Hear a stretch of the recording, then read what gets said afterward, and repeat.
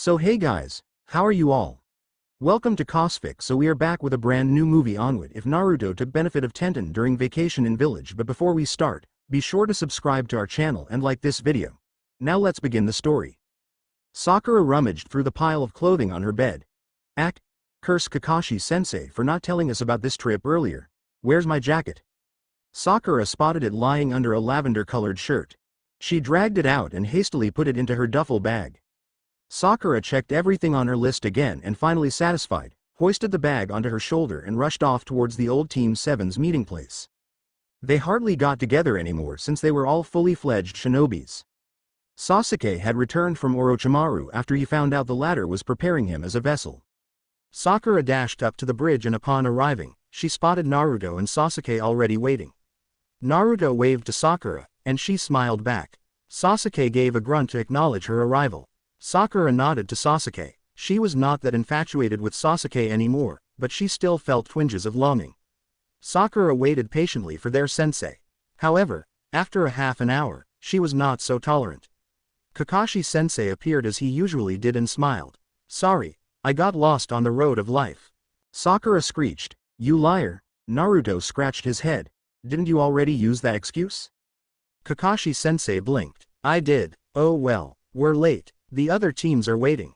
Sasuke muttered, "And I wonder whose fault it is." He led them towards the others. Sasuke asked dully, "Which teams are going?" Kakashi sensei responded, "Let's see, Rock Lee, Hyuga Neji, and Tenten. Hyuga Hinata, Kiba, and Aburame Shino. Ino, Shikamaru, and Akamichi Choji. That's it." They arrived at their destination.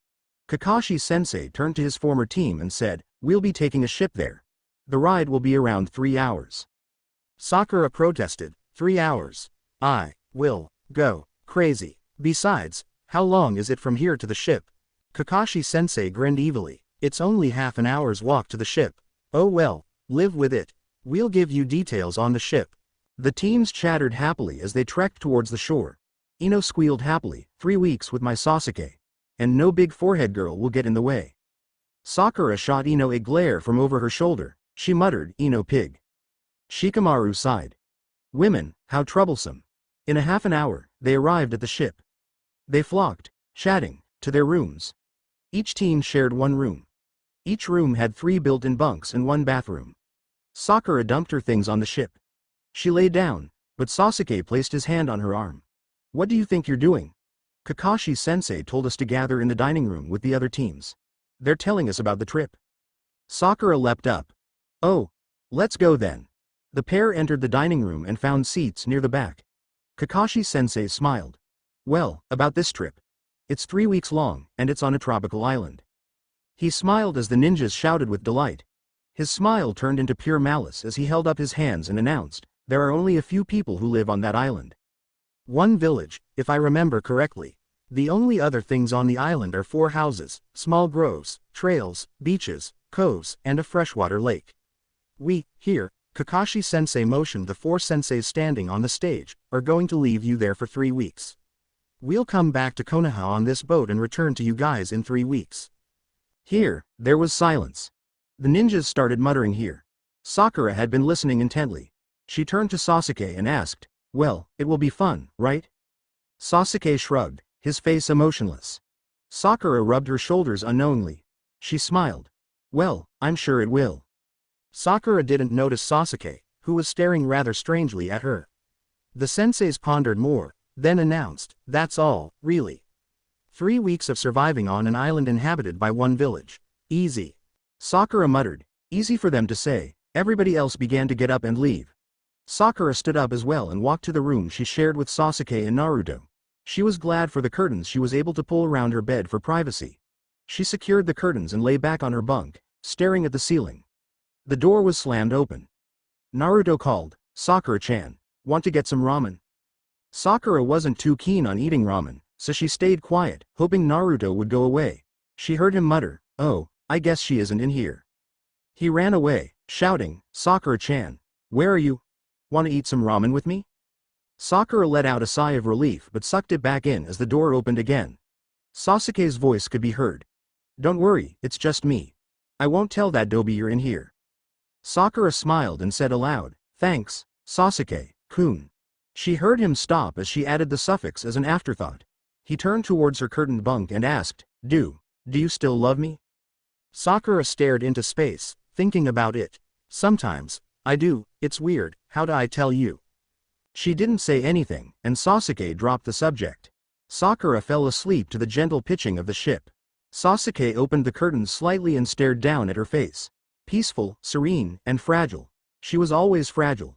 He drew the curtains around her again and secured it. He lay in his bunk, and was fast asleep in moments as well. Sakura was woken painfully. She discovered herself on the ground. "Ow, that hurt, how did I get down here?" Sakura staggered up to find she couldn't balance. A sudden pitch of the ship sent her tripping, onto Sasuke's bunk. Sakura yelled, "Sasuke-kun, watch out." Sasuke immediately sat up, and the first thing he saw was Sakura falling face first onto him. Sasuke was slammed backwards into his bunk. He muttered a muffled, "Ow." Sakura sat up right after she fell. Her face was beet red as was Sasuke's. She stammered, "Sasuke-kun, sorry, I didn't mean to kiss you." Sasuke muttered, "It's okay. Can you get off me legs now?" Sakura scrambled off Sasuke's bunk, still beet red. Suddenly, she didn't feel good. Sasuke noticed it and asked, "Hey, Sakura, your face doesn't look very healthy." Sakura dashed into the bathroom and started throwing up into the sink. Sasuke flopped back onto his bed and muttered, "Oh shit." He stepped onto the floor and told Sakura, "I'll get you some napkins." Sasuke walked out the room and to the dining room in hopes of finding some napkins for Sakura. He asked the waitress there, "You have any napkins or towels or something?" The waitress giggled and battered her eyelashes. She purred, "Over there, on the counter." Sasuke rolled his eyes at her and returned to his room with some paper towels. "Hey, Sakura, you feel better?" Sakura was sitting on her bunk. She took the towels from him gratefully. "Thanks, Sasuke-kun." Sasuke retreated into his bunk and pulled the curtains around him again. Sakura exited the room, but called back, "I'll be somewhere on deck if you need anything." Sasuke didn't reply, so Sakura left. She breathed in the air, feeling much better. However, she hadn't gotten her sea legs yet, so when the ship pitched again, she was halfway over the rail before someone grabbed her arm. Sakura screamed, but Rock Lee pulled her over to safety. Sakura sat on the deck, her face sweaty, and panted, "Thanks, Lee-kun." Sasuke appeared a moment later, glancing around. He spotted Sakura on the ground and walked over. "You scream." Sakura nodded. "I nearly fell overboard. Lee-kun helped me though." Lee glared at Sasuke, as if challenging him. Sasuke returned the glare evenly, then broke the contact. He shrugged. "Well, I heard you scream." With that, he retreated below deck again. Sakura wiped some sweat away and stood up. She asked, "Do you know where the others are?" Lee answered, "Yeah, they're in the entertainment room below deck." Sakura nodded her thanks and left, heading towards the entertainment room. There, she found Tenten, Hinata, and Ino with some cards. Kiba and Shikamaru were playing pool. Tenten hailed Sakura, "Hey, Sakura, want to play cards with us?" Sakura declined. She trotted over and said, "I'd prefer to watch." Tenten nodded and they resumed their game. After a half an hour, Sakura grew bored, so she headed back to their room. She checked her watch. "Oh good, another hour, and we'll be off this ship." Sakura opened the door and sat on her bunk. She dug through her duffel bag and took out a magazine. She was reading it when Naruto bounded in the room, shouting, "Boy, that was great. Anybody up for a swim in the pool?" Sasuke threw the curtains back, glaring at Naruto. "I was resting, undisturbed, until you came along. Leave." Naruto made a face. "You can't make me." Sasuke just growled in return and drew the curtains. Sakura waved at Naruto absent-mindedly. "Go ask Choji or someone if they want to swim, we're busy." Naruto pulled a sad face but Sasuke's thrown shoe made him run out the door. Sasuke flopped back, not bothering to draw the curtains. He watched Sakura intently as she laid stomach down on her bunk, engrossed with the magazine. Sakura felt someone staring at her, looked up, saw Sasuke staring, and blushed. Sasuke quickly looked away, blushing as well. Sakura resumed to her magazine. All too quickly, the ship's horn blew, and Sakura stuffed the magazine back in her bag hastily. She informed the still unmoving Sasuke, "We've arrived. Come on." Sasuke sat up and grabbed his bag. He headed out the door with Sakura in his wake. They all filed off the ship and stared about them in wonder. Sakura shook the hair out of her face as she stared around the island. It was actually pretty nice. The ship's horn blew again, and soon it was lost to sight. Neji and Sasuke started walking towards the houses in sight. Sakura thought, so each team to a house. She saw Sasuke open the door of one and go inside. Sakura followed him, and gasped. The house was very clean and neat. She stood in the doorway and surveyed everything. The living room was laid out in front of her. It had 3 sofas, a table in the middle, and a fireplace in front of them. Sakura walked into the house and turned right. The kitchen connected to the living room. There was a stove, a fridge, a microwave, a cabinet of silverware, and a table with 3 seats. She headed into the hallway connecting the living room and the bedrooms. There were 3 rooms. Sasuke had already picked out a room for himself. It was to the left of all the rooms. Sakura entered the one in the middle and set her bag on the table. The house wasn't too shabby, but it wasn't the best either. Sakura checked the fridge. No food. She then spotted a purse and a note on the counter. She scanned the note and picked up the bag. Wow! There's enough money in here to buy enough food for the 3 weeks. No wonder. Sakura dropped the note in the trash can and put the small bag of money under her mattress. If Naruto gets to this and wastes it on ramen, we are so dead. She turned around to find Sasuke standing there. He smirked. You think you can hide stuff from me? What's that? Sakura knew Sasuke was smart enough not to tell Naruto, so she showed him. Sakura explained. Kakashi-sensei left us some money to buy food for the rest of the time. He said the other senseis did the same. We can't tell Naruto, otherwise he'll waste it on ramen. Sasuke nodded and headed out the room. Sakura watched his retreating back. Muscular back, way too cool hair. Wait. What am I thinking? Sakura shook her head and started unpacking her things. After she put all her clothes into the closet provided, she sought out Sasuke. Sakura tugged Sasuke's arm. Hey, have you seen a washer around here? Sasuke straightened up from unpacking. Yeah, I think it's in that little room with the vacuum and stuff. Sakura checked on it, and finally satisfied, she announced, I'm going out to buy food. Sasuke emerged from his room and walked across the living room. I'll come, to make sure you don't get lost or something. Sakura rolled her eyes as she picked up the keys to the house. I don't get lost that easily. The wind was breezy as Sakura and Sasuke traveled to the village. They were both on a small hill when Sakura turned back to see how everyone else was doing. She started giggling and said aloud, there's Ino Pig trying to get Shikamaru to do something. Fat chance, though. Choji is just eating as usual and... She stopped when Sasuke tapped her. Sakura, let's go. Sakura cast one more glance back and ran after Sasuke. They arrived in the village, purchased the food, and were walking through a peaceful grove without incident. Sakura was completely at peace, because of the serenity of the grove. Sasuke suddenly stopped, and Sakura turned around. What's the matter? Sasuke looked like he was going to say something, but he shook his head and continued walking. They reached their house, and Sakura opened the door to let them in. She stored all the food in the refrigerator and put the keys back on its hook. Sasuke watched her with guarded eyes and went back into his room. Sakura started cooking dinner. Naruto bounded in. Hey, Sakura-chan. How about some ramen for dinner? Sakura made a face. I hate ramen. We'll have something decent tonight, like soup. Naruto whined, but Sasuke appeared in front of Naruto. He growled, stop complaining. We'll eat whatever Sakura cooks. Sakura blushed. Haha. Well, you see, I've never really cooked before, ahaha. Naruto and Sasuke sweat dropped. Sakura reassured them hastily. Don't worry, it won't be that bad. I mean, how hard is soup? It turned out soup was hard to cook. Sakura cursed for the 5th time as she burned her finger again. She jammed it into her mouth and sighed. Sakura put the pot of soup on the table and announced, dinner's ready. Naruto poked his head out of the hallway. He had plugged his nose. Sakura demanded, why are you doing that? Naruto smiled sheepishly. There's this really nasty smell radiating from the kitchen. Sakura advanced on Naruto. Did you insult my soup? Naruto backed away, stammering, no, of course not. Sakura smiled evilly.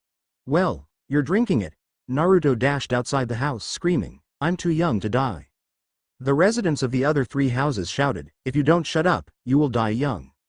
Naruto ran back into the house and into his room. Sakura's bottom lip quivered. It's not that bad, right? Sasuke appeared and sampled a bit of the soup. His face turned an unhealthy color, and he muttered something about needing to use the bathroom as he staggered off. Naruto came creeping back. He took a sip and brightened. Hey, it's good. Sakura blinked. Really, I don't think Sasuke-kun liked it. Sakura took a sip of the soup. She nearly threw up. Sakura screeched, Naruto, you idiot, this does not taste good. You've had too much ramen. Sakura grabbed the handles of the pot. She shrieked, I am flinging this into the ocean. It tastes like shit. Naruto was almost sobbing as he tried to cling to it. No, Sakura-chan, I'll drink it, it's good. Sakura dumped the contents of the soup into a small ditch she found nearby. Naruto yelled, Sakura-chan, that was the best soup I've ever drank. Sakura glared at Naruto, then sighed. I need to ask Hinata, Ino, and Tenten for some tips. She walked to their house and asked. Ino opened the door. What do you want? Sakura asked. Do you know how to cook? Ino sighed. No, we had ramen for dinner. Sakura muttered. Never mind. She visited Tenten next and asked her the same question. Tenten's reply was scornful. Do I look like a cooking type of person? I train, not cook.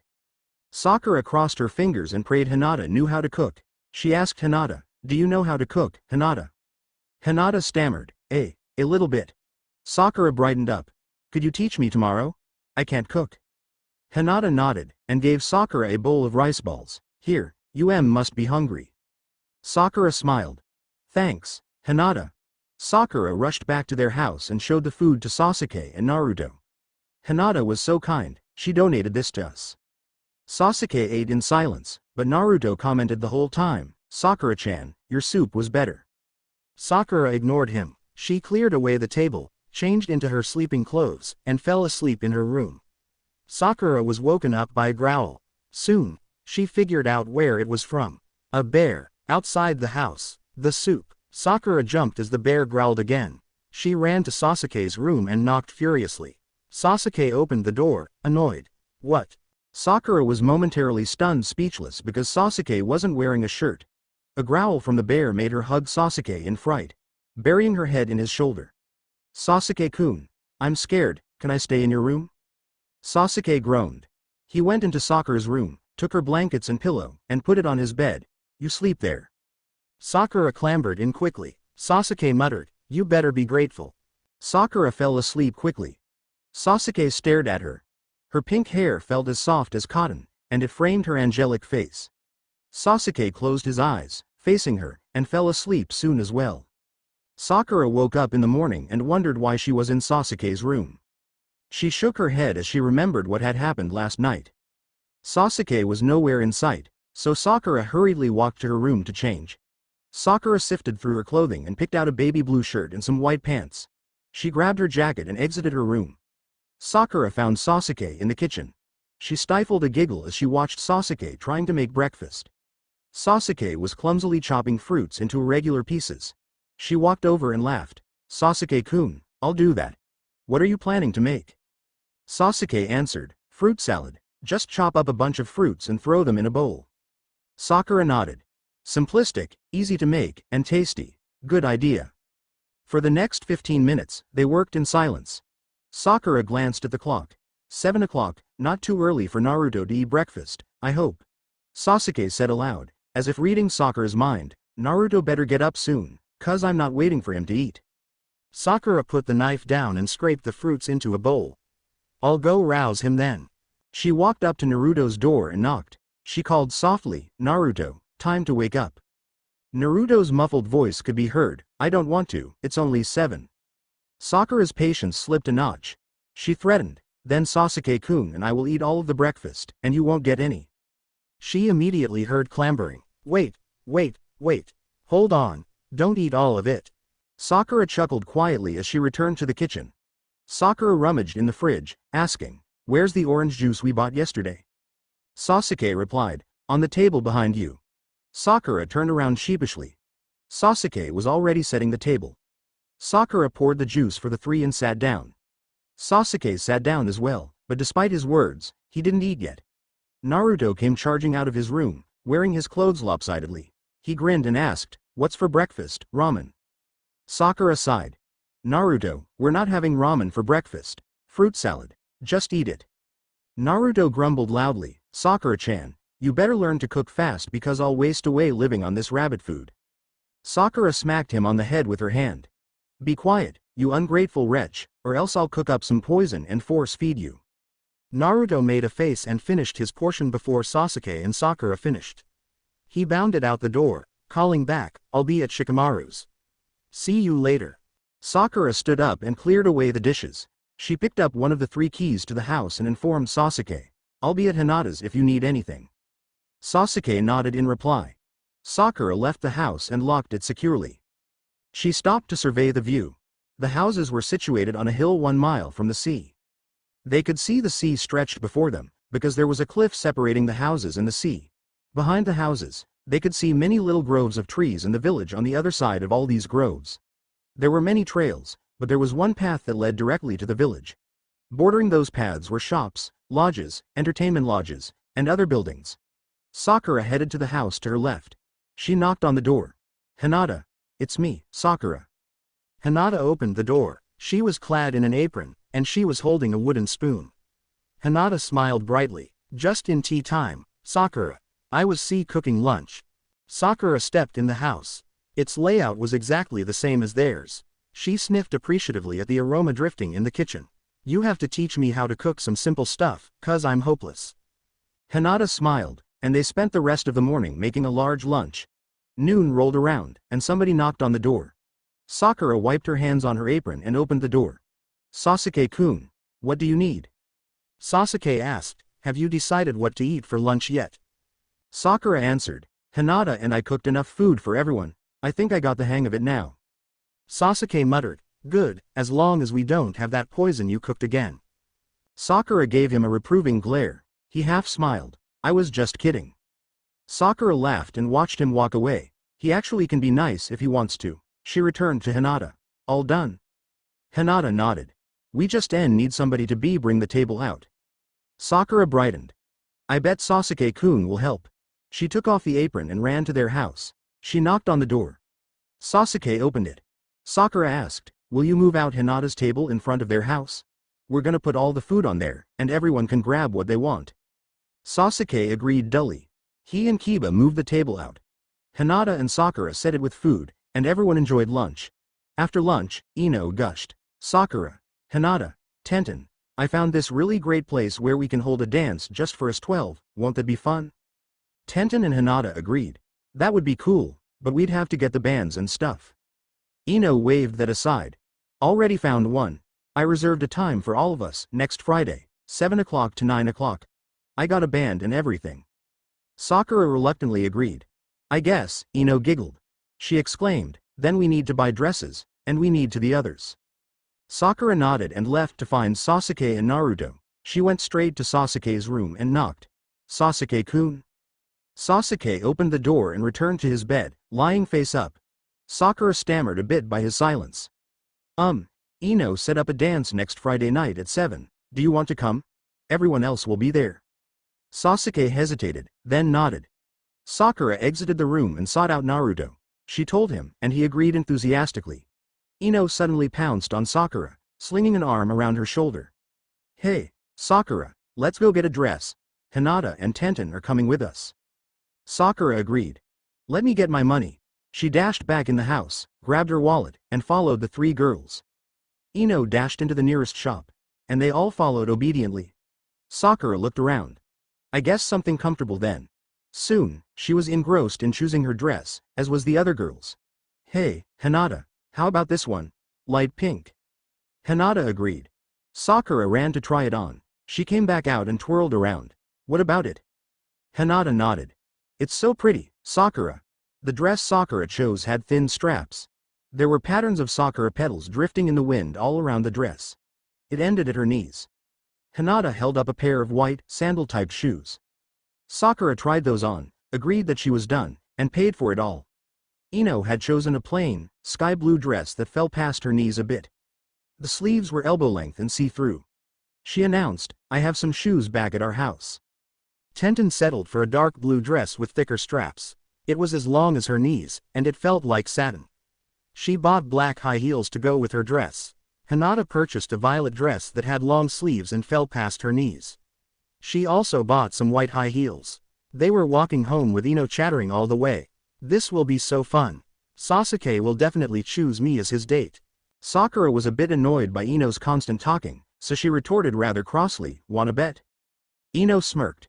"How much do you bet?" Sakura snapped, "If he asks me, you owe me 10 bucks. Ino stuck out her hand, and Sakura shook it. "And if he doesn't ask you, but asks me, you owe me 10 bucks. The two girls agreed, and there was a little bit of tension in the air during the rest of the walk home. Sakura went straight to her room and fell on her bed. "Why did I do that? Oh man, I am so doomed." Sakura continued to lie there, and she was so deep in her thoughts, she jumped with fright when Sasuke suddenly said, "Something wrong?" Sakura calmed down after a few minutes. She stuttered, "And nothing." Sasuke smirked as he came in and sat on her bed. "She's just like what she was named for, pretty and fragile. I scared you, didn't I?" Sakura stuck her tongue out at him. "No way, I was just thinking." Sasuke raised his eyebrow. "About what?" Sakura replied automatically, "About this bet Ino and I made about." Sakura swallowed the word she was going to say and instead said, "The dance." Sasuke shook his head. "Yeah right. You were going to say something else, but I'm not pushing it." Sakura smiled slightly. She asked lightly, "What do you want to eat for dinner? I can cook anything now." Sasuke smirked. "Anything? Then how about those gourmet cuisines they serve at that one fancy restaurant back in Konoha?" Sakura punched him playfully. "I mean anything simple, geez, you're such a pushover." Sasuke stood up and stretched. "I don't really care." Sakura smiled. "Then I'll cook something I like." Sasuke muttered, "It better be good." Sakura rolled her eyes as Sasuke left the room. However, he suddenly stopped. "Hey, Sakura, are you going with anyone to the dance?" Sakura's heart started thumping double speed. "No, why?" Sasuke shrugged. "Just wondering, 'cause Naruto was looking for someone to go with." Sakura's face fell. She thought Sasuke was going to ask her, but he didn't. Sakura tried to sound cheerful. "Well, tell him to ask Hinata." Sasuke studied her face for a moment. "I wonder why she's so disappointed. Okay, I will." Sakura sighed. She walked into the living room and curled up on the window seat. She pressed her forehead to the glass and looked at the sunset forlornly. "It's so pretty." She turned her head as she heard someone walk up behind her. Sakura turned her attention to the sunset again. Sasuke sat on the window seat with her. He stared at the sunset for a moment. Then, he asked, "Why were you so disappointed back there?" Sakura scowled at the glass, fogging it up. "Why do you care?" Sasuke whispered inaudibly, "Because I care about you." Sakura asked, "What did you say?" Sasuke shook his head. "Nothing." Sakura stood up, a little irritated by his attitude. "Well, okay, I'm going out. I'll be back later to cook something for dinner." Sasuke watched her slam the door on her way out. Something's wrong. Sakura walked along the trail leading down to the cove. There, she sat skipping rocks moodily. Suddenly, she heard rocks crashing together and looked behind her. Naruto was slipping down the slope, yelling his head off. "Whoa, whoa, ah." He fell face first on the sand. Sakura giggled as she pulled him up. "Naruto, you idiot." Naruto sat up smiling his signature fox grin. "Hiya, Sakura-chan, whatcha doing?" Sakura sighed blissfully. "Nothing really, just skipping rocks to pass the time." Naruto cheered. "I bet I can skip this rock farther than you." Sakura retorted playfully, "Oh yeah? Beat 8 then?" Naruto's sweat dropped. "Okay, now, how do you skip rocks again?" Sakura laughed and pushed him in the sea. "Dobi, how will you beat me if you don't know how to skip rocks?" Naruto resurfaced and squeaked, "Sakura-chan, I can't swim." Sakura sat up. The waves were bringing him closer to land, so she didn't really have anything to worry about. "So? The waves are bringing you closer, anyway." Naruto spluttered as the waves sent him crashing into the sand. The sand clung to him. Sakura started rolling him around until he was covered in sand. Naruto jumped up, spitting sand everywhere. "Yuck, Sakura-chan, what was that for?" Sakura giggled. "It was fun." Ino came down the trail calling, "Sakura, what are you doing?" Sakura waved and called back, "Skipping rocks, I'm just killing time, really." Ino jumped the rest of the way and joined Sakura. She smirked. "I used to be the champion rock skipper when I was little. Can you beat 5? Sakura fingered a flat, smooth rock. She flung it accurately and smiled. 8. Yup, I can beat 5. Ino colored. She laughed scornfully, that was beginner's luck. Sakura picked up another smooth, round rock. She flung it again this time. 8. Not beginner's luck, now is it? Soon, everyone was down at the cove, skipping rocks. It soon became a contest with the winner's reward being the title of Supreme Rock Skipper. Sakura thought wryly, like anyone would want that title, unless you're Naruto. Shikamaru studied the water and his rock for a few minutes before throwing it with a twist of his wrist.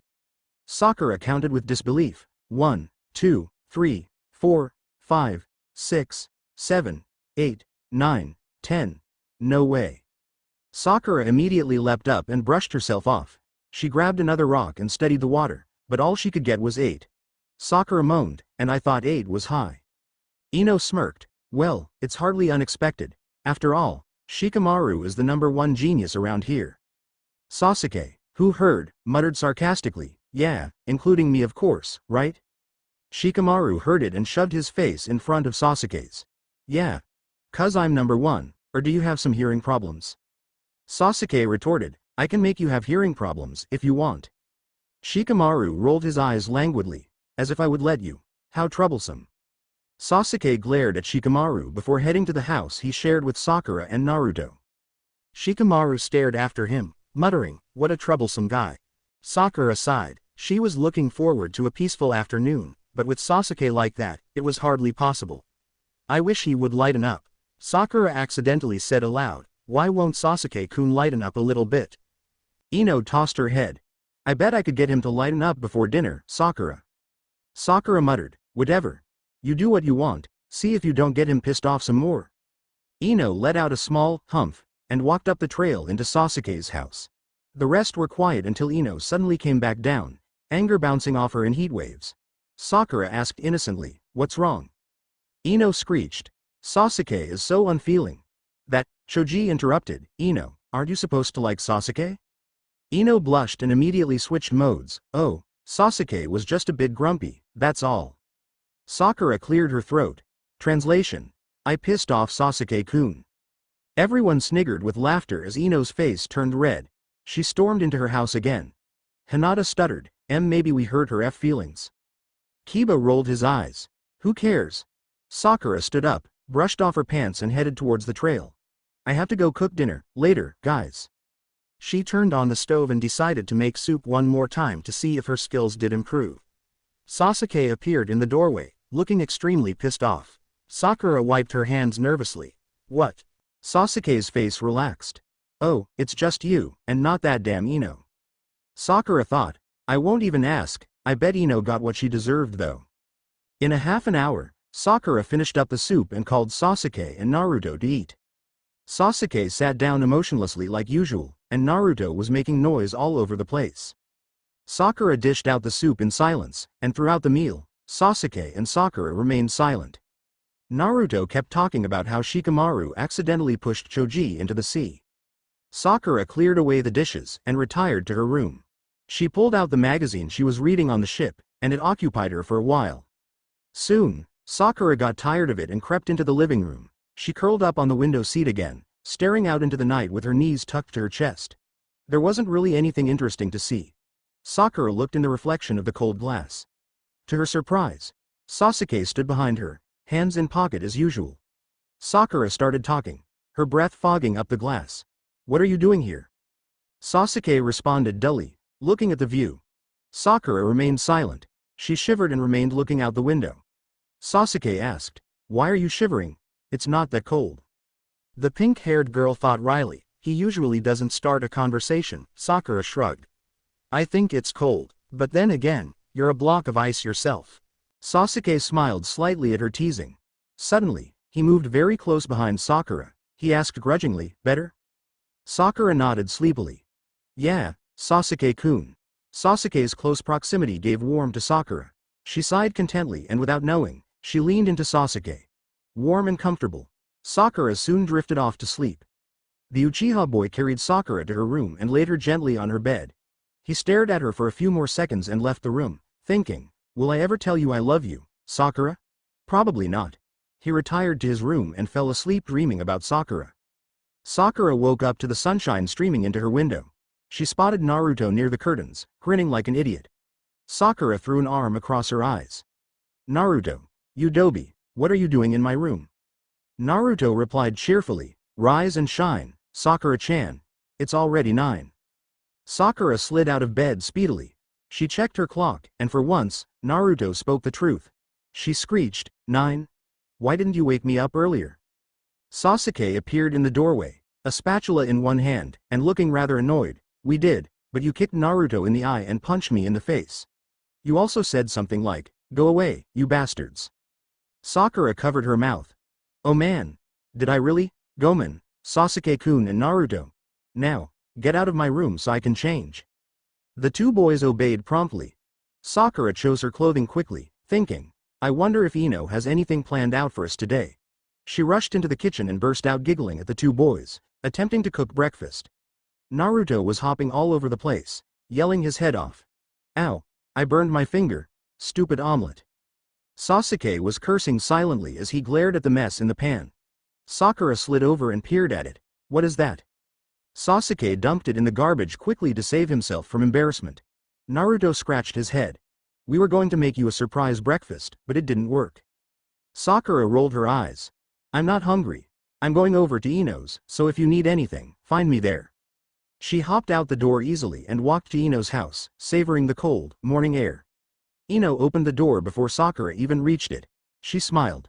Hey, Sakura. Sakura waved. Are we doing anything today? Anything fun? Ino nodded. I thought maybe all the girls could get together and hang out or something. Sakura nodded. Okay, I'll go get Tenten and Hinata.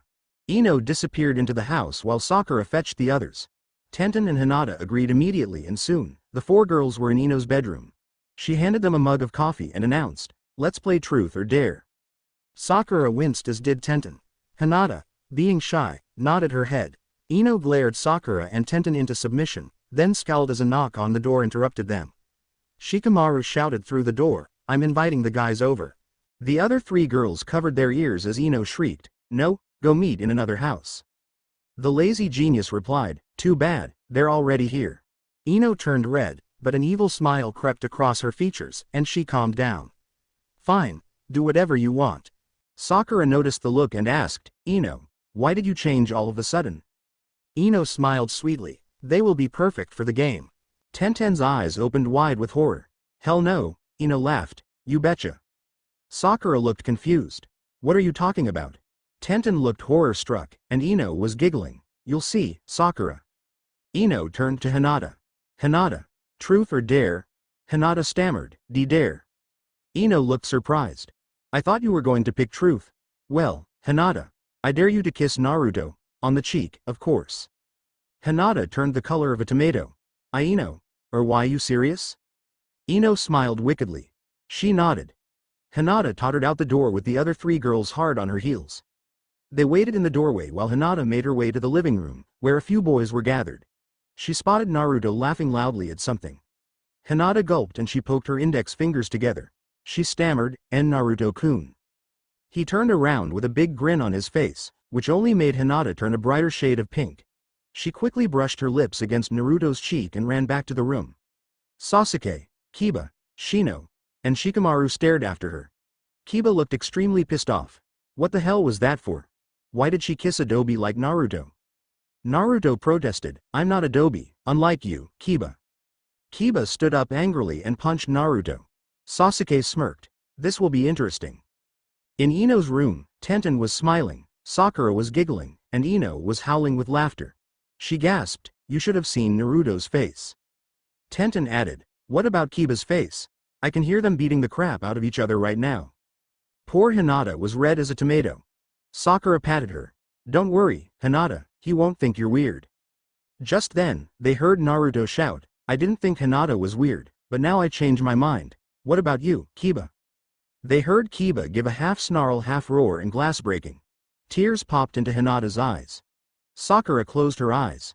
I will kill you, Naruto. Sakura smiled apologetically at Hinata. I'm sure Naruto didn't mean it. I'll make him apologize to you, later, Hinata. Hinata nodded, trembling. Sakura announced happily, well, Hinata, your turn. Hinata stammered, Sakura, you can go. Sakura smiled her thanks and asked Ino, truth or dare? Ino smirked, I'm not afraid, dare. Sakura mocked her, you can kiss your pride, bye-bye. I dare you to kiss Shikamaru on the cheek. Ino sat up. Why not Sasuke? Besides, why kiss a boy when I can do something else? Sakura glanced at the tearful Hinata. Payback. Besides, I don't want you kissing my Sasuke-kun. Ino stormed out the door. She stormed all the way to Shikamaru, who looked apprehensive. He started saying, I didn't do it. Ino declared angrily, I just want to say, my heart and soul is completely devoted to Sasuke, and this means nothing. She bent down stiffly and pecked Shikamaru on the cheek. Ino marched away back into the room. Shikamaru's mouth fell open. Nani?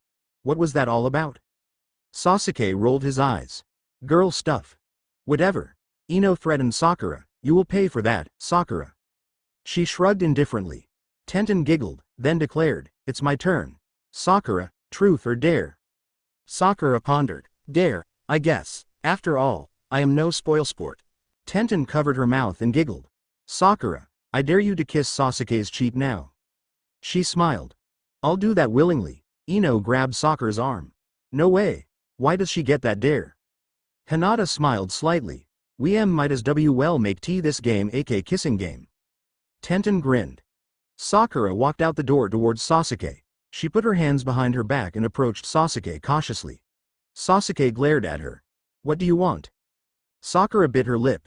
Sasuke-kun, don't take this personally. She thought, actually, do take it personally, but I won't say that out loud. She leaned down and brushed her lips swiftly against Sasuke's cheek. He remained frozen with shock for a moment while Sakura headed back to the room. Wow, she's a great kisser, I wouldn't mind if she did, I just enjoy that. Whoa, this cannot be happening. He yelled at her, blushing, what was that for? Naruto pointed out, Sasuke, you're blushing. Is that even possible? Sasuke cracked his knuckles and Naruto gulped. Sakura disappeared behind the door. Ino looked ready to pound Sakura into the dirt, while Tenten grinned. Did you enjoy that, Sakura? Sakura blushed. Well, yeah, I guess. Kiba gawked at the other boys, then yelled, what's up with the girls coming in here and kissing us? Why didn't Shino and I get kissed? I feel left out. Shino turned his head towards Kiba. I don't want to get kissed, thanks. You can if you want, but I'll pass. Ino heard Kiba's shout and smirked. Hinata stuttered, Tenten, truth or dare? Tenten sighed. Dare, like everyone else. What are you going to dare me to do? Kiss Kiba or Shino? Bletch. Hinata smiled slightly. No. I dare you to not touch your weapons for today. Tenten protested, but then sighed longingly. Okay, but I'll sure miss not being able to take out my kunai to threaten Lee when he starts dreaming about Sakura. Ino sighed.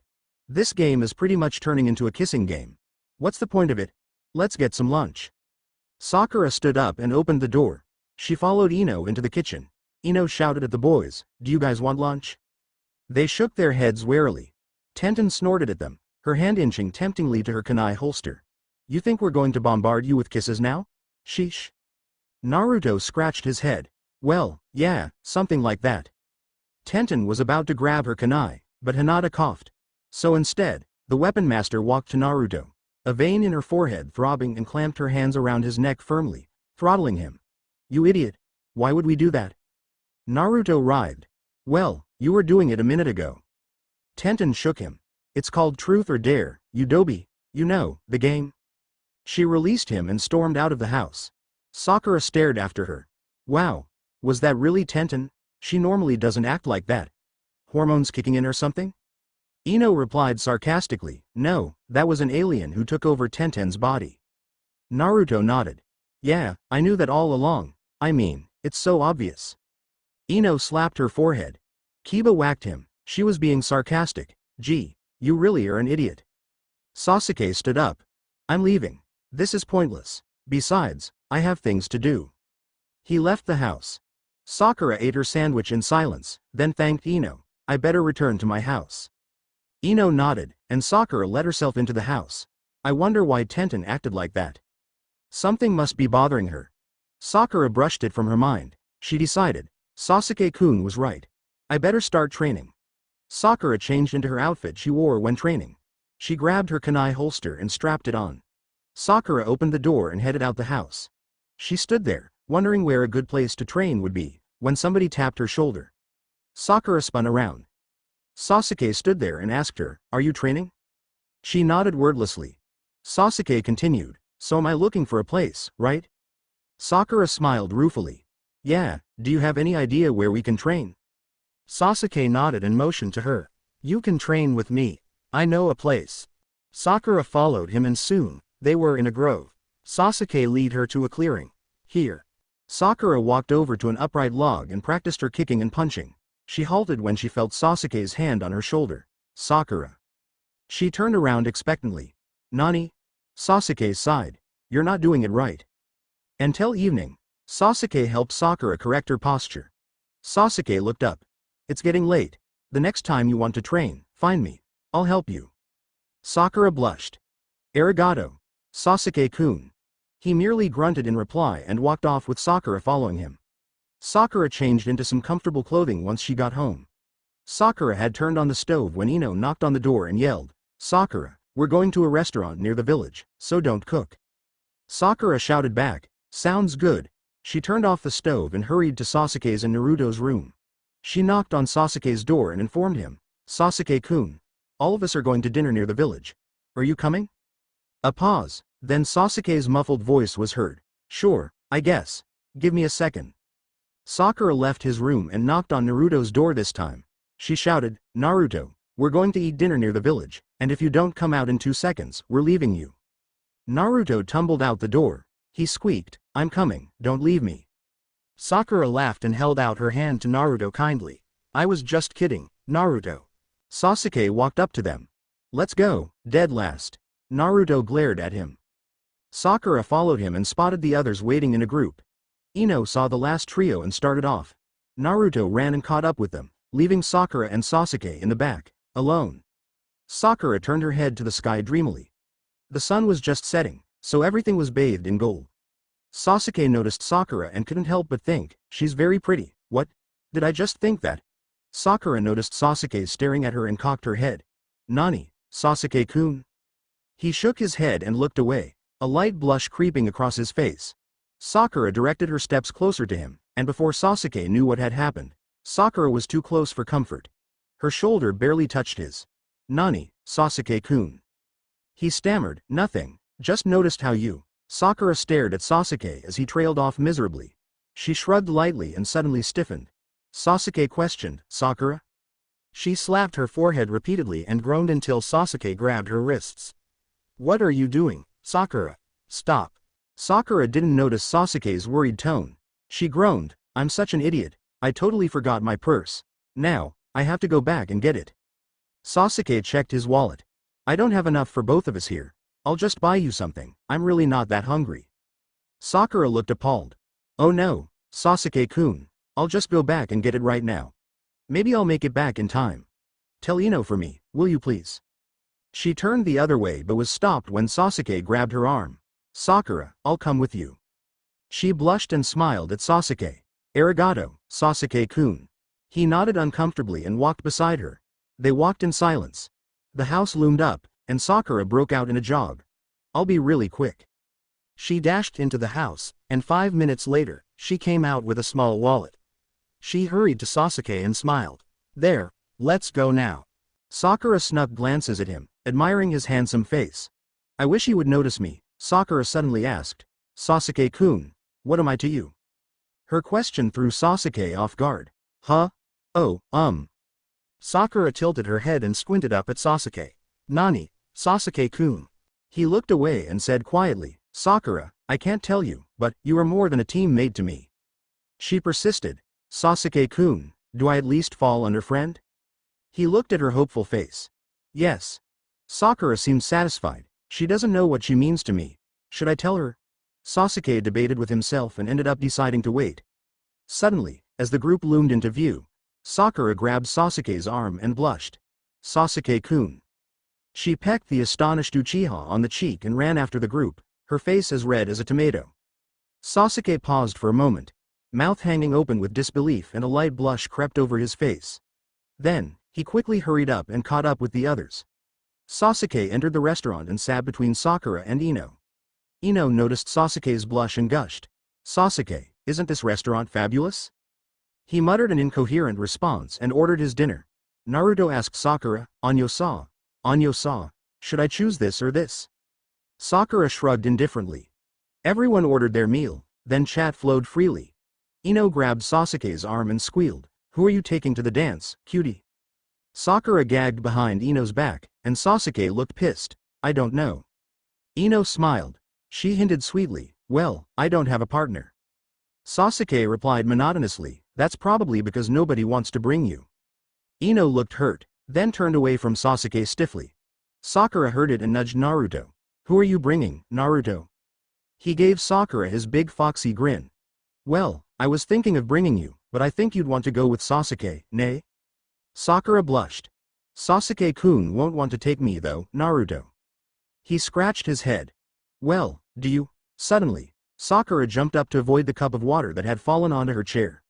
Water splashed everywhere, and had she not moved, her lap would have been soaked. Sasuke grabbed his napkin and apologized. "Gomen, Sakura, I didn't mean to spill it."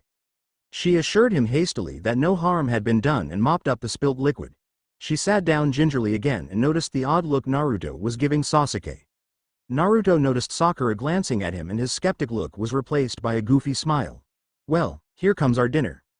The rest of the dinner passed uneventfully. Sasuke looked uncomfortable after Naruto had almost asked Sakura to the dance. "I need to ask her before Naruto or Lee does. But do I have the guts?" After dinner, the gang trudged wearily back to the house and murmured sleepily good nights. Sakura paused while she was heading into her room. "Sasuke-kun." He stopped and glanced at her. "What?" Sakura smiled sweetly, "Nothing." Sasuke scowled and disappeared into his room. Sakura collapsed on her bed and fell asleep. Sasuke lay awake for 15 minutes, then got up cautiously. He thought, "I just want to look at her face really quick." He opened the door softly into Sakura's room and stared at her sleeping form. He treaded softly to her bed and sat down on his heels. He stroked her cheek tenderly, and she stirred softly, smiling. Sasuke smiled at her and cupped her cheek in his calloused hand. Sasuke leaned closer to her and pressed his lips against hers tentatively. Suddenly, Sasuke felt her arms wrap around his neck. "Damn it, is she awake?" But she moaned softly, and Sasuke knew she was still asleep. He relaxed slightly and embraced Sakura gingerly. To get in a more comfortable position, he laid next to her and fell asleep instantly. Sakura opened her eyes blearily to the sun shining relentlessly on her. She felt something warm next to her and turned her head slightly to see Sasuke sleeping next to her. Sasuke-kun." She was about to go back to sleep contentedly when the realization of what she just saw struck her. Sakura tried to sit upright, but something restrained her. She looked down and saw Sasuke's arm across her chest. Sakura opened her mouth and was about to scream, but decided against it. "Sasuke-kun, in my bed? What the hell happened last night?" She cautiously pushed Sasuke's arm away and sat up. She looked down at Sasuke, admired him, then leaned near his ear. She whispered loudly, "Sasuke-kun, wake up." He did groggily and noticed his surroundings. "What the?" Suddenly, the events of last night flooded back and Sasuke cursed. "Oh shit." Sakura prodded him in the chest. "Yeah, oh shit, what happened? Why are you in my room? On my bed next to me?" Sasuke ruffled his hair. "You don't think I'm perverted, right? 'Cause that wasn't my intention." Sakura giggled. Sasuke rolled his eyes and made up a lie quickly. "Well, you seemed distressed, I guess. So, I checked on you, and I fell asleep." Sakura slid off her bed. "Well, thanks." She grabbed a change of clothes and hurried into the bathroom, perplexity written on her face. Sasuke slapped himself. "Nice going, Uchiha. That was the lamest excuse you've ever come up with." Sasuke swung his legs off the bed and retreated into his room as well. He pulled on a black shirt and some navy pants. On the way out the door, he grabbed a gray jacket. Sakura walked out the bathroom and headed into the kitchen as Sasuke occupied the bathroom. She made some quick pancakes and placed them on the table. Sakura strode to Naruto's room, wiping her hands on the apron she was wearing. "Naruto, it would be nice if you would wake up without Sasuke-kun or me waking you up." The door opened to reveal a disheveled Naruto. "Ehehe, oheo Sakura-chan." She winced then turned away. "Naruto, clean yourself up before breakfast, please." Naruto blinked a few times but nodded. Sakura checked the pancakes and slipped out of the house unnoticed by her teammates. Sakura glanced up at the sky. "Looks like it'll rain later." She walked along a trail near the cliff. It was a perfect view of the sea, and Sakura enjoyed morning walks. She found a rock and sat down, musing. Sasuke-kun, I don't remember being distressed about anything. She was so lost in thought, she didn't hear Tenten walk up from behind. Sakura jumped visibly when Tenten asked her, Sakura, have you seen that idiot, Lee? I didn't see him since yesterday, and I'm worried. Sakura regulated her breathing and replied, No, I'm sorry Tenten, I didn't see him. Is that why you were so touchy yesterday? Tenten nodded. Sakura smiled. He's probably in the village. I'll help you find him if you want. Tenten shook her head. Thanks, but Neji already volunteered to help me. She walked away distractedly. Sakura thought, I hope they find him soon. I wonder what Lee is doing, though. Tenten hurried back to the house and met Neji. Let's go. They both walked along the worn trail to the village. Neji noticed Tenten's distraught face and placed a hand on her shoulder. Tenten started, then smiled at Neji's rare act of kindness. Neji's face remained unchanged. We'll find Lee soon enough. Tenten hugged Neji to his surprise. He struggled briefly but stopped when Tenten exclaimed, I hope so, Neji. She released him and sauntered easily. A light blush crept across Neji's face. Soon, the village was in sight. Tenten turned to Neji expectantly. So where should we start looking? Neji replied, Well, let's ask around if they've seen Lee. After all, he isn't that hard to miss. Tenten giggled as an image of Lee with his hairstyle and clothing flashed in her mind. The villagers wouldn't think he's crazy. Tenten walked into a shop and described Lee to its owner. He replied, Yeah, I saw him yesterday around noon, weird thick eyebrows. Neji remained impassive while Tenten giggled at the owner's face. She thanked him, and until noon, they walked around, looking for Lee. Finally Tenten leaned on Neji's arm. I'm exhausted, Neji. Let's get lunch, and then we'll return searching. Neji looked down at her, surprised at their contact.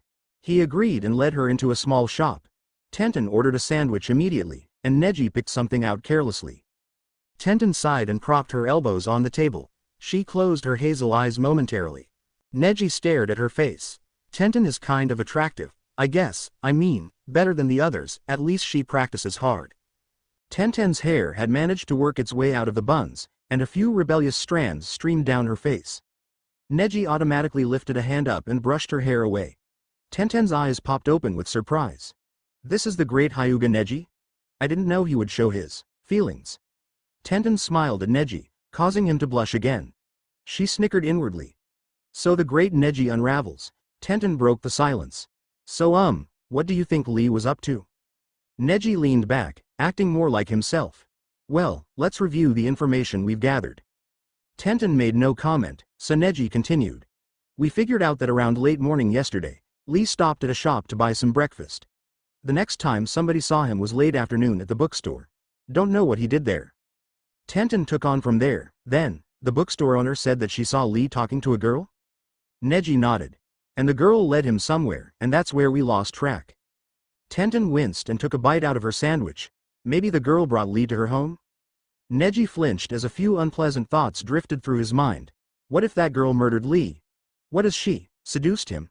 Tenten was having the same thoughts, and she was blanching visibly. They both shook their heads simultaneously to get rid of the thoughts. Tenten threw away the remains of her sandwich. Let's go to the place where that girl met Lee. Neji agreed, and in a moment, they were both there.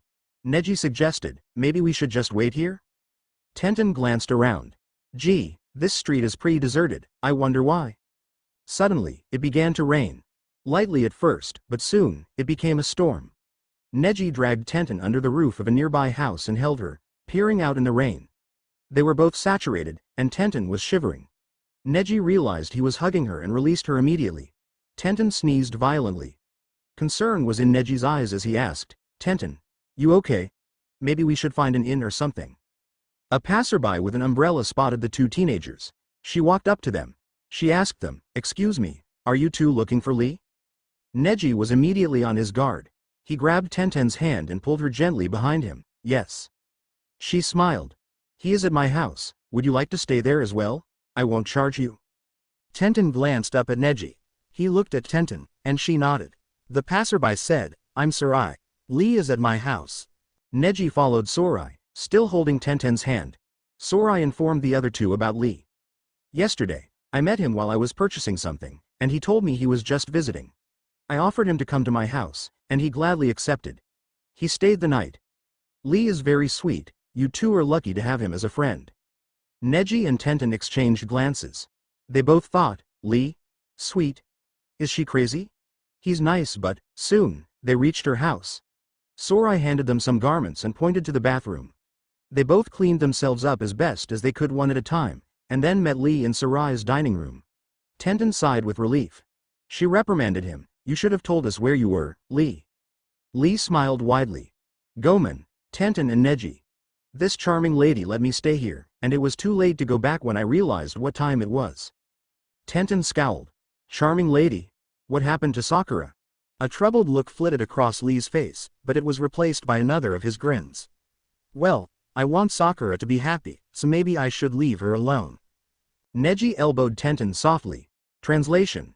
Lee found a girlfriend. Tenten clapped a hand over her mouth. Lee, really? Sorai is your girlfriend? Lee turned red. He started stammering. What are you talking about? Of course. Sorai appeared in the doorway, smiling. Of course I am. Lee fell over in his chair, and Neji and Tenten blanched. Lee got up again, and Sorai beamed. Tenten muttered out of the side of her mouth, at least Sorai isn't older than Lee. Neji murmured back, yeah, only we're staying here for a while. So what will happen when we go back?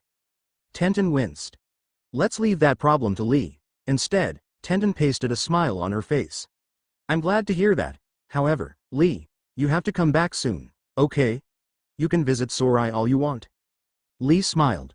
Okay, now, let's have lunch, and we'll all go back. Lunch passed without much incident. Sorai started looking uncomfortable after lunch and kept glancing at Lee. Tenten got the message, grabbed Neji by his arm, and dragged him out the door and into a garden even though it was raining. Neji asked, surprised, what was that for? Tenten sat down on a bench under a tree, where the rain wasn't so hard. She leaned back and smiled. Well, I could tell that Sorai wanted to be alone with Lee for a while, so I dragged you out here. Neji leaned against the tree and nodded. Tenten sneezed from the rain, and Neji sat down next to her. Tenten glanced at Neji and wasn't surprised to see him staring off into space in another direction. Suddenly, he turned his head and stared at her. Tenten grew nervous and twitched. Neji pulled Tenten into his arms and hugged her. Tenten's heart was pounding. And Neji. He silenced her with a small kiss. Tenten tried to gasp but failed to. When they broke apart, Tenten was breathless, and Neji was, well, Neji was being Neji. He smiled. Tenten, I admire you very much. You should know that by now. Tenten looked away and blushed. Neji squeezed her then let her go. Lee appeared in the doorway. Let's go. Neji walked calmly up to Lee. Lee glanced at Tenten. Tenten, why are you so red? She muttered, nothing. Lee disappeared, and the two were left alone again. Tenten rubbed her palms on her thighs. I actually enjoyed that. She shot Neji a glance, and said lightly, well, what do you want to do? Suddenly, Sorai and Lee appeared again. Sorai heard Tenten's question and suggested, we could play a game if you want. Tenten nodded. Neji scowled slightly. It better be a good game. Sorai smiled widely. We'll play MASH, how about it? Tenten agreed immediately, but Neji took some persuading. Tenten looked at Neji with puppy eyes. Please, Neji, let's play. Neji stared at her and sighed. He muttered crossly, only for you, I'll play. Tenten kissed him on the cheek and squealed. Neji turned a crimson color and muttered incoherently. Sorai scribbled, MASH, across the top and added columns. Tenten read it silently. Wife, job, number of children. Yup. Sorai handed the pencil and paper to Tenten. She grinned wickedly at Neji. Well, Neji? Neji looked surprised. What? Tenten gestured at the paper, and Neji got the clue. He scowled. First column, Tenten, Sakura, Ino, Sorai. Tenten scribbled it down. She announced, job, Neji? He glared at the paper. Enbu, Junin, medical nin, Hokage? Tenten giggled. Children. Neji sighed. 0, 1, 2, 3. Tenten ordered, tell me when to stop. She started drawing a spiral. Neji commanded, stop. Tenten started counting. For a few minutes, it was quiet. Then, Tenten drew in a sharp intake of breath. She looked up. Well, Neji, I'm your wife. She blushed here and continued, you'll be an Anbu, and you'll have 2 children, and you live in a house. Neji grunted in reply and looked away, boredom evident in his face. Tenten glanced out the window. Hey, it stopped raining. Sorai nodded in agreement. Neji stood up. Well, I'm going out to explore this village. Lee, I'll meet you here, and we'll leave for the houses. Lee nodded, and Neji walked out purposefully. Tenten hesitated, then walked after Neji, waving Sorai and Lee goodbye. She caught up to Neji and smiled. Where are we going, Neji? He shrugged. I don't know. Tenten rolled her eyes and dragged him into a clothes shop. Well, I want some new clothing, and you're helping me pick. Neji resisted, but the weapons master glared at him. He submitted to her will and spent 2 hours of pure torture. Tenten had practically bought half the store, and Neji was staggering under the weight of the 12 bags of clothing she had bought. Tenten sighed happily. Well, that wasn't so bad, right, Neji? She paid no attention to his muffled response, grabbed his arm, and dragged him into a small diner across the clothing store. Tenten sighed again and bought a cup of coffee. Do you want anything, Neji? He shook his head, and Tenten drained the coffee. Well, that was pretty fun. Tell you what, why don't you drop off my bags at Sarai's house, and we'll meet up again at the park? Neji agreed sullenly, and in 15 minutes, he spotted Tenten sitting on an old, wooden swing. He admired her for a moment, then walked over. Tenten. She looked up and smiled. When we get back home, we should train some. Neji agreed. Tenten fingered the handle of her kunai, then slid off the swing. Well, we might as well head back now. Don't want the others waiting, right? The two made their way back to Sarai's house, fetched Lee, and bid Sorai goodbye. Lee sighed dreamily. Ah, Sorai is truly an opal amongst gems. Tenten muttered, right. Neji wasn't too keen on listening to Lee's romantic chatter all the way back to the houses, so he threatened Lee, if you don't shut up, I'll beat the crap out of you. Instead of having the desired effect, it actually had the opposite.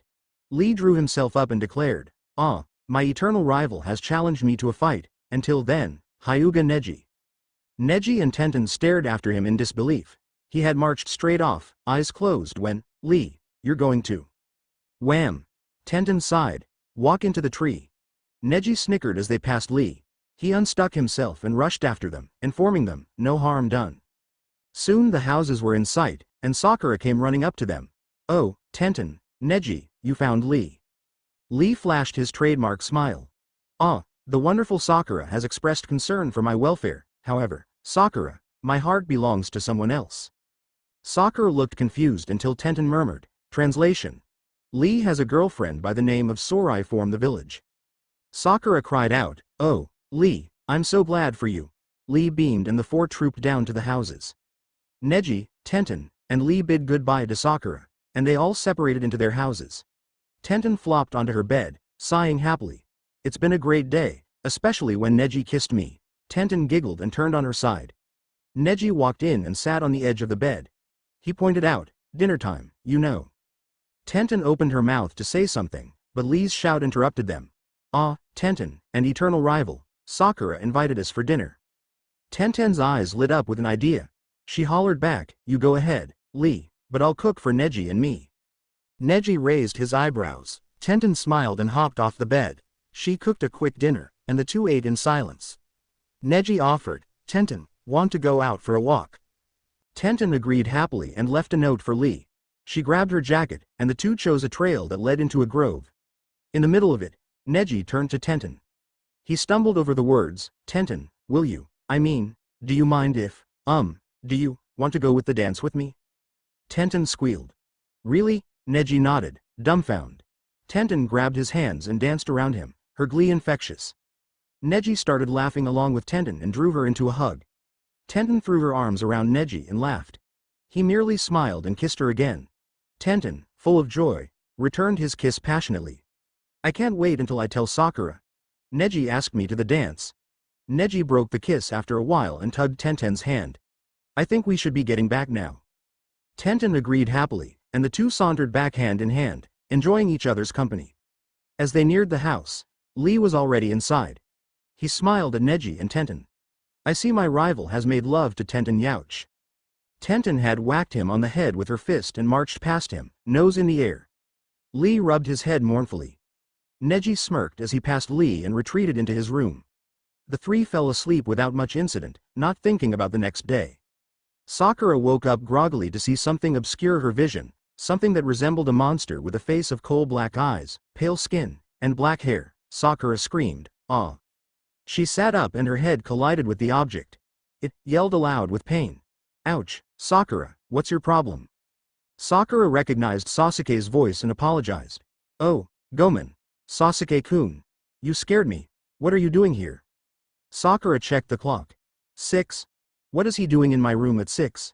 Sasuke started stammering. I was, checking on you? Sakura squinted up at him. Checking on me? Why? Sasuke scratched his head.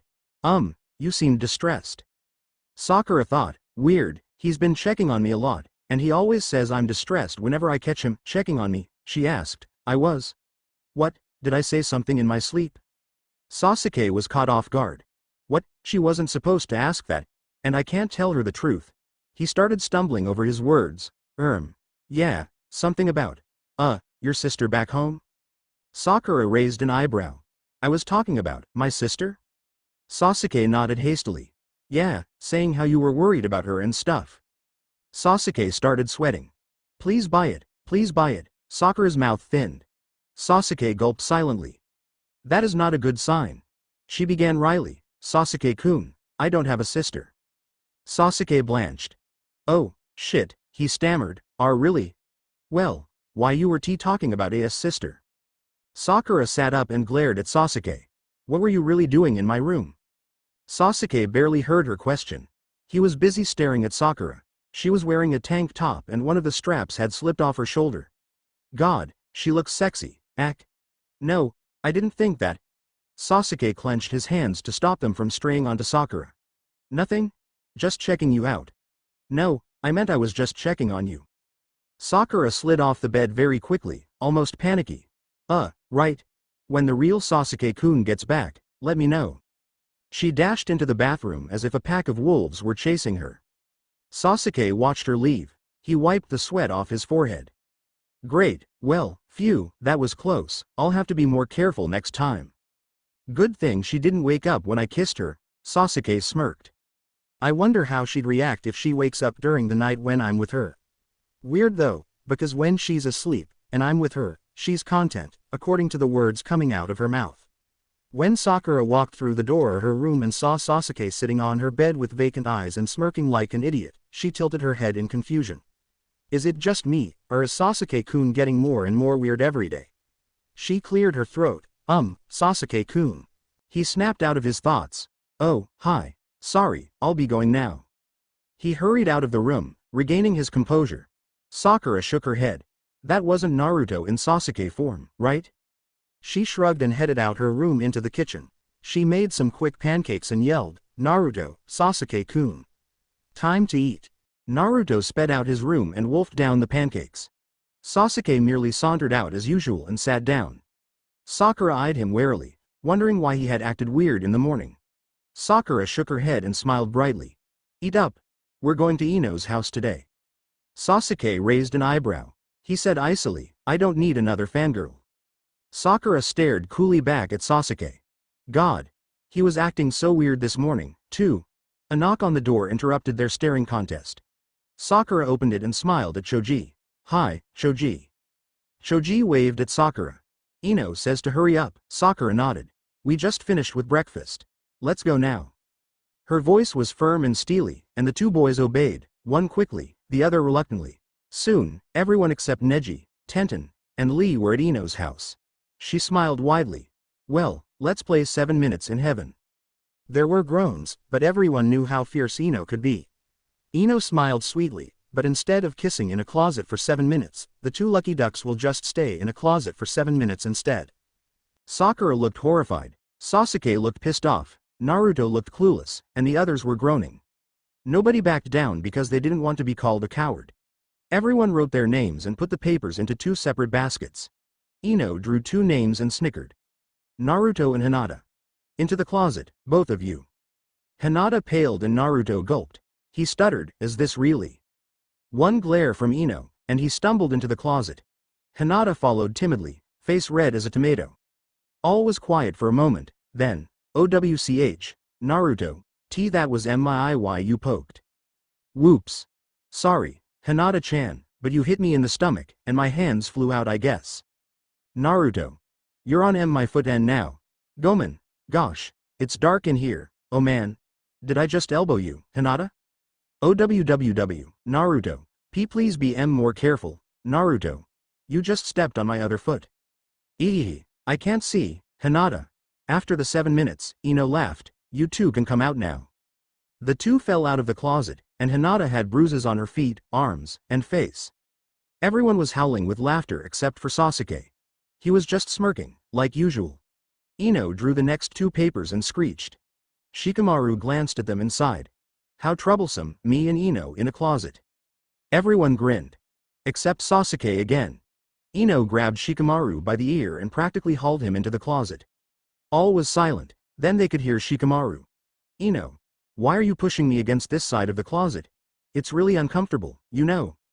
Ino sounded mad. What do you think, you moron? I don't want you anywhere near me. Shikamaru's voice sounded muffled, as if he was pushed against the wall.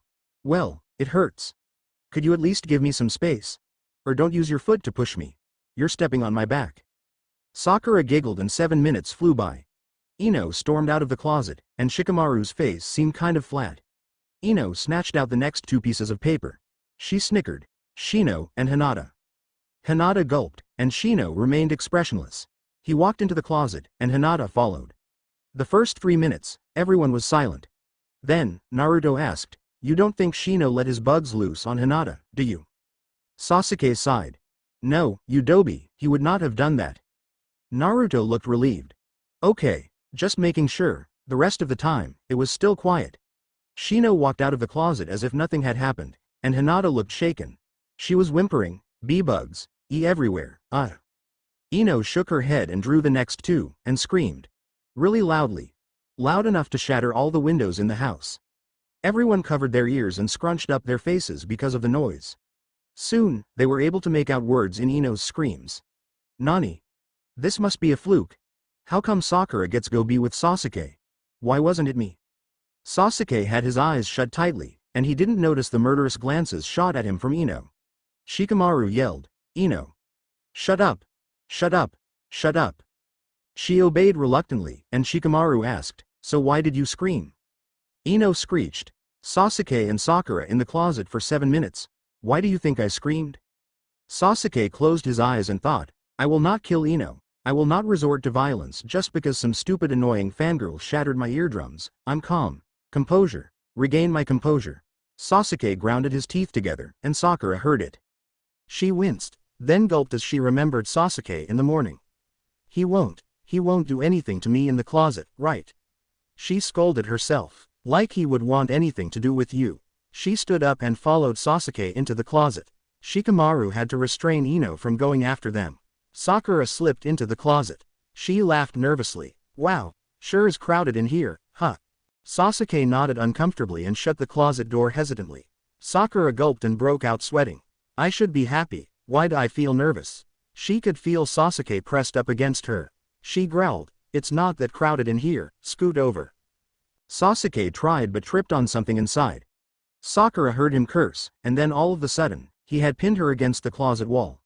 Sakura's eyes popped open as she felt Sasuke's lips pressed against hers. Sasuke broke away, panting, Gomen, I tripped.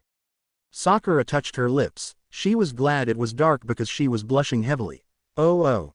Sakura was acutely aware that there was so little space in the closet that she was pushed against Sasuke. Uncomfortable, Sakura tried moving away, but encountered the wall behind her. Arg. Sasuke spun around and faced her. Want me to move over? Sakura nodded meekly and suddenly her knees felt wobbly. She flung out her arms to support herself, and she felt her arms collide with Sasuke's solid frame. The closet started spinning, and Sakura cried out. She faintly made out Sasuke hugging her, and his voice echoed in her head. Sakura. Okay. Fell. Sakura. Then, Sakura blacked out. She awoke hours later and the first thing she saw was Sasuke. She blinked a few times and swore silently that she saw concern in Sasuke's eyes. However, after focusing her sight, the concern was gone, and Sasuke was Sasuke again. He said emotionlessly, you fainted in the closet. I guess there wasn't enough air in there. The slightest of smirks was evident on Sasuke's face. Sakura pushed him away and clutched her head. Oh man, I feel terrible, my head hurts. Sasuke sat on the bed next to Sakura. Sakura, she turned towards him, surprised to hear hesitance in his voice. Nani, Sasuke-kun? He bit his lip. Will you, do you want to go to the dance with me? Sakura blinked in confusion. The last part had come out in a jumble of words, and she didn't understand. Sasuke-kun, will you talk a little slower? I didn't quite catch what you said. Sasuke took a breath. Do you want to go to the dance with me? Don't get it wrong, but you're my teammate and all, and if I chose someone else, then the others will get the wrong idea. Sakura squealed and flung her arms around Sasuke's neck. Of course, Sasuke-kun. Sasuke was paralyzed with shock until Sakura kissed him on the cheek. That motivated him into action. Sasuke pried Sakura's arms off his neck. Don't get the wrong idea. I don't like you. Not at all. I just need someone to go to the dance with, otherwise everyone will laugh at me. Sakura nodded vaguely. Sasuke had the impression she wasn't really listening to him. He leaned forward and said loudly and slowly, I don't like you.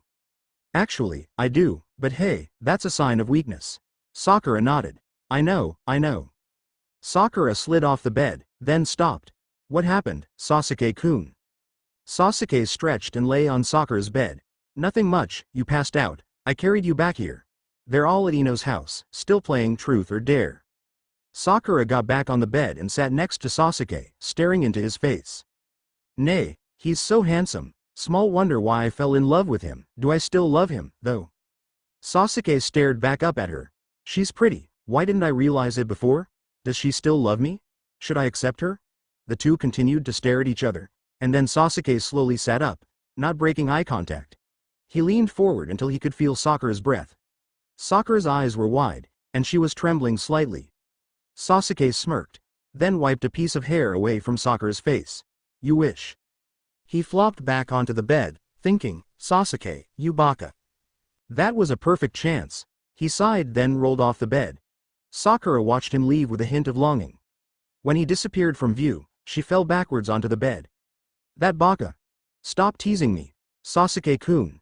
She turned over and stared into the sunset. It bathed everything in orange, and she sighed blissfully. Suddenly, she saw Naruto outside her window, waving frantically. She grabbed a jacket and slipped out the house. Nani, Naruto? He grinned his stupid grin. Anyo-sa, Sakura-chan, wanna walk to the beach with me? Sakura smiled. Okay. The two strolled to the beach leisurely. Naruto turned around and faced Sakura seriously. Sakura-chan, you need to give up on Sasuke. He has no room in his cold heart for you. Sakura was taken aback by this seriousness in Naruto's voice. She stammered, Naruto, I don't love Sasuke-kun anymore. Naruto shook his head. You still do, it's obvious. Sakura sighed and twirled her hair around her finger. Well, Sasuke-kun is so handsome and strong, and... Naruto cut her off. Exactly, but he doesn't love you. Sakura bit her lip as all the painful memories of Sasuke rejecting her flooded back. She sighed. Naruto sighed as well. Well, whatever, you decide what's best for you. By the way, do you want to go to the dance with me? Sakura smiled sadly. Gomen, Naruto, but I already agreed to Sasuke-kun. Naruto looked shocked. He shouted, he asked you? He'll only hurt you, Sakura. He can't give you the love you're looking for. Sakura shouted back, I don't care. He's enough for me. You don't know anything, Naruto. Naruto stiffened. Fine, but don't come crying to me when Sasuke breaks your heart. He stormed away, leaving a tearful Sakura on the beach. Tears streamed silently down her face, and her hair was being blown everywhere by the wind. She heard somebody walking down to the cove, but couldn't see through the curtain of pink hair in her vision. Sakura gathered her white, knee-length skirt and stumbled away from the sound. Sakura. She stopped, recognizing Sasuke's voice. Sakura hesitated, then ran again. The wind was strong, and her own hair blinded her. Sakura ran blindly, her only goal to get as far away from Sasuke.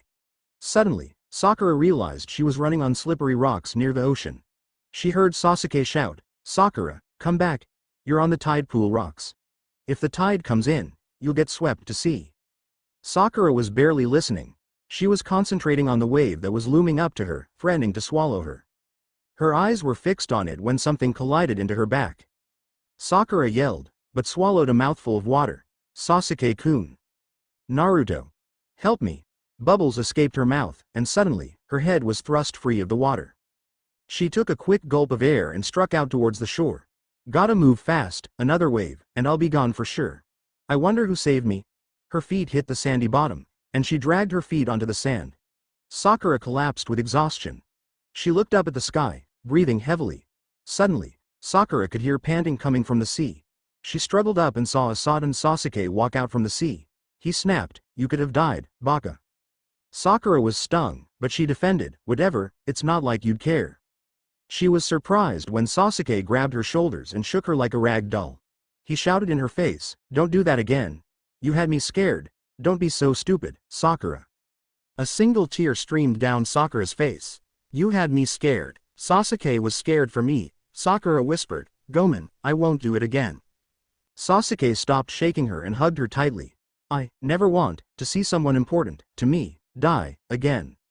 Sakura was stunned. "I'm important to him, important to Sasuke-kun," Sakura whispered into Sasuke's ear. "Gomen." After a few minutes, Sasuke let go of Sakura. Sakura got up and followed him into the house wordlessly. She took a quick shower and slipped into her room. Sakura lay down on her bed, looking at the dark ceiling. Suddenly, Sasuke entered the room. Sakura glanced at him, and resumed staring at the roof. She felt Sasuke's hand on top of her forehead. Sakura heard, "Sakura, you have a fever." She coughed. "No, I'm fine. Go to sleep." Sasuke sat on the edge of the bed. "No, I'll stay here and watch you while you sleep. Who knows what could happen to you at night." Sakura turned away from Sasuke, a light blush creeping across her features. From time to time, she felt Sasuke's hand on her forehead, and she finally sighed. "Sasuke-kun, I can't sleep if you keep touching me." Sasuke stopped, and Sakura finally fell asleep. Sasuke continued watching her. "She seems so innocent and peaceful." "That's because she is. I was worried. So worried." He checked her temperature one more time and left the room, making sure to close the door softly. He turned around and faced Naruto. The blonde boy was angry. "You should stop playing with her.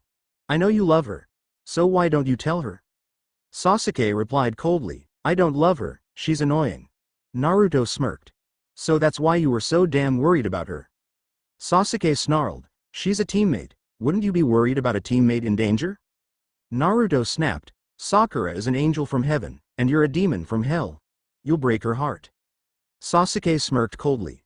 "Whatever. Like I care." He pushed past Naruto into his room and lay on his bed. "Sakura," he rolled over and finally fell asleep. Sakura woke up and groaned. Her head was pounding, and her throat hurt. "Ow, what the hell?" Sakura sat up and bit her lip from crying out as the pounding in her head multiplied. Sasuke suddenly walked into the room, holding a steaming mug of water. "Sakura, you have a fever." Sakura held her head. She muttered thickly, "I can tell." Sasuke gave the water to her. "Drink it. You'll feel better." Sakura stared at him curiously. "Sasuke-kun, taking care of me?" Sakura nodded and sipped the water. She rasped, "What time is it?" Sasuke replied monotonously, "Around 8. Sakura nodded and settled back into the pillows. She closed her eyes and was soon fast asleep. Sasuke smirked at her and kissed her forehead. He exited the room, shutting the door quietly. Suddenly, somebody knocked on the door. Sasuke opened it and grimaced as he saw Ino. She squealed, "Hey, cutie. Want to go to the dance with me?" Sasuke smirked. "I already asked Sakura. Too bad for you. Now, leave." He closed the door in her face, leaving her stunned there. "Sasuke, you asked, the forehead monster." She stumbled back to her house, numb. Ino burst into her room and realized she was crying. Ino yelled aloud, "What did I do to deserve this? Why did he choose Sakura? Sakura was always following in my shadow. So what makes her more special than me?" Ino sobbed bitterly, face down on her bed. She didn't notice Shikamaru until he spoke. "Huh, how troublesome, so you're just going to lay there and cry?" Ino yelled at Shikamaru, not facing him. "You don't know what I'm going through. When somebody you've loved your whole life chooses someone else over you, the pain is unbearable." Shikamaru's mouth twisted grimly. "You're wrong. I know exactly what you're going through. A girl I love doesn't notice me at all. All she has eyes for is another guy, a guy who'll never love her back. But she's blind to that, and she's blind to the care I've given to her as well." Ino faced him, tear-stained. Who is this girl?"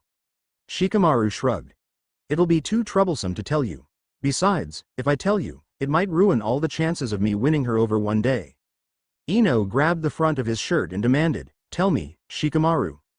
Shikamaru tried wriggling from her grasp. "Sheesh. Why do you want to know so badly, anyway? It's you, okay? How troublesome." A tear streamed down Ino's face. Me, blind to you, chasing after Sasuke who would never love me back." Suddenly, Ino hugged Shikamaru, tears streaming down her face. "Shikamaru, I've been so blind. Thank you for opening my eyes, thank you." Shikamaru looked uncomfortable. He muttered, "How troublesome." Ino backed off and glared at him. Shikamaru, what did you say?" Shikamaru gulped. He knew that tone of voice. "Nothing, nothing at all." Ino smiled sweetly at him. "That's what I thought." Shikamaru sighed and got up. He walked to the door, turned around, and asked, "Oh, yeah, do you want to be my partner to the dance?" Ino smiled a true smile. "Of course." Shikamaru left the room, muttering, "Women, troublesome." Ino smiled happily. She walked into the bathroom and cleaned up her face. She hummed slightly. "I shouldn't have chased Sasuke. Shikamaru was my childhood friend, but I was so blind to the kindness he was able to supply, but not Sasuke. Shikamaru, you truly are a genius." She mopped up a face and decided to take a walk. What better time to ask my new boyfriend out for a walk? Ino found Shikamaru in the kitchen, sipping a cup of coffee. Ino hated coffee and glared at Shikamaru. "Wanna die?" Shikamaru blinked. "Huh?" Ino snapped, "Keep drinking coffee, you'll die young." Shikamaru glanced warily at Ino. Fine, he dumped the coffee down the drain and followed Ino's command out the door. Ino linked arms triumphantly, and for a while, they walked in silence. Ino suggested, "Let's go to the village." Shikamaru agreed reluctantly, knowing he wouldn't have a choice anyway. They reached a small cafe, and Ino sat down at a table near the window. She ordered a sundae, and Shikamaru had nothing. Ino glanced at the sidewalk and noticed a crack. She kicked Shikamaru under the table and commanded, "Let's play a game. If someone steps over that crack with their left foot, I get to slap you. If somebody steps over it with their right, you can slap me." Shikamaru groaned but agreed quickly when Ino glared at him. They watched intently. Slap. Ino grinned triumphantly at Shikamaru's red cheek. That was a left. Shikamaru glared at the crack. Somebody stepped over it with their right foot, so Shikamaru grinned at Ino in turn. Ino scrunched up her face, but Shikamaru only patted her cheek. Ino grinned at him. Suddenly, a parade came through. Shikamaru's eyes widened with horror as 20 people walked over the crack with their left foot. The cafe rang with Shikamaru's cries when Ino slapped him heavily but gleefully. Ino leaned back in her chair and smiled at Shikamaru's swollen face. She said sweetly, "Now, that wasn't so bad, was it, Shika-chan?" Shikamaru muttered, "That's because you weren't the one who got slapped so much." Ino scowled. Shikamaru, what did you say?" He replied, "Nothing, nothing at all." Ino's scowl turned into a malicious smile. "I thought so. Now, let's go buy some clothes." Shikamaru gritted his teeth to refrain from sobbing aloud. "What did I do to deserve this?" For the next 2 hours, Ino purchased 6 bags of clothes and accessories. She smiled sweetly at Shikamaru. "That was fun, Shikamaru. We should do it again, sometime." Shikamaru's muffled voice was barely heard by Ino. He was carrying all the bags. Ino was decked out in a new outfit, and she twirled gleefully. "Shikamaru, let's go home now." He nodded, and the pair headed back. Halfway to the houses, Ino complained, "These high heels hurt my feet." Shikamaru replied, "You shouldn't have bought them, then." Ino whined, "But they were the newest fashion. I absolutely have to show them to Sakura." Shikamaru sighed. "What good are shoes if they aren't comfortable? What am I supposed to do, carry you back?" Ino replied, No, you're carrying my bags." Shikamaru shrugged. "Then I can't do anything." Ino smiled wickedly. "However, you could switch shoes with me." Shikamaru's eyes widened with horror. "Ino, excuse me, switch shoes. You're wearing high heels. Men don't wear high heels." Ino glared at Shikamaru. "You're so heartless, I command you to switch with me." Shikamaru protested, "What will Sasuke, Neji, and the other guys say?" Ino gave Shikamaru her puppy eyes. "Don't you care more for me than what they think? Please, Shikamaru, I can't walk in these." Shikamaru made the mistake of looking at her puppy face. He relented, muttering, "I'm going to regret this." They stopped while Ino slipped on Shikamaru's sandals, and Shikamaru put on Ino's high heels built for women's feet. He groaned, I can't walk. How am I supposed to Hey, Ino, Come back here. Ino had dashed off, giggling madly. Catch me if you can, Shikamaru. Shikamaru yelled sternly, Yamanaka Ino, get back here this instant. Ino merely spun around and walked backwards. Shikamaru gave a groan of frustration and shuffled towards Ino quickly. He couldn't run in high heels. He would merely break his neck. Ino ran all the way back to their houses, and when Shikamaru arrived, attempting to run in pink high heels and carrying 8 bags of clothing, the residents of the houses could do nothing but stare. Sasuke was allowing Sakura to lean on him weakly. He scoffed, Shikamaru, are you trying to turn into a woman? Sakura gawked, as did Tenten and Hinata. Neji shook his head. Shikamaru, I used to hold you in high respect. Neji stressed the past tense verb and led Tenten away from the scene. Sasuke glanced one more time at Shikamaru before heading back into the house with Sakura. Naruto commented, say, Shikamaru, I think you look better without high heels. He snickered and walked away. Hinata followed him timidly. Shikamaru sighed and took off the high heels. He walked barefooted back to the house, ignoring the stinging plants underfoot. Ino was already in the house. She looked extremely guilty. Ino immediately stood up and hugged Shikamaru. Gomen, Shikamaru, I didn't mean to embarrass you. Shikamaru set down the bags. It's nothing. He headed into his room and lay on his bed. What a fool I've made of myself. He stared out the window at the clouds, and he soon fell asleep. Hinata passed by Shikamaru's window and couldn't help but smile slightly at the sleeping genius. She turned her attention to Naruto again. Hinata wanted to talk to him, just a little, to know him better. Naruto practically skipped down the steps into the cove. Hinata thought, he really likes that cove, huh? She followed him but slipped on a plant she didn't see.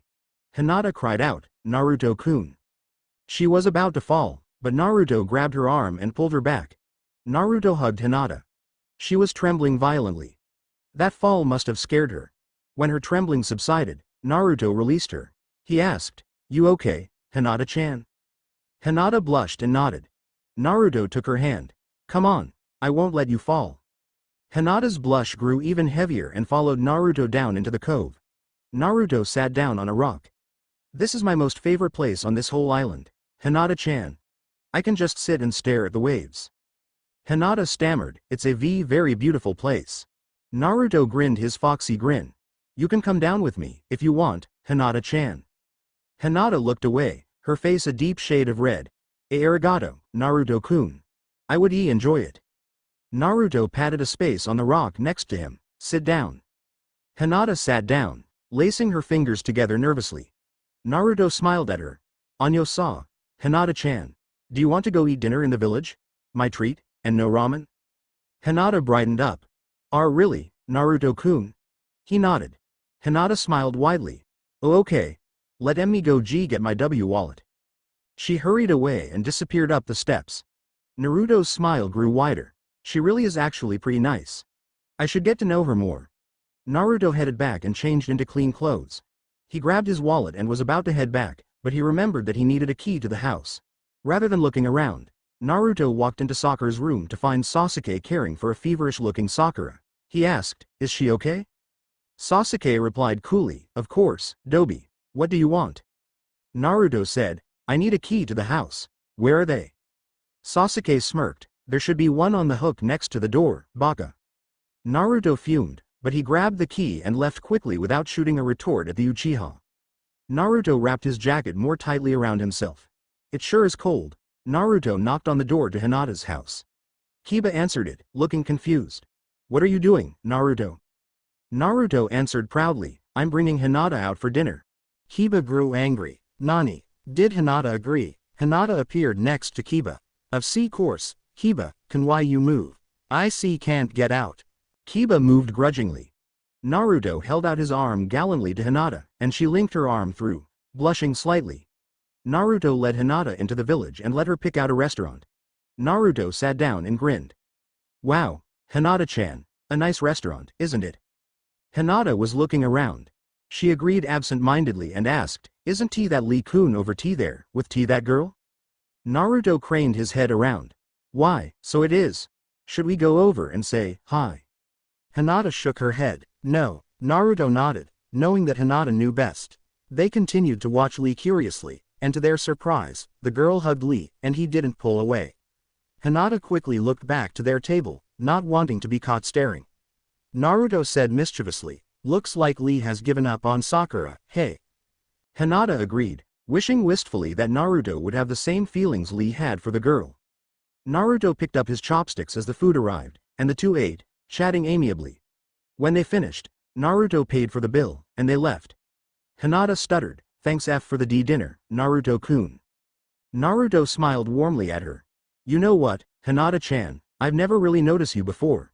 You were always so quiet and shy." Hinata's face fell as Naruto paused. "But I would like to know more about you. I bet we could become great friends." Hinata asked hopefully, Really, Naruto-kun?" Naruto nodded. He declared, "And if I ever decide to give up on Sakura-chan, I know I'll always have a close friend." Hinata didn't know whether to be disappointed or happy at this. A little bit of both, she decided. Hinata smiled. "Arigato, and Naruto-kun." He nodded, and they separated into each of their own houses. Naruto let himself in the house to find Sasuke eating dinner quietly. Naruto asked, "Is Sakura better?" Sasuke nodded. Naruto wrinkled his nose at the rice balls on the table. How unappetizing. Sasuke glared at Naruto and stood up. "Who asked you for your opinion?" He left the kitchen and headed into Sakura's room. Naruto followed him, curious about Sakura's condition. He saw Sakura lying on the bed, sleeping quietly. Naruto glanced at Sasuke and was surprised to see concern and love in Sasuke's eyes. Naruto nodded to Sakura but directed his words to Sasuke. "I see you've been taking care of her?" Sasuke nodded. Naruto smiled. Well, the great Uchiha is opening up. This must be the greatest event in history."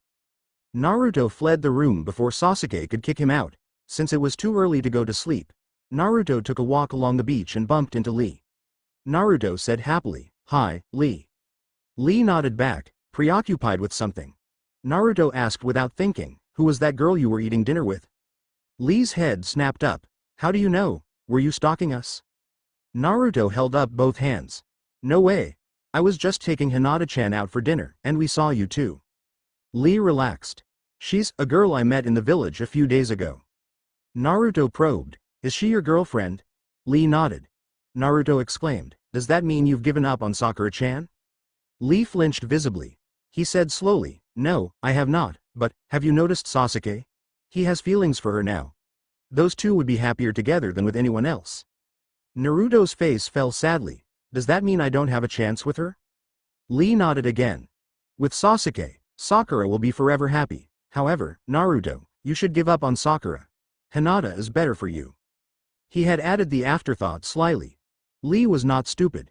He had noticed Hinata's feelings for Naruto and was convinced that if he pushed Naruto in the right direction a little, he would finally understand. Naruto asked, "Do you think I would be happier with Hinata?" Lee nodded. Naruto continued, "Because she seems like a nice person, and she's always there for me." Lee kept nodding. "You should give up on Sakura and go for Hinata. She would never turn you down or hurt you." Naruto brightened up. "Yeah, Hinata's pretty nice, nay?" Lee smiled. "Well, Naruto, I am glad that I have been able to help you out. Now, I want to sleep." Naruto waved goodbye to Lee. "Thanks for your advice. Night, Lee." Lee left, leaving Naruto to brood alone. "I should let Sasuke have Sakura, Well, if it makes Sakura happy, I will pay more attention to Hinata then. She's a regular invisible girl, but once you get to know her, she really is nice." Naruto continued to brood, and he didn't hear the approaching person until he called out. "Hey, Naruto." Naruto snapped out of his reverie. "Ah, Kiba." Kiba glared at Naruto. "What are you doing with Hinata?" Naruto blinked. "Huh?" Kiba roared. "I asked you what your relationship with Hinata is?" Naruto replied, "She's my friend, and soon, I think she'll become much more. She's really nice, you know." Kiba snarled, "Stay away from her. I deserve her, not you." Naruto raised an eyebrow. "Oh, so the Inu trainer has developed feelings for Hinata, Kiba retorted, "I've known her longer, and I know her better." Naruto replied, "Too bad she doesn't have feelings for you, Kiba." Kiba glared at Naruto. "Well, I'm just warning you to stay away from her. Tonight's dinner meant nothing, do you hear? Nothing?" Naruto snapped back, "Tonight's dinner means a lot. It's the beginning of a new relationship." Kiba's face contorted with anger. "No, Hinata has to have some feelings for me.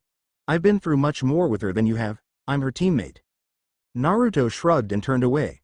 I don't have time to argue with you over Hinata. I have feelings for her, just know that. He walked away, leaving a fuming Kiba behind him. Naruto headed back to the house. Hinata-chan is my friend, maybe more than that. Naruto let himself into the house and changed quickly into his sleeping wear.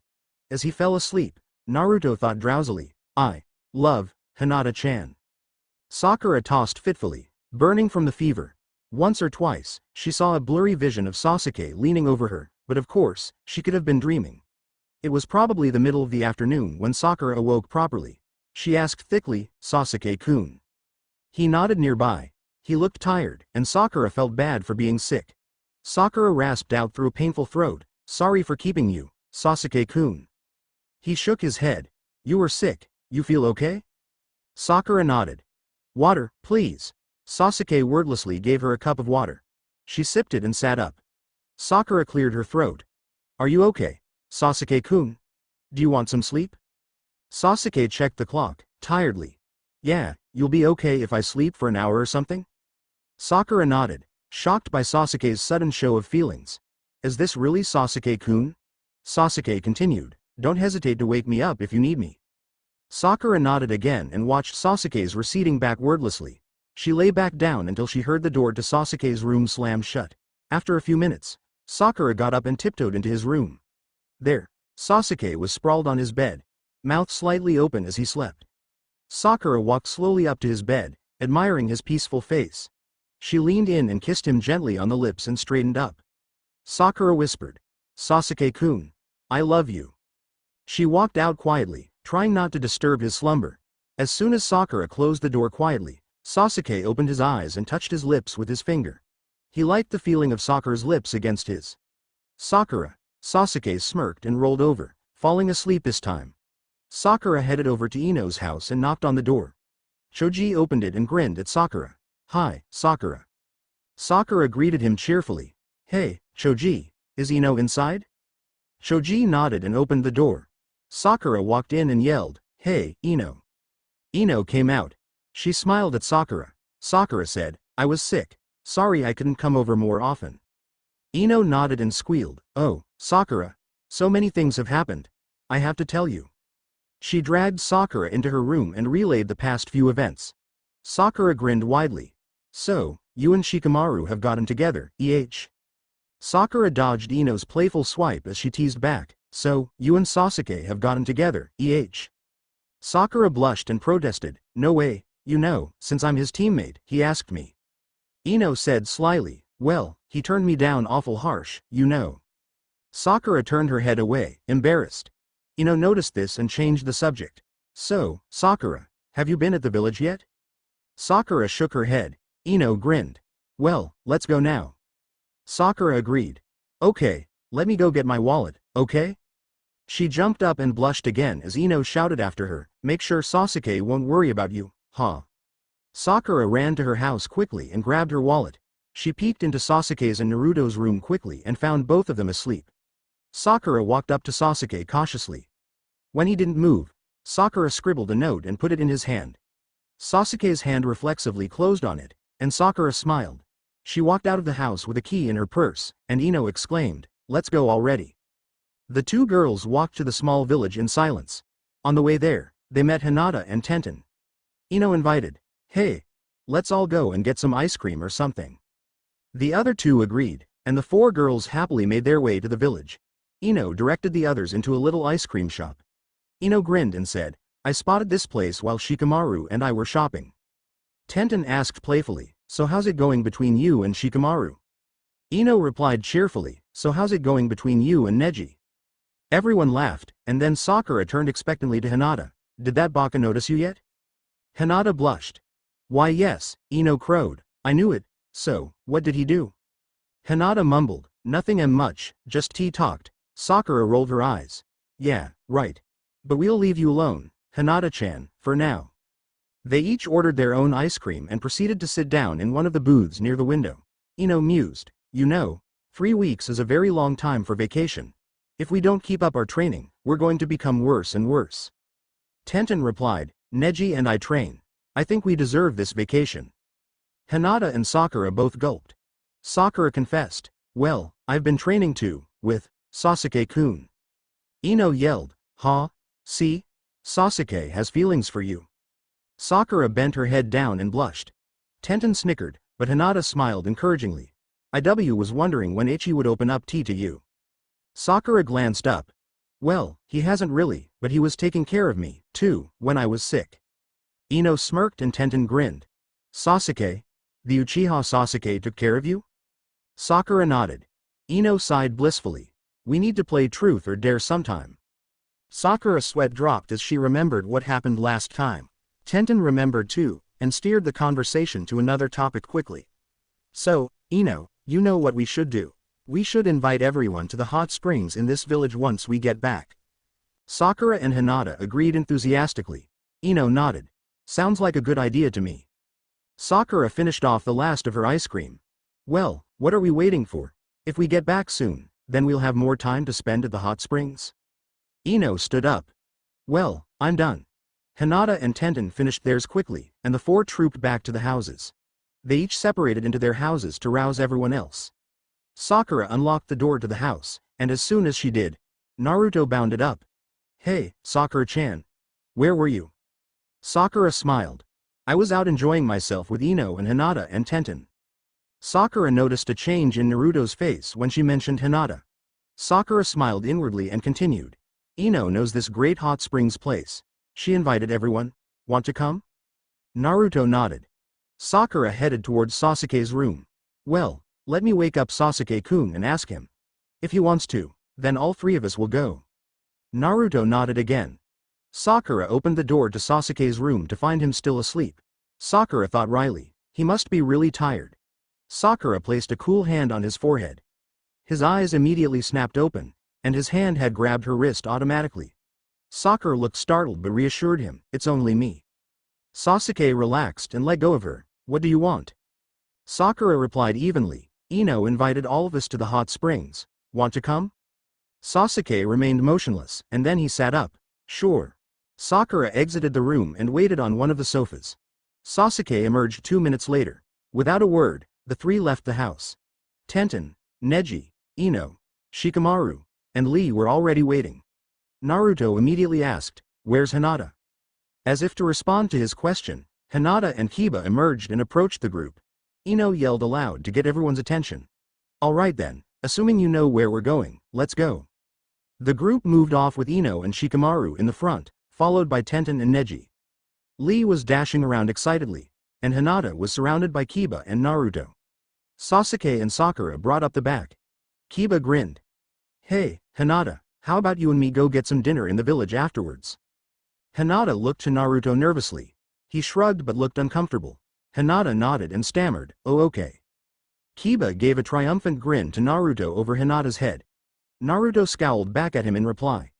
Near the end of the group, Sasuke was deep in thought, and Sakura glanced at Sasuke from time to time. As they neared the hot springs, Ino directed the girls to their section, and Shikamaru led the boys to theirs. Naruto rubbed his hands together gleefully. "Well, you know what always happens in the hot springs." Sasuke and Neji immediately said, "Don't count me in." Lee looked on curiously as Kiba and Naruto snickered delightfully. Kiba exclaimed, "We peep, it's a tradition." Shikamaru replied, "Well, I strongly advise you against it if you want to live." Sasuke muttered, "I did consider you a rival, Naruto. Now, however, I think differently." Neji spoke directly to Lee. "Lee, don't you dare sink as low as them." Lee bowed his head and muttered, "Of course not, I will be better than my rival." However, he did cast a quick glance at the girls' section of the hot spring. Sasuke ducked into the bathroom and re-emerged with a towel around his waist. Neji did the same, and Lee followed quickly. Soon, all the boys were changed into towels. Meanwhile, the girls were already in the hot springs. Ino sighed blissfully, "Isn't this great?" Sakura nodded, but she was obviously preoccupied. Tenten pulled her towel tighter and teased, "So, Sakura, are you thinking about Sasuke?" Sakura blushed. "I am blushing way too much today, no way." Tenten grinned, but she dropped the subject. Ino said mischievously, "You know what's traditional in a hot spring." Sakura immediately said, "Don't go there." Hinata stammered, "And no peeking." Tenten grinned. Sounds fun, kinda, Ino laughed. Come on, guys. It'll be fun, and they won't notice us. Sakura muttered darkly, no way. Don't count me in. Hinata shook her head, but her face reddened when she thought of Naruto. Tenten immediately said playfully, ooh, Hinata is thinking of someone. I bet it's Naruto. Hinata shook her head. Sakura shot back teasingly, ooh, Tenten is thinking of someone. I bet it's Neji. Ino joined in, ooh, Sakura is thinking of someone. I bet it's Sasuke. The other three chimed, ooh, Ino is thinking of someone. I bet it's Shikamaru. The four laughed playfully. The boys on the other side heard them laughing, and Naruto wondered aloud, I wonder what they're laughing at. Kiba muttered, I wonder what Hinata looks like right now. Sasuke thought, I wonder what Sakura looks like. Nani? Why am I thinking that? Sure, she's pretty and all, but I'm not that attracted. Sasuke shook his head quickly. The motion caught Lee's attention. He asked, Sasuke, what are you thinking of, The others turned towards him. Sasuke felt his face grow very hot. He struggled out, none of your business. Lee's grin stretched across his whole face. Well, now, who would have known? The Uchiha Sasuke has developed feelings for someone? Sasuke yelled, no, I don't. What's your problem, Lee? Love is a sign of weakness. Neji said quietly, I would ask what is yours, Uchiha. Love is not a weakness. It can also strengthen someone. Sasuke shot back sarcastically, oh, and the great Hyuga Neji knows? Neji merely shook his head. Shikamaru commented, I wonder why Sasuke's on edge. Sasuke turned his head away with a HMPH, Kiba whined. I want to take a peek, but all these trees are in the way. We need a Hyuga. Neji responded automatically, Hinata. Kiba sneered, in case you haven't noticed, Hinata is a girl. We need a guy who's able to see through all this and tell us what's on the other side. Neji replied icily, even an idiot could tell you what's on the other side, the girls. Naruto sighed, ah, Neji, you're too innocent. Sasuke snorted, innocent. Lee exclaimed, there is no way Hyuga Neji will sink so low, he will not peak. Realization dawned on Neji, and the girls on the other side heard him explode. Ino murmured, whoa, Neji can be very emotional, you know? Tenten strained her ears. I think I can just barely distinguish the words, there's, baka, I heard, stoop, just now, and there's, low, and, imbeciles. Sakura sunk lower in the relaxing water. I wonder what that means. Tenten tried to piece it together. A baka doesn't stoop as low as imbeciles? Hinata giggled. And no, I think Neji was trying to tell the others that he won't stoop so low, to do something. Ino suggested, you mean something as low as using the Byakugan to peek? Silence. Then Hinata protested, oh and no, Ino-chan, and no, and no. Sakura gasped, you can't make Hinata do that. Tenten was giggling, but Ino remained adamant. Come on, Hinata, don't you want to see Naruto? And you, Sakura, what about Sasuke? Sakura fell silent. Then, she said, well, Hinata, maybe you could take a quick peek of Sasuke-kun for me, and tell me what he looks like? Hinata shook her head vigorously. Ino, the merciless one, grinned. Well, I guess we'll just have to tell Naruto that Hinata likes him then. Hinata squeaked. And no, don't. Sakura pleaded. Oh, come on, Hinata. It's not that bad, they're wearing towels. Tenten muttered, what a pity. Ino giggled at Tenten's phrase, and Sakura started blushing. Hinata stammered, I'll use my Byakugan very quickly, and you see can't tell Naruto. The others solemnly nodded, and Hinata took a deep breath. She focused her eyes towards the boys' section and whispered regretfully, Byakugan. For 5 seconds, Hinata kept the Byakugan, and then she retracted it, panting. Hinata gasped, too much. I don't want to see the G guys wearing only towels. The others crowded around her. What did you see, Hinata-chan? Was Sasuke-kun there? What was Shikamaru doing? Did Neji look happy? Hinata regained her breath and answered them one by one. Sasuke-kun was there, but he looked bored, and he seemed to be brooding. Shikamaru was just staring at the sky. Neji was staring at the water. Sakura, Ino, and Tenten seemed satisfied, and for the rest of the time, they chatted amiably. After 2 hours, Ino got up and groaned. Time to go home, maybe eat some dinner. Sakura clambered out, followed by the last two. The four trooped wearily to the girls' changing rooms, and on the way, they met the boys. Sakura greeted Sasuke cheerfully. Ino punched Shikamaru playfully. Tenten grinned at Neji. But Hinata kept her gaze on the ground, blushing madly. Naruto waved to Hinata, and the groups passed by each other without much incident. Kiba shouted to Hinata. Well, Hinata, remember our deal? Dinner afterwards. Hinata nodded uncomfortably, and Naruto did not miss this. When everyone had finished changing, Naruto offered to Sasuke and Sakura, want to eat dinner? Just the three of us, Team 7. Sakura agreed, Sasuke grunted, and everyone else except them and Hinata and Kiba headed back home. Naruto beckoned for Sasuke and Sakura to follow him. He whispered, be quiet, okay. We can't let Hinata and Kiba know that we're stalking them. Sakura raised an eyebrow, but she crept along quietly with Naruto. Sasuke looked pissed off and hissed, Dobi. I could be in bed, right now. What's the point of me and Sakura coming along? Naruto replied, Sakura is Hinata's friend, and it's not that suspicious if we're all here. Sakura giggled, but Sasuke was not amused. The three followed Hinata and Kiba into the restaurant, and they seated themselves somewhere where they could see the two, but the two couldn't see them. The waitress came up and giggled at Sasuke, who rolled his eyes in reply. Naruto ordered, I'll have some ramen. I don't care which type. Sakura and Sasuke ordered a small dinner, and Naruto continued watching Kiba and Hinata. Hinata looked very uncomfortable, but Kiba was laughing in an obnoxious way. Sometimes, Kiba would look towards Naruto's direction, which caused Naruto to stiffen. Sakura and Sasuke ate silently while Naruto continued watching Kiba and the suffering Hinata. Sakura broke the awkward silence. Naruto really likes Hinata, doesn't he, Sasuke-kun? Sasuke shrugged. Sakura continued softly, I wish I had someone who would like me that much. Sasuke nearly said aloud, you do. But you just don't know. Instead, he replaced those words with a cold, you will someday. Sakura twisted her head slightly to look at Sasuke. Her smile made his heart skip a beat. Sakura said sweetly, thank you, Sasuke-kun. Sasuke mumbled something incoherently, and Naruto jumped up. He whispered madly, Hinata and Kiba are leaving, let's go. Sakura glanced at the untouched bowl of Naruto's ramen, but she followed Naruto out obediently. Sasuke paid for the bill and mused, Naruto must really like Hinata. Almost as much as I love Sakura. Soon, they reached the houses. Kiba and Hinata disappeared into theirs, and Naruto cursed. Sasuke shrugged, and he walked into their house. Sakura followed, and after Naruto gave a disconsolate glance towards Hinata's direction, he entered the house last.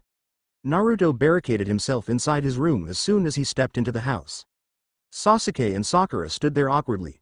On sudden impulse, Sasuke closed the distance between them with one stride and captured Sakura's lips with his. He kissed her quickly and then stepped back. Sakura trembled. Sasuke-kun? He merely smirked. Night. Sasuke strode into his room, and Sakura heard the door close. After 5 minutes of silence, Sakura had the impression he was already asleep. Half of her wanted to go inside his room and cuddle with him, but Sakura restrained herself.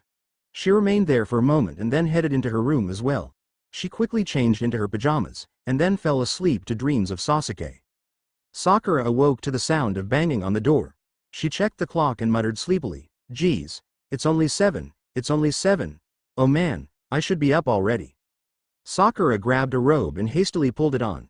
I'm coming, hold up a second, will you? Sakura pulled open the front door and smiled. Hey, Ino-chan, what's up? Ino panted, I was just at the village, and, Sakura, the dance that was scheduled for this Friday? Sakura nodded as Ino regained her breath. Well, I checked the time just to make sure they have us booked and everything. Sakura kept nodding, not seeing where this was going. Ino blurted out, they rescheduled it for tomorrow night, at 7. Sakura flinched in surprise. Tomorrow? That's a surprise. Well, we better tell the others.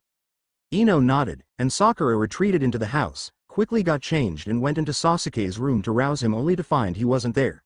Sakura scratched her head. Nani? Where's Sasuke-kun? Sakura dashed into Naruto's room and scribbled him a quick note before running out the door. Sakura wondered, where's Sasuke-kun? She walked along the cliff path overlooking the sea, hoping to find Sasuke. Sakura spotted a figure standing up ahead a little ways off the trail near the cliff edge. Sakura jogged up to it and smiled. Sasuke-kun, what are you doing out here? Sasuke shifted his gaze onto her. He replied, none of your business. Sakura was a bit taken aback. He was so nice to me yesterday, I wonder what happened. Sakura smiled coolly. Okay. Well, whatever. The dance is rescheduled for tomorrow, so, yeah. Sakura turned around and started walking back. Suddenly, Sasuke said, "Wait." Sakura turned around expectantly. Yeah, I need to get back and tell the others, you know. Sasuke took her hand and squeezed it before releasing. Sakura smiled faintly. It was his way of apologizing. Sakura hugged him quickly and ran off towards Naruto. She barged into his room and yelled, "Naruto, Hinata's going to burn all your ramen." Naruto sat up. Nani? No way. Tell Hinata-chan to stop. She wouldn't do that. Sakura giggled. Just kidding. Get up. The dance is rescheduled for tomorrow. Naruto yelled in panic. I haven't asked Hinata-chan yet. And Kiba might have already asked her. Sakura giggled helplessly.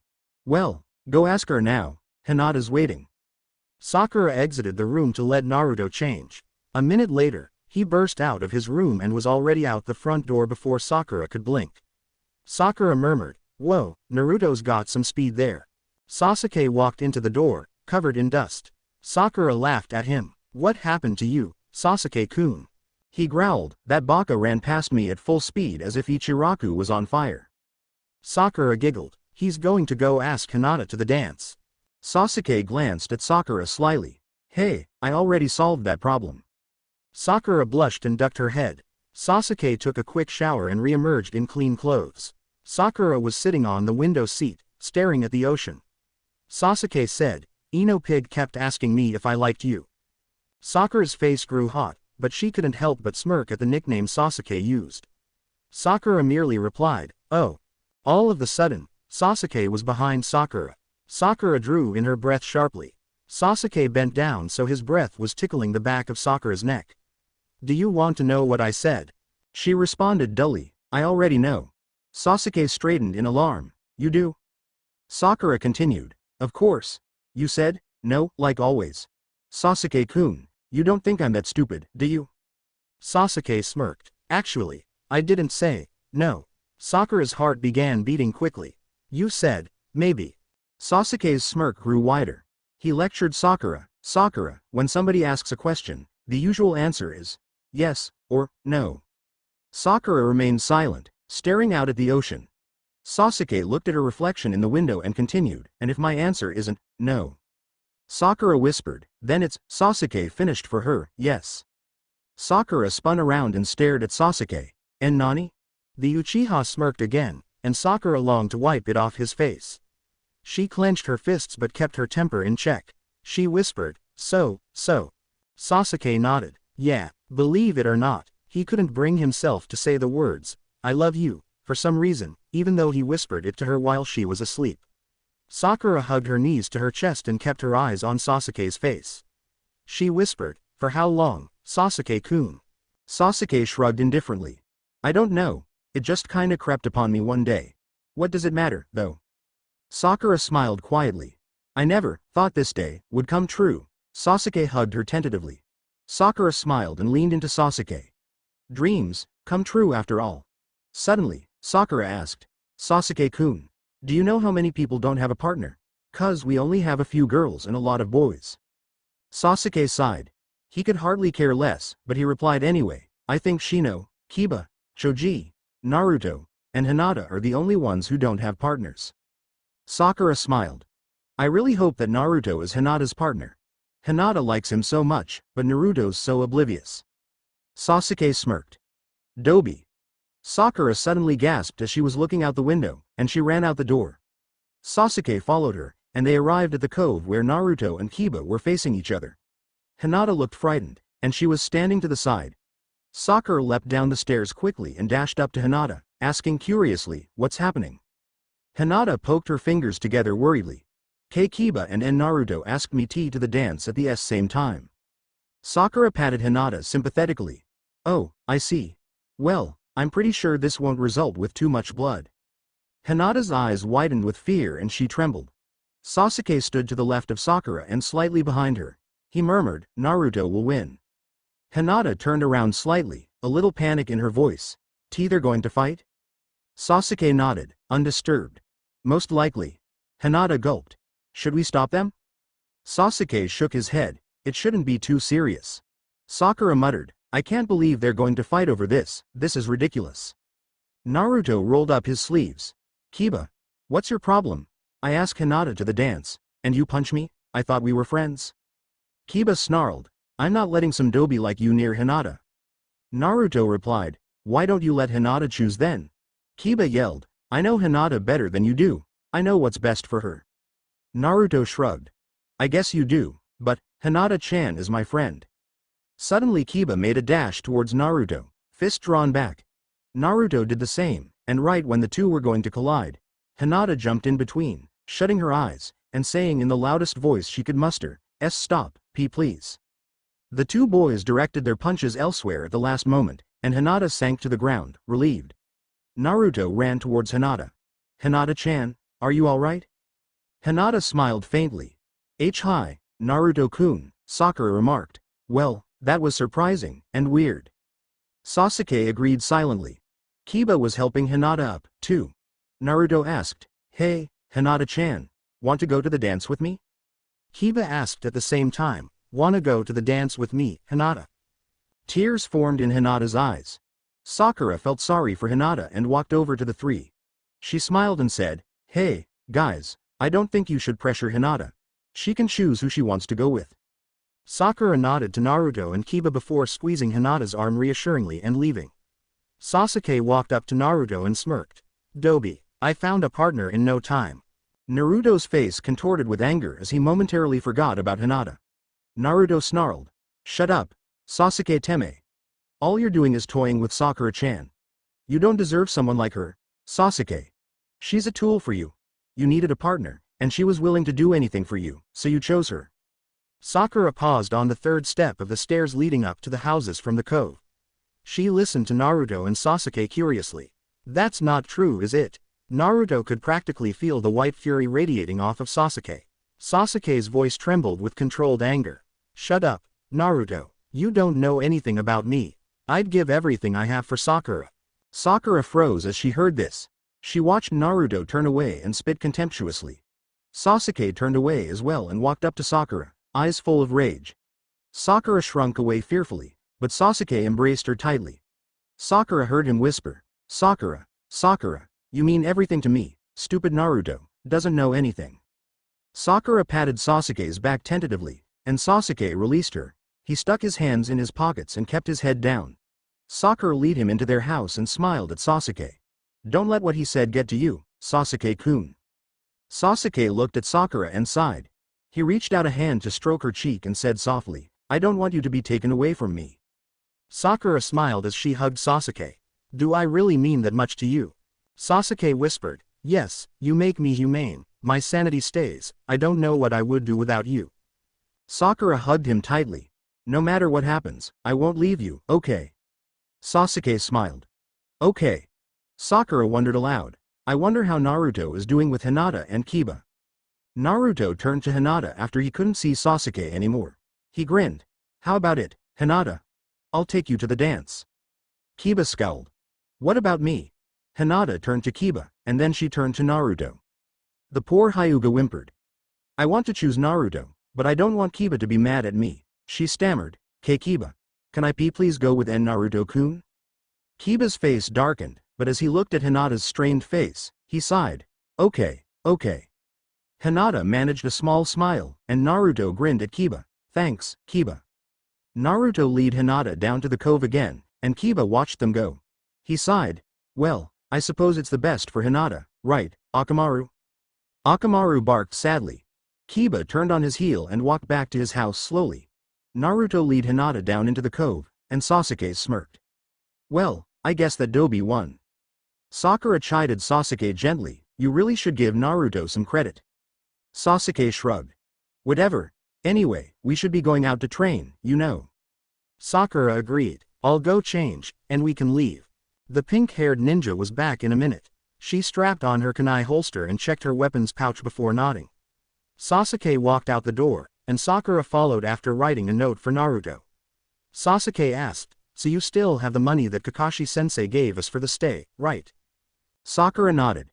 Sasuke continued, remember, we can't tell Naruto or else he'll waste it on ramen. Sakura cringed. Imagine that, eating ramen for the rest of the day. I think I'd rather have that soup I cooked on the first day.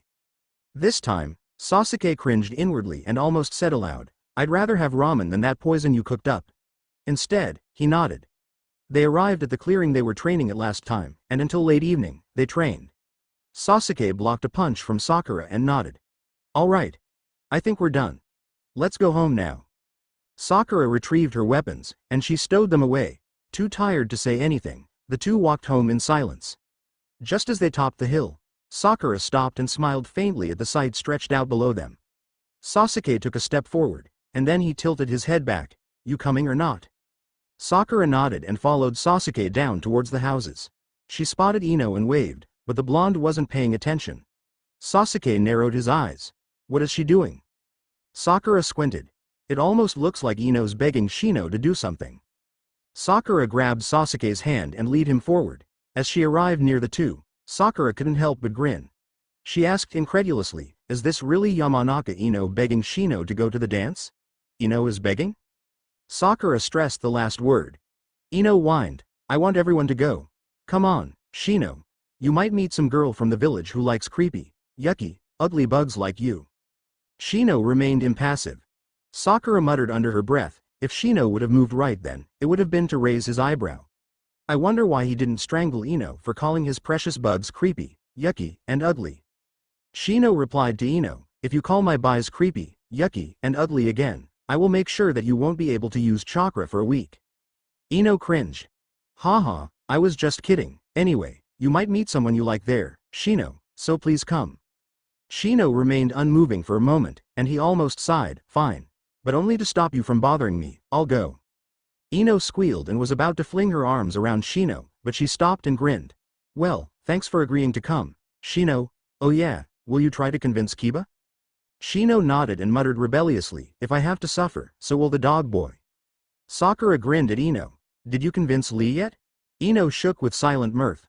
All I had to say was that Sorai was going to be there, and he immediately said he would come. Sakura grinned. Too easy, nay? Is Sorai really going? Ino nodded. Some people from the village are going. I mean it's not private or anything. But it'll be fun. Sakura smiled and nodded. She jumped when Sasuke suddenly asked, it's not formal, right? Ino grinned. Nah, it's not too formal. Just don't show up wearing a shirt and pants, that would be too casual. Sasuke's sweat dropped. Shadow Mat, what am I supposed to wear then? Ino shrugged, then pointed towards her house. You decide. Shikamaru wants all the guys at his house right now, I don't know why. Sasuke nodded and walked off purposely. Ino cast a sly glance after him and nudged Sakura. Hey, he'll treat you well, Sakura. Sakura blushed. She remembered what happened earlier on, and her eyes softened. Sasuke, opened up to me. That's unexpected, I guess. Ino teased. So did Sasuke declare his undying love for you? Sakura replied without thinking, in his own way, yeah. Ino squealed, oh my gosh, are you serious? Ha ha ha, I knew he loved you. Sakura blinked and screeched, oh no, I didn't tell you, did I? Ino grinned slyly, tell me what? The kunoichi shook her head. Nah, nothing. She watched as Sasuke let himself in the door. Sasuke raised an eyebrow. All the guys on the island were inside Shikamaru's house. Shikamaru grinned. Hey, Sasuke. Most of us don't like dressing formal for the party, so we're planning on wearing casual stuff. Sasuke's eyebrow remained raised. So, how are you going to get there without Ino screaming at you and forcibly dragging you back here to change? Shikamaru grinned secretively. Well, we'll get there earlier and say we had to help out. Shoji chuckled. This sure is going to be funny. Shikamaru muttered, it'll be troublesome as well. Sasuke shrugged. Okay, whatever. This is pointless, I'm leaving.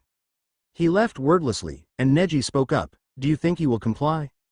Kiba Bark laughed. Of course, I mean, he might, right? Shino gave an inaudible sigh.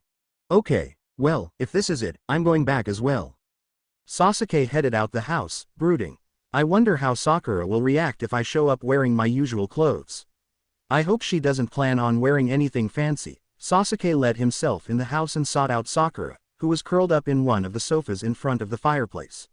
She was reading quietly, but she looked up when Sasuke tapped her. Nani? Sasuke asked, Did you? You didn't buy anything fancy for the dance, did you? Sakura made a face. Not really, Sasuke nodded, and he cringed inwardly. Not really? Don't butcher me, Sakura, when you find out I'm wearing casual clothing. We'll look odd, casual and formal clash horribly. Sasuke nodded absently again and asked Naruto, who was in his room, hey, did you get Shikamaru's message? Naruto nodded. Sasuke continued, are you going to do it? Naruto grinned. Hell yeah, anything for a glimpse of the look on Ino's face when we show up. Sasuke couldn't help but smirk. Yeah, I guess it will be amusing. He retreated into his room and decided to just wear the regular outfit like usual. He wasn't worried about Ino's reaction, but Sakura's. Well, she should understand, I hope. Sasuke peeked out into the kitchen and saw Sakura cooking. Sasuke stole upon her and suddenly hugged her from behind. Sakura jumped and grinned nervously. That scared me, and what are you doing, Sasuke-kun? Sasuke murmured into her hair, whatever I do, you'll still love me, right? Sakura grinned. Yeah, why are you so worried? Sasuke shook his head. What if I do something really stupid? Sakura raised an eyebrow. You sound like Naruto. The Uchiha quickly released her. I do? Sakura laughed and shook her head. Sasuke returned into his room. Damn, I can't believe I'm being troubled by this, how stupid. Sasuke didn't have much of an appetite during dinner, so he retired early and fell asleep before Sakura came inside. Sakura sat on the edge of his bed and ran her fingers through his hair. Why are you so worried, Sasuke-kun? Sakura lay down beside Sasuke and curled up, seeking his warmth. Soon, she fell asleep too, in the comfort of Sasuke. Sakura woke up early on the day of the dance because she was excited. Sakura immediately sat up, which caused Sasuke to wake up because he had unconsciously wrapped his arms around her small frame. Sasuke muttered groggily, what the hell is your problem, Sakura? It's 5, and I want to sleep. Sakura kissed him happily on the forehead. It's the day of the dance, Sasuke-kun. Sasuke turned his face away so she wouldn't see the light blush on his face. He replied gruffly, whatever, I'm going back to sleep. Sakura ruffled his hair, and then she fled the room, giggling, because Sasuke growled playfully. Sakura changed into some warm clothes and ran out the door, too excited to stand still. Sakura accidentally ran into Tenten. Ouch. Tenten fell down and let out a small yelp. Sakura opened her mouth to apologize, but in flash, Neji was holding Tenten up with an arm around her waist. He glared at Sakura slightly. What was that for? Why did you knock Tenten down? What's your problem?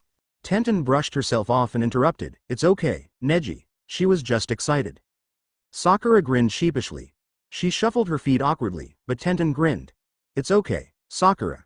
We're going to go now, okay. Tenten walked away, holding Neji's hand reassuringly to let him know that she was unharmed. Tenten wondered aloud, I wonder what Sakura was doing up so early. Neji squeezed her hand. Probably taking a walk, but she was without Sasuke. Tenten shook her head. No, I don't think she was taking a walk like we were. Let's go to that place that's a little ways off the trail, near the cliff edge. Neji raised an eyebrow. You mean the place where there are rocks scattered everywhere, and you can see the ocean? Tenten nodded, and her eyes shined. Yeah, that's my favorite place. Neji smiled fondly. He enjoyed precious moments like these with Tenten, and when she was happy, so was he. Neji led her there gently and sat down. Tenten sat next to him, gazing out at the sea. Neji threw an arm around her shoulders. Tenten sighed blissfully. I could stay here forever with you, Neji. Neji nodded in agreement and drew her closer. The two were completely content with just sitting in each other's company and staring at the sea. Suddenly, Tenten said, Neji, don't ever leave me, okay? Neji gave her a squeeze. Never, I promise, as long as I live, I will never leave you. Tenten smiled faintly. And I swear that I will never leave your side for as long as I live, either. She nodded, satisfied. Neji smiled at her simplicity. She thinks that saying something will forever bind someone to their world. It doesn't. In this case, it isn't words that bound us by our promise, but our love. Tenten looked at Neji. What are you thinking about? Neji looked down at her and replied, how lucky I am to be with you right here, right now. Tenten snuggled closer to Neji. Yeah, I'm glad we have each other, Neji. This moment could go on forever, for all I care. Neji replied, I am the luckiest man on earth. An angel fell in love with me. Tenten blushed and hugged Neji. And I'm the luckiest woman on earth. Hyuga Neji. the Hyuga prodigy, fell in love with me. Neji just chuckled as Tenten giggled. Tenten grinned. Are you excited about the dance?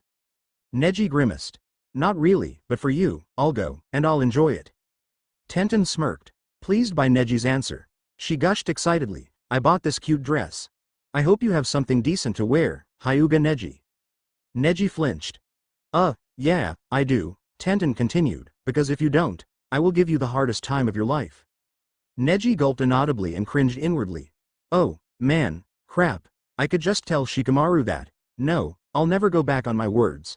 Tenten, she'll forgive me. Neji smiled and nodded absently. Tenten stood up and brushed herself off. Time to go. Neji, breakfast needs to be cooked, and I bet Lee will be hungry. Neji grumbled, annoyed that their precious moments together was interrupted. However, he walked with Tenten back to their house uncomplainingly. They passed Hinata on the way, and Tenten greeted her cheerfully. Hinata smiled shyly as Neji greeted her formally, but with a hint of warmth. Tenten entered the house and froze as she saw a girl about their age inside. Tenten opened her mouth, but Lee bounded up and grinned. Ah, eternal rival, and kind teammate. This is Sorai. Tenten smiled widely.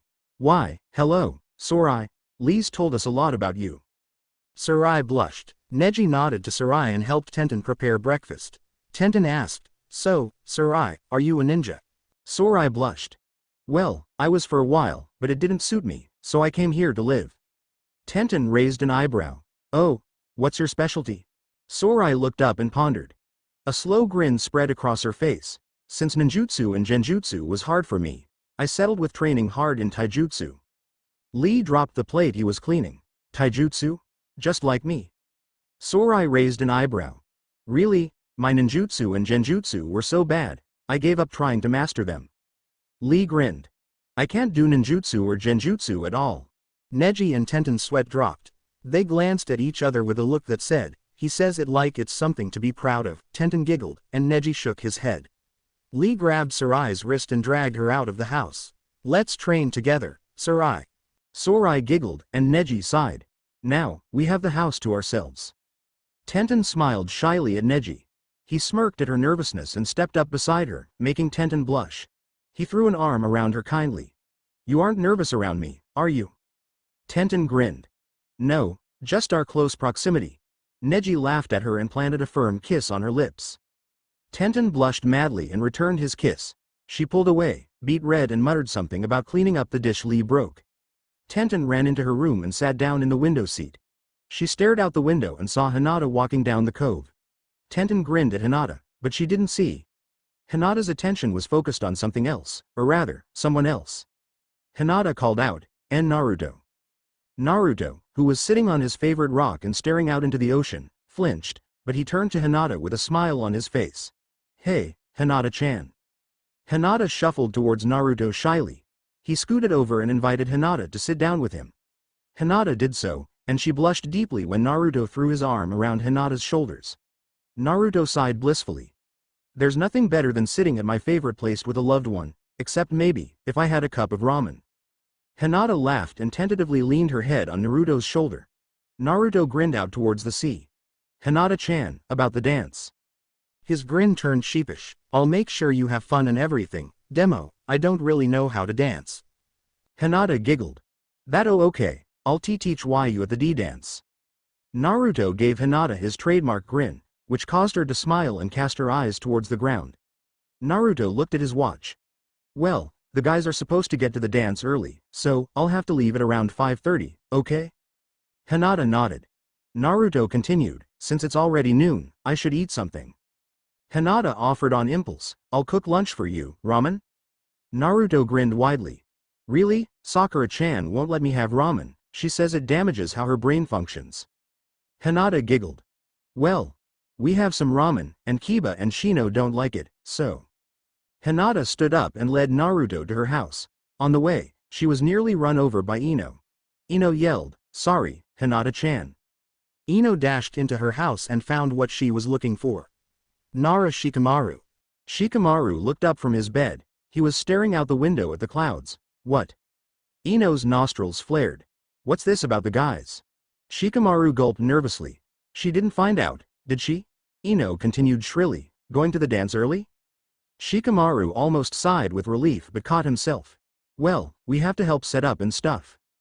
Ino raised an eyebrow. The couples are supposed to go together, arm in arm. Shikamaru thought wryly, she's had this all planned out fancy and grand, and I had to ruin it. Well, it's for the best, right? Shikamaru sighed. How troublesome. The host said we had to go help out, otherwise we pay extra. Ino protested, but he didn't say that to me when I talked to him. Shikamaru defended, not my fault. Ino's face fell. It nearly made Shikamaru change his mind about dressing casually and going early, but Ino suddenly glared at Shikamaru. Fine, but it better look good. She stormed out the house and encountered Sakura. Sakura asked Ino, what's wrong? Ino sighed, frustrated. I just found out the guys are going early. Sakura nodded. Sasuke-kun just told me. I wasn't very happy, because I wanted us to go together. Ino snapped her fingers. Same here. What is up with those guys? Don't they feel anything for us? Sakura smiled. It's okay, I suppose. Anyway, since the guys are leaving soon, let's help each other dress up. Ino brightened up. Yeah, I'll go tell Hinata and Tenten. The two girls separated, and Sakura headed back into her house. Sasuke-kun? Sasuke limped out his door. Sakura smiled shyly. I'm sorry. The Uchiha looked like a mess. Haruno Sakura had successfully beaten up the only Uchiha to survive the massacre. Sasuke thought, it's an amazement how much strength women have when you have sufficiently pissed them off, which I did in this case. Damn, it hurts. Sasuke rubbed a large bruise on his arm. That's okay. You only bruised me in several different places, almost twisted my ankle, nearly broke my fingers, and bloodied my nose. Sakura inched closer to him and wrapped her arms around his eyes. She gave him his puppy eyes. You forgive me, right? Sasuke looked at her and sighed. Yeah. Sakura tightened the hold she had around Sasuke's neck unintentionally.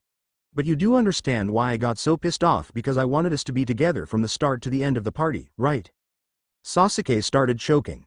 Sakura had stressed the words, together, start, and end, meaningfully. Sasuke could feel the killing intent aura Sakura was radiating again. Sasuke choked out, why yes. Sakura smiled icily and released him from her death hold. Good, don't do it again. Sasuke nodded meekly and watched her punch holes in the ground with her feet as she stormed into her bedroom. Sasuke sighed. Only she can make me cringe and vulnerable like this. Sasuke shook his head and headed to Shikamaru's. Sakura calmed herself and picked up the bag that contained all she was wearing to the dance. She walked over to Ino's house, and she was mildly surprised to see everyone there. Shikamaru started leading the boys out of the house to the village, and the four girls watched until they topped the hill. Ino snapped her fingers to get the others' attention. Right, since we have a while until we get to the dance, let's prepare ourselves, nay. Sorai went home early to prepare herself. Sakura intervened. You don't have to worry about the boys wearing casual clothing. Sasuke assured me they were going to change there. However, Sakura recalled the hesitation in Sasuke's voice as he reassured her. The pink-haired Kunoichi brushed it from her mind and smiled. Well, let's start. They each took turns to change in the bathroom. After they were in their dresses, Ino insisted to put makeup on everyone. Tenten cringed, but she relented in the end. At 6:30, the girls were ready, and already there. As they stepped into the building where the dance was held, the boys felt the bad aura radiating off the girls. Sasuke hissed, I knew this was a bad idea. Shikamaru shrunk away from Ino's death glare. Hinata looked disappointed, but the other three girls were completely furious. Sasuke, Neji, and Shikamaru felt like they were suffocating in the killing intent chakra. Each of the girls stormed over to her partner. Ino snarled out viciously, what the hell do you think you're doing, Nara Shikamaru? He offered an excuse, we forgot our clothes at home? Sakura prodded Sasuke in the chest. Uchiha Sasuke, what are you doing? Sasuke pointed to Shikamaru weakly. His fault, not mine, he blackmailed us. Tenten glared at Neji, who stared back at her blankly. Explanation, Hyuga. Neji told her truthfully, I didn't want to wear formal clothes. All the other boys crept away quietly. They didn't really feel like dying anytime soon. Sakura's face changed from fury to disappointment. Tears brimmed in her eyes as she whimpered, Sasuke-kun, I didn't think you would disappoint and shame me like this. Sasuke felt extremely guilty. He held out his hands to her, asking for her forgiveness silently. He was about to put a hand on her shoulder when she recoiled, hissing, "Don't touch me, Sasuke. I hate you." Sasuke was stunned. He didn't think Sakura would react so strongly to how he acted. Sasuke said softly, "You don't mean that, do you?" Sakura ran off, tears streaming down her face.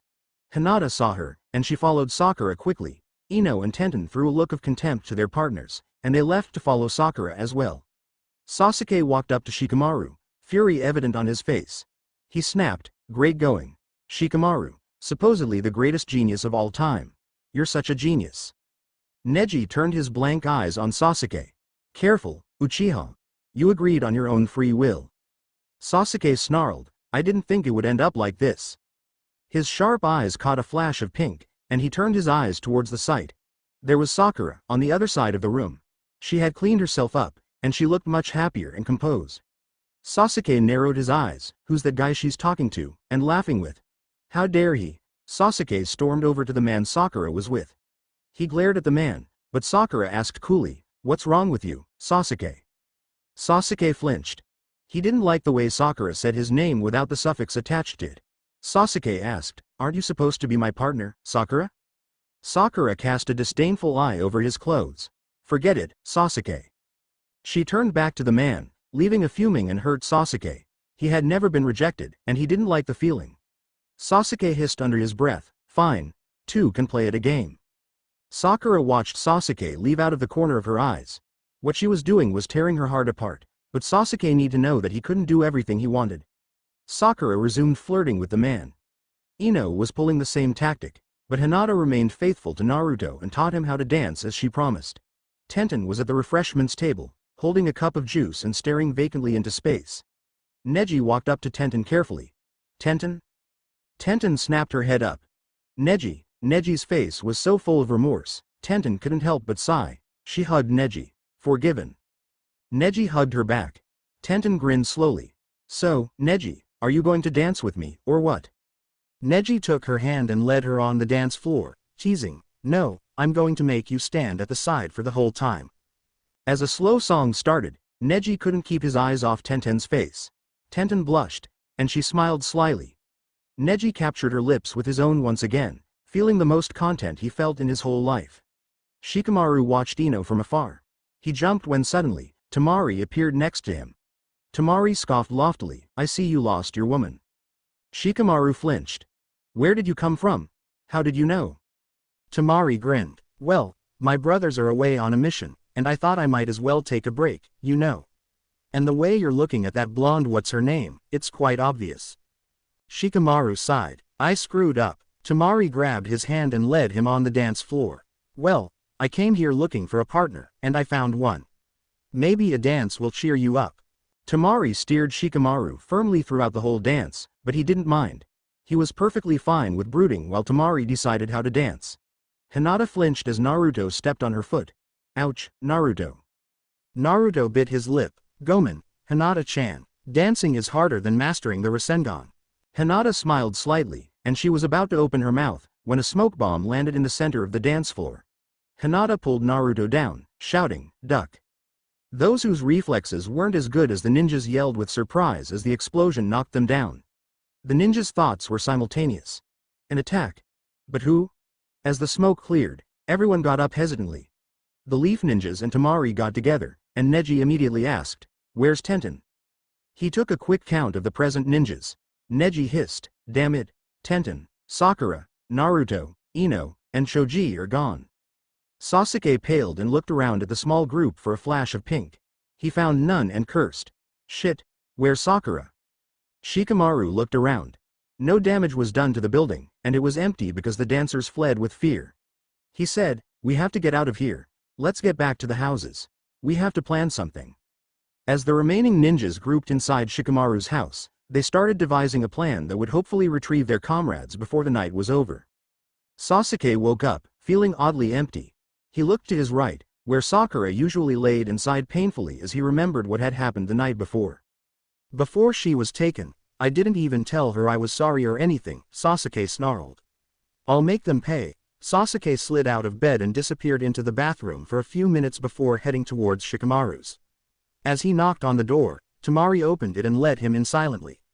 A few minutes later, Lee arrived, and Shikamaru started talking.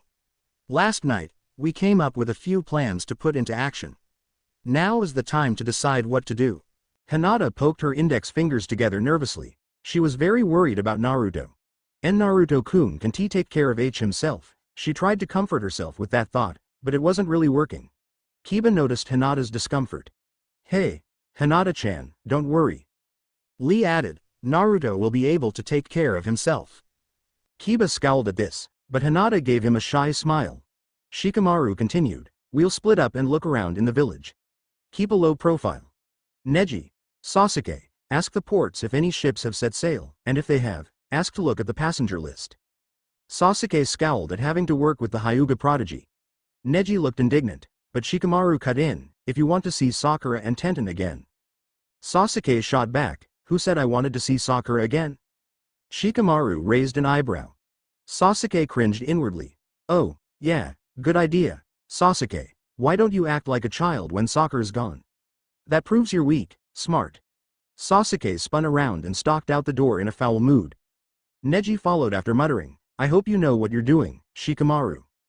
Shikamaru sighed. How troublesome. Now I have to save my best pal, Choji. Oh, and Ino, too. Shikamaru thought of the blonde and couldn't help but feel a little worried. I know Choji can take care of himself, but Ino. Lee interrupted, I feel sorry for whoever kidnapped our fellow comrades. I mean, who in the right mind would kidnap Tenten, the weapons master? The remaining ninjas chuckled, and the tension in the air lessened. After the laughter subsided, Lee added, and Naruto? Kyuubi power. Everyone smiled. Shikamaru slapped Lee on the back. Right, now let's get going. The rest split up and headed to different parts of the island. Meanwhile, the 5 captured ninjas started to reawaken somewhere on the island. Naruto was the first to wake up. He blinked and nudged Sakura awake. He whispered, what are we doing here? Sakura blinked. Where are we? Naruto replied, I dunno. Sakura shook herself awake. Okay. Tenten sat up and immediately grasped her kunai.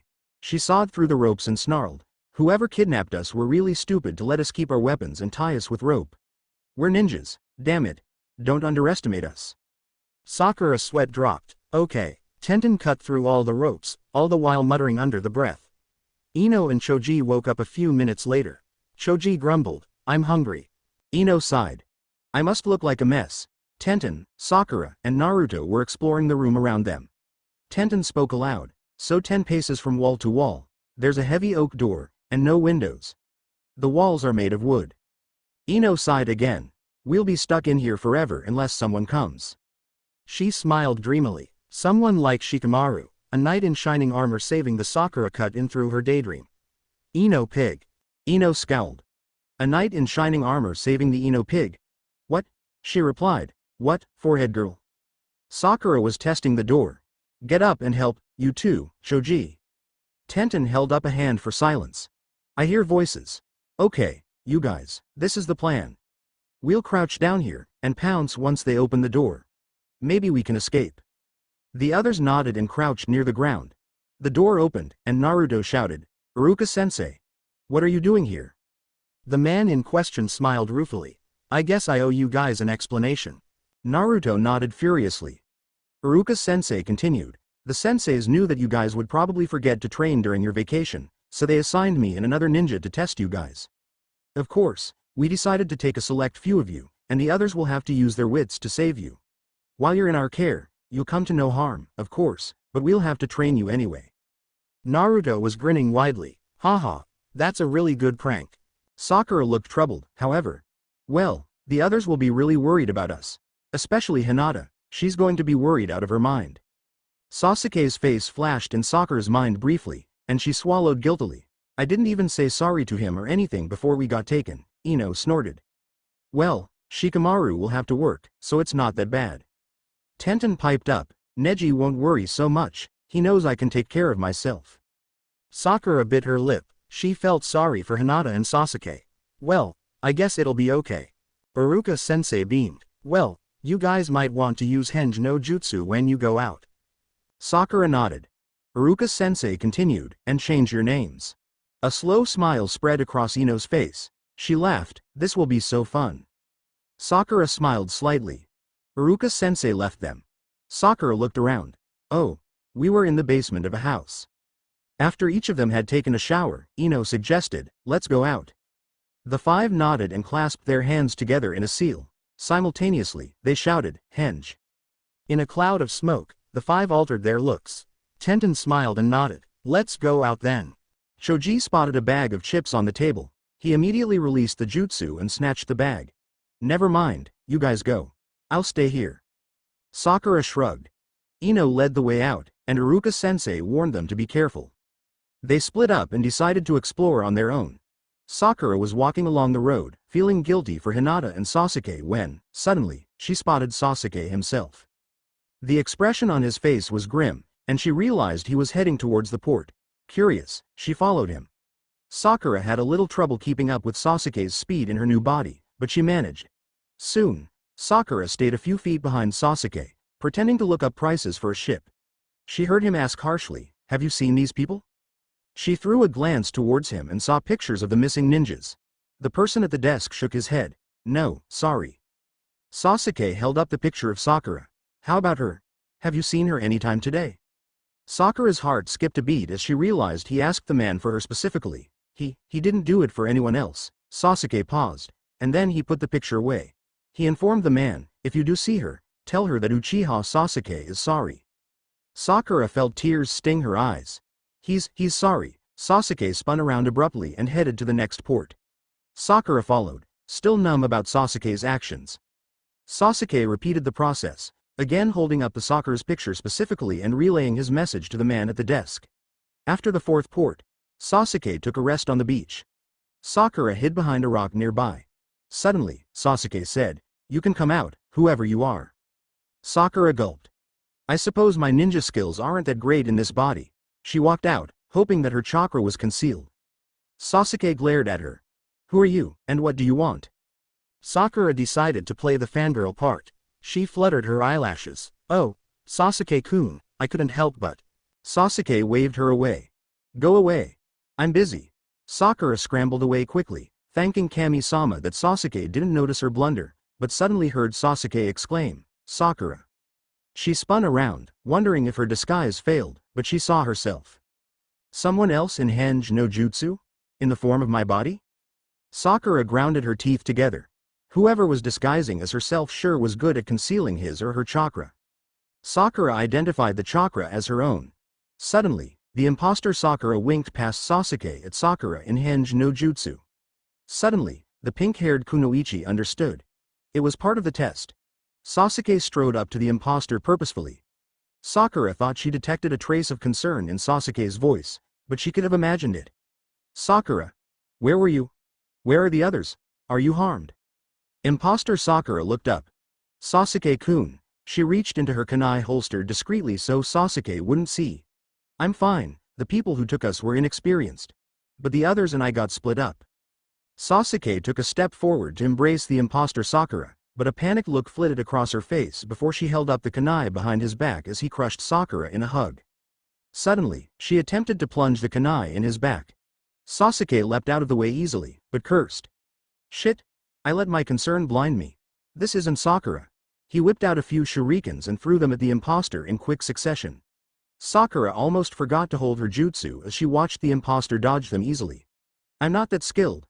Sasuke hissed. Who are you? Where's Sakura? The imposter replied evenly, it's none of your concern. She's safe, though. Sasuke snarled. What do you want with the ninjas? The imposter merely smirked as she threw a kunai at Sasuke's head. Sasuke caught it and growled, you underestimate Konoha ninjas. His opponent didn't bother to reply. She threw 4 shurikens at him and lunged after them. Sasuke jumped aside to avoid the shurikens, but he didn't see the imposter's kunai in her left hand. He grunted as he felt the kunai graze his side. Suddenly, the imposter lost balance. Whoa. She fell face first into the sand. Sasuke smirked. Not used to Sakura's body? He flicked a shuriken idly at the prostrate imposter, but she rolled to the side and sped off. Sasuke gave chase, but the imposter put on a burst of speed and managed to lose Sasuke. He stood, panting heavily. Who the hell was that person? He looked up. It was already early evening. Time to head back. Sasuke trudged back to the 3 houses wearily. Shikamaru and Lee were already back. They were sitting in front of the middle house. Shikamaru waved lazily. Did you find anything interesting? Sasuke relayed the day's events. Shikamaru informed Sasuke of his day. I found a little bit of information. 2 of the villagers recall seeing 5 figures hunched over 5 others. In other words, the 5 who took our comrades were carrying them to their hideout. The villagers don't know where they went, though. Lee shook his head. Nothing to report here. Shikamaru sighed. Our best bet is to just stay here and wait for the others to return. Lee nodded, but Sasuke didn't agree. Why not keep searching? Shikamaru shook his head. We need to plan. Sasuke sat down on the ground and leaned his head against the house wall.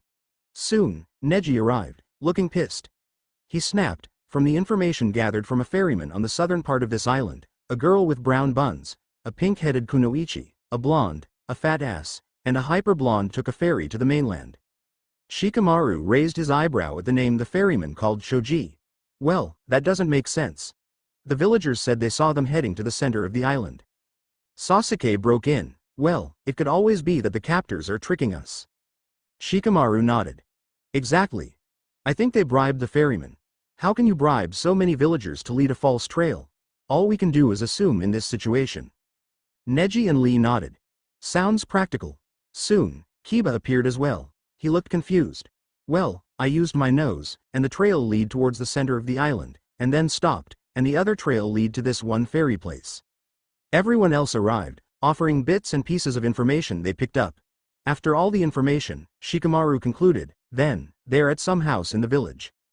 Sasuke recalled the girl he encountered before facing the imposter. He shrugged it off and listened closely. Right now, since it's night, we might be a little more lucky. Start from the outskirts of the village and start from there. Head towards the center. Got it. Move. The rest leapt away into the darkness. Meanwhile, the captured were enjoying themselves inside the house they were imprisoned in. Everyone seemed to having a great time, eating and joking, but Sakura couldn't help but feel guilty about Hinata and Sasuke. Don't worry. Sasuke-kun isn't that worried. Sakura's face twisted wistfully. Ino noticed and teased, ooh, Sakura's homesick. Sakura shot back, I am not. Naruto leaned back. Yearning for someone, then? Sakura flushed, embarrassed. No, Tenten butted in. Sasuke? Sakura's head shot up. Where? The other 4 laughed. Sakura lowered her eyes and felt her cheeks burn. Naruto threw a friend arm around her shoulders. Hey, don't be embarrassed. I know how you feel, I kinda miss Hinata. Tenten bit her lip and masked her emotion perfectly by putting up a cheerful face. I'm sure we all miss our loved ones, but aren't you guys hungry? Iruka-sensei bought this for us, you know. Naruto dug in enthusiastically, and soon he and Choji were fighting over food. Ino and Tenten conversed happily, but all Sakura could do was pick at her food. Sakura sighed and pushed her food away. I'm going to go out on the balcony really fast. Ino called after her, want some company? Sakura shook her head and smiled her thanks. Tenten added, don't forget, henge. Sakura performed the jutsu and put her elbows on top of the railing. She stared at the stars sadly. Sasuke-kun, I miss you. Sakura started as a dark figure landed next to her. She took a step back. The figure suddenly spoke, you have green eyes. Sakura froze. Oh shit, didn't I change my whole appearance? Sakura blinked and smiled nervously. Yes, I guess I do. The figure stepped into a little pool of light. Sakura bit back a gasp. Sasuke-kun. This is bad, bad, bad, bad. Sasuke stared at her. You look a lot like someone I know. Sakura hissed in dismay. She didn't think she'd be recognized, so her transformation wasn't very different. I didn't think I'd encounter any of them. Sakura stammered, that's really nice. I have tea to Jigo now. Sasuke grabbed her arm, and Sakura jumped in surprise. His eyes narrowed. Your hairstyle is the same as my friend's. Your eyes are the same. Sakura tried to pull her arm away. What happened to your friend? Sasuke tightened his grip. She was kidnapped. Sakura smirked inwardly. I might as well have some fun. Why do you care? Sasuke paused. What the hell, she won't know who that girl is anyway, and she doesn't know me either, because she's important to me. Sakura raised an eyebrow. She's important to you? Sasuke merely grunted. Sakura shrugged. Well, I do hope you find your friend, before it's too late or something. Sakura muffled her yelp as Sasuke crushed her arm. Don't say that. His eyes were blazing, and Sakura was intimidated. G. Gomen. He hissed, I'll find her if I have to tear this world apart. I'll find her. I'll always be there for her. Sakura's heart nearly stopped as he continued. I will be there to catch her when she falls. With that, he threw her a look of disgust and stalked off. Sakura grabbed the railing to support her jelly-turned knees. A tear slid down her cheek. Sasuke. Sasuke-kun. Sakura blinked, desperately trying not to cry. Suddenly, Sakura felt Ino's hand on her shoulder. She whispered, I saw all that. Sakura trembled. Ino took a breath, and it was really touching. I didn't know he was like that. Sakura sniffed. Neither did I. I really miss him, Ino. Ino patted Sakura's back. I miss Shikamaru, but we'll be able to go back once they rescue us, right? Sakura nodded. The two friends headed back into the house. Iruka-sensei showed them the rooms, and soon, within moments, they were asleep. Sakura murmured Sasuke's name before falling asleep. Sasuke sped through the village, keeping his eyes open for any signs of life. So far, he had only encountered the girl on the balcony, and that had left him unnerved. Sasuke shook his head vigorously as he landed easily in front of Shikamaru's house. Sasuke shrugged. I only encountered some girl. Shikamaru sighed. Not interested. Go to sleep, Uchiha. We have a long day tomorrow. Sasuke felt Shikamaru pat him and surprisingly he didn't shrug it off. Sasuke dragged his feet to his room and fell into his bed. He breathed in the scent of Sakura deeply, and it helped him calm down a little. Sasuke rolled over and fell asleep. Sakura awoke groggily and reluctantly to Ino's shaking. Ino hissed, Sakura, wake up. She rolled away from the offending blonde and muttered, a few more minutes, I don't want to get up and face the day without Sasuke-kun yet. Ino hissed urgently, no, Sakura, it seems like Neji found this place. We have to leave, now. Sakura bolted upright. Why didn't you say so? Ino rolled her eyes as Sakura bounded around the room, grabbing some clothing and stuffing them in a bag. Iruka-sensei said we should just grab a few articles of clothing and get out of here. We'll come back, and this place will be safe. Sakura nodded. Ino continued, Naruto's going to create some bunshin and make them use henge. He'll direct them away from us, and maybe that'll throw off the others. Sakura pulled the strings on her duffel bag to close the bag. All ready. What about you? Ino gestured to a neat duffel bag next to her. Done. Let's go, we don't want to keep them waiting. The two rushed down the stairs and met the others at the bottom. Naruto hoisted his backpack on his shoulder. Let's go. Iruka-sensei led them out of the house after Naruto had created a diversion. The sensei whispered and gestured with his hands, we'll be moving to another house. She's a friend of mine. Tenten replied impatiently, well, what are we waiting for? Let's go already. The ninjas sped off after performing henge no jutsu. However, 5 minutes after their departure, a shuriken landed next to Iruka-sensei's head. Sakura's eyes widened. They know it's us? Naruto cursed. Kuso. They must have seen us use henge. Come on, we'll have to split up. Iruka-sensei leapt ahead. I'll get the place ready. Good luck. Sakura shouted, do we have to keep up the jutsu? Naruto replied, it's best to. If one of us gets caught, they'll ask why we were in henge. However, let's keep it for now, and maybe they won't question. Tenten glanced back at Neji. She was extremely tempted to stop and just feel the Hyuga for a split moment, but she kept her emotions in check. Choji started breathing laboriously and fell behind a little. Tenten sighed. Choji, hurry. He panted. Too fast, can't make it. Tenten sighed with frustration and leapt back to Choji. She grabbed his scarf and pulled. Let's go, Choji. She dragged Choji until he was level with the others. Tenten took another glance at Neji. She could see the expression of determination in his face. The look caused her to falter in her step, but Naruto gave her a shove. Let's go, Tenten. You can cuddle with Neji later. Tenten blushed and punched Naruto. Shut up, Naruto. Suddenly Ino tripped on a protruding branch. She fell with a scream, and the others paused momentarily. Sakura rushed back, but Naruto grabbed her arm. Let's go. We can't lose time. Sakura could see Sasuke, Shikamaru, and Neji a few trees away, headed right towards them. Naruto cursed again and used henge to transform into a random middle-aged ninja. He grabbed Sakura's arm and yelled gruffly, let's go, little girl. Sakura hissed, what are you doing, nah? Naruto winked and murmured, just play along. Sakura put up a false struggle but allowed Naruto to lead her away after glancing at Sasuke and yelling, "Sasuke-kun." Sasuke called, "No, wait. Sakura. Soon." The two ninjas were gone from view. Sasuke hissed with anger and splintered a tree with a furious punch. Neji was staring at the direction Tenten and the others took. He kept his impassive mask, but every so often, his mouth would twitch with annoyance. Ino sat on the branch, nursing a sprained ankle. Shikamaru glanced down at the blonde and picked Ino up easily. He sighed, "How troublesome, at least we've got one back." Ino smiled regretfully. "I nearly screwed everything up." "Well, I'm not done yet." Shikamaru questioned the blonde. "Where were you guys? What happened? Where were you going? What was up with the clones?" Ino smiled sweetly. "I can just give them false information.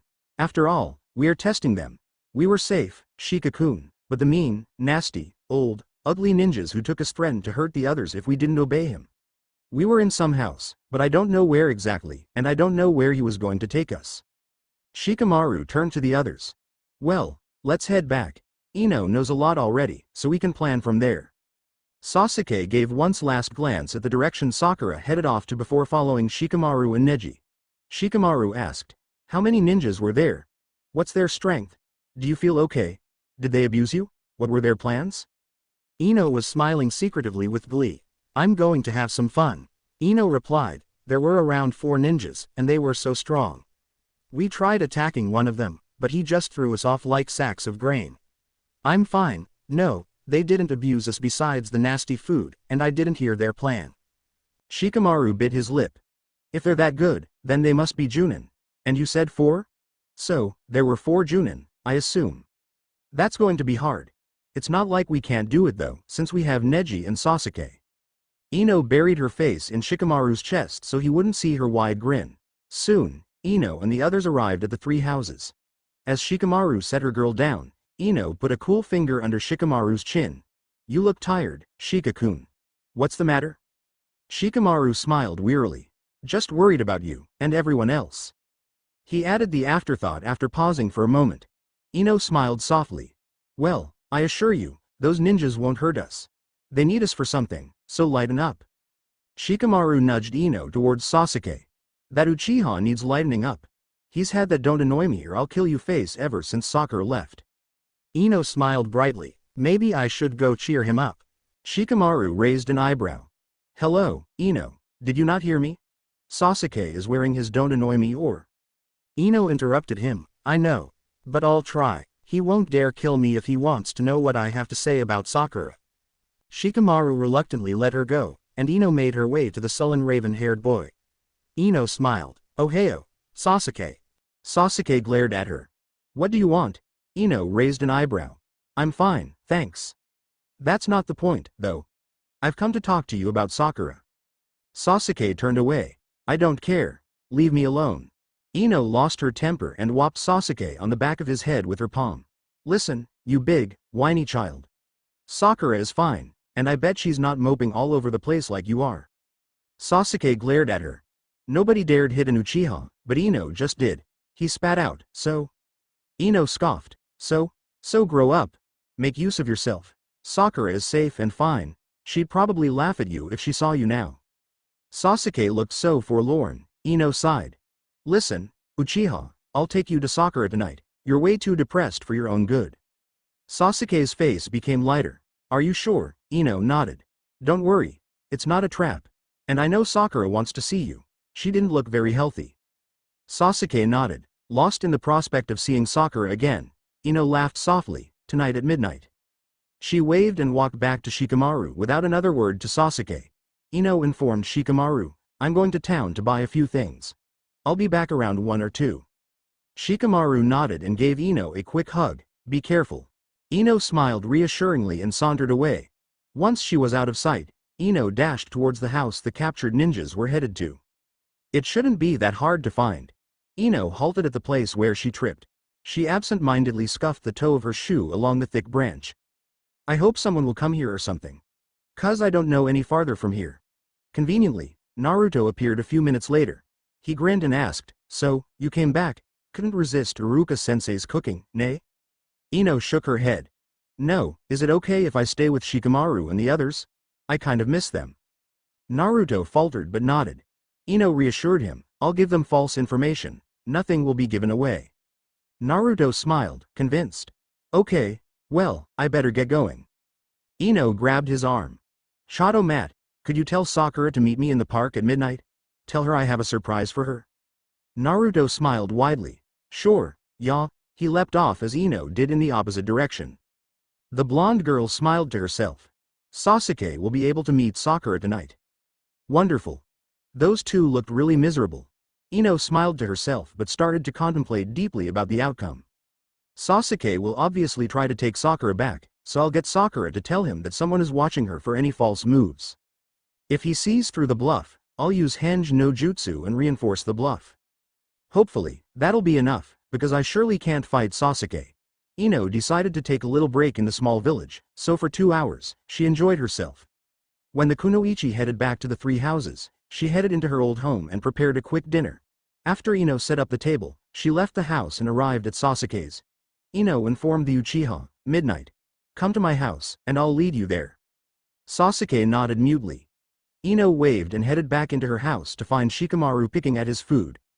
Ino crept up from behind and encircled his neck with her arms. What's the matter? Shikamaru sighed.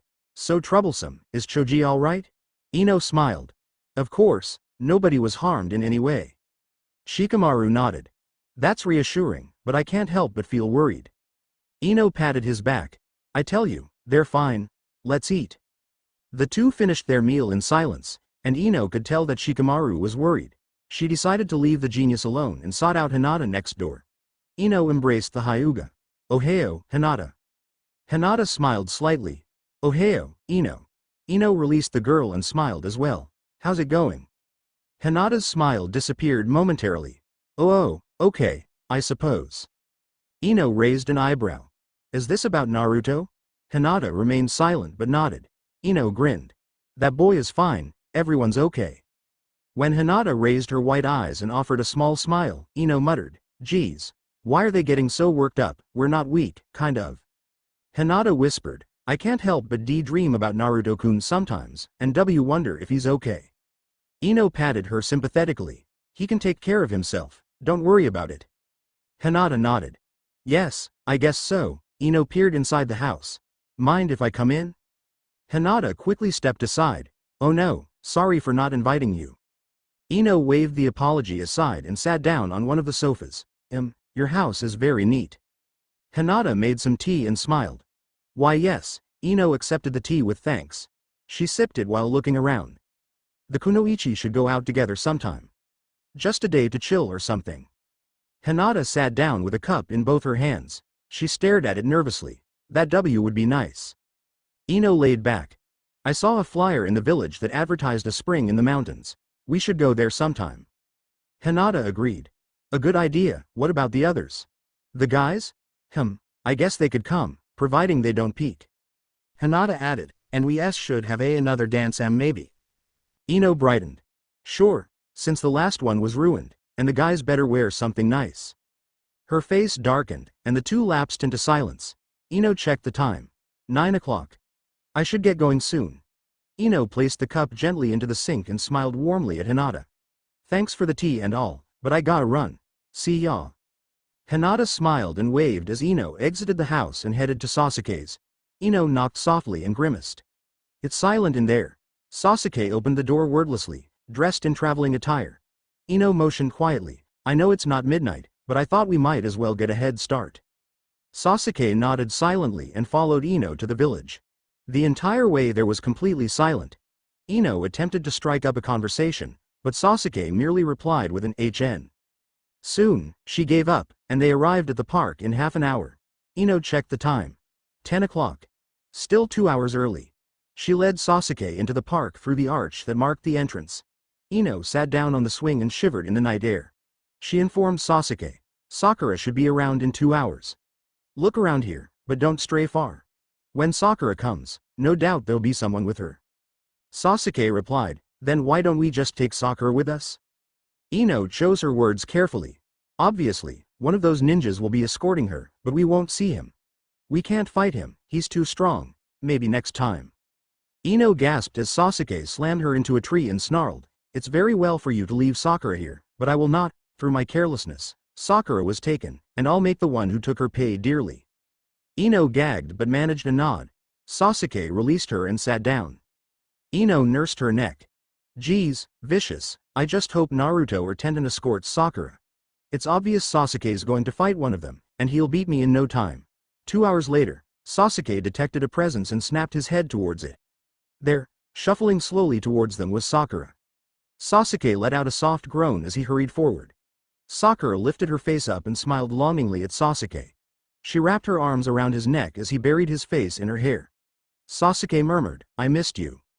Sakura pressed her face into the side of Sasuke's neck, "Same." Ino smiled softly at the two embracing teens. She slipped away to give them some privacy. Sakura sighed with content. "I dreamed of you every day, Sasuke-kun." Sasuke merely grunted in reply. The kunoichi continued, "So how's everyone?"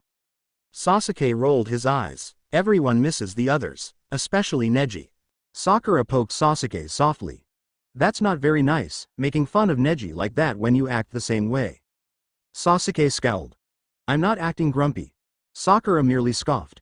"Sure you aren't, Uchiha. I know a petulant child when I see one." Sasuke raised an eyebrow. "Petulant?" The kunoichi smirked and emphasized each word with a prod. "Yes, petulant. You're being selfish, Sasuke-kun." The raven-haired Uchiha snorted. "Selfish? I only want you back." Sakura patted his shoulder fondly. "And I want to go back." Sasuke whispered, "What's stopping me from taking you away now?" Sakura replied, "One of the ninjas took me here. I don't want you to get hurt, so, please, don't." Sasuke groaned. "I need you next to me, Sakura." She smiled slightly and gave him a quick squeeze. "We'll be together again sometime." Sasuke growled softly, "It had better be soon." Sakura looked up at Sasuke's onyx eyes. "It will, Sasuke-kun. But do hurry and figure something out. It's quite dull staying at the place we're at." Sasuke released her slightly and asked, "Can you give me some information about the enemy nin so we can rescue you and the others easier?" Sakura bit her lip. "I can't tell you much, he's watching. And I don't know where the house is. I didn't see. We were blindfolded." Sasuke hissed in dismay. "Anything else? Like what their plan is?" Sakura shook her head. "We're penned up in a room on the top floor. There's a balcony, and all I can see from there is a forest." Sasuke smirked. "Forest? Easy enough. We'll have you out of there in no time." Sakura nodded and shyly averted her gaze. "I have to go, Sasuke-kun." Sasuke groaned again and pressed his lips swiftly to Sakura's forehead. "Before you leave, I'm sorry for that night." Sakura blushed. "It's okay. Yeah, Sasuke-kun." She leapt away into the night.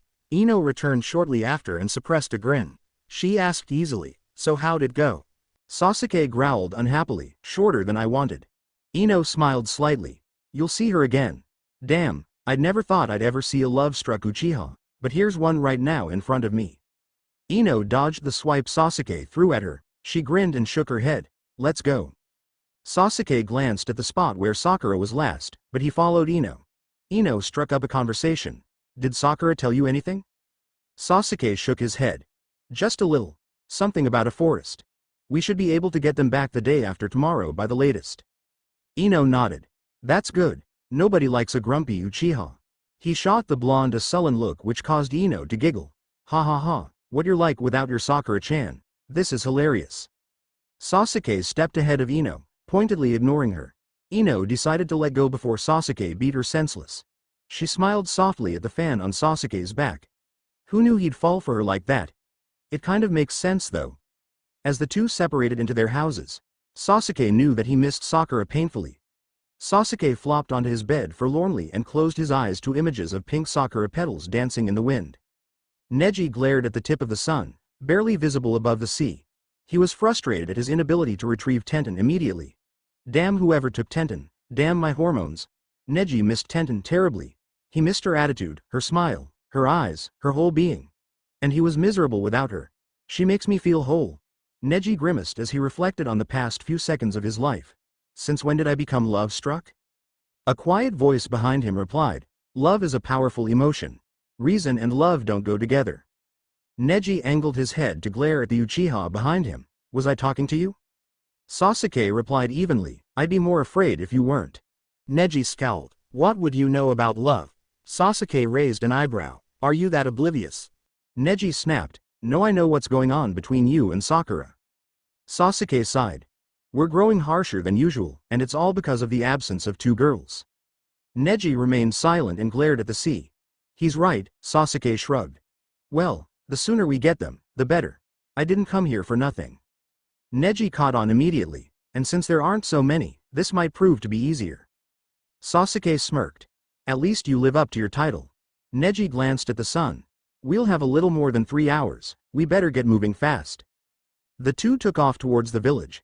They didn't exchange any words on the way there, so the two prodigies arrived at their destination pretty easily. Neji muttered, Byakugan. Sasuke watched on with mild curiosity. They were standing on top of a rather tall building where they could see the whole village. Neji smirked, too easy. Sasuke sighed, if only we had information sooner we could have done this.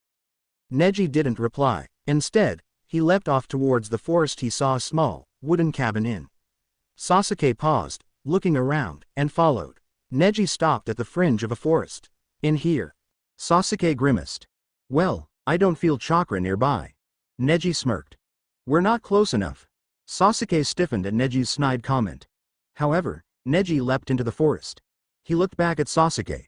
Create a diversion? Sasuke scowled. Me? Neji rolled his eyes. No, the guy behind you. Sasuke replied, why'd I have to create the diversion? Neji snapped back, stop arguing, you don't have Byakugan, so you don't know where to go. Now, create a damn diversion. Sasuke knew Neji was right, but he was unhappy to follow orders from the other prodigy. Sasuke leapt off into the night silently, and Neji turned his attention back to the small cabin. He used his Byakugan and scanned the inside of the cabin. However, he didn't see any forms of chakra. Neji hissed softly. Wrong cabin, where's Uchiha? Not seeing Sasuke in sight, he leapt nimbly off the tree and crept into the cabin. Neji opened the door and looked around inside the room. It was a single-room cabin. It was bare, too. A table stood at the center of the cabin, and a bed was neatly made in the corner. A few other chairs and furniture were scattered around the cabin, but Neji didn't pay any more attention. He turned around to see Sasuke glaring at him. The Hyuga replied, wrong cabin. Sasuke sneered, obviously. I did tell you that there was no chakra present. Neji ignored Sasuke and leapt onto a tree skillfully. We're going to go atop another building, and I'll use my Byakugan there. Sasuke shrugged and followed Neji to yet another building. Neji used his Byakugan and scanned the surroundings for a full 3 minutes before informing Sasuke. Neji announced softly, I think I've detected a possible source where they're kept hostage. Without another word, the two leapt towards another forest, slightly larger this time. Neji halted at the fringes. Byakugan. Neji remained silent for a few seconds, then declared, yes, we're at the right forest this time. Watch out, there might be traps. Sasuke scoffed softly. Neji took a tentative step into the forest. Sasuke followed Neji's every step to ensure that no traps were set off. Neji sighed softly when the cabin loomed into view from between the trees. Sasuke's voice interrupted his thoughts. Hyuga. The string. Neji looked down to see his foot resting against a string. A bead of sweat trickled down his nose. Suddenly, Sasuke hissed, oh, shit.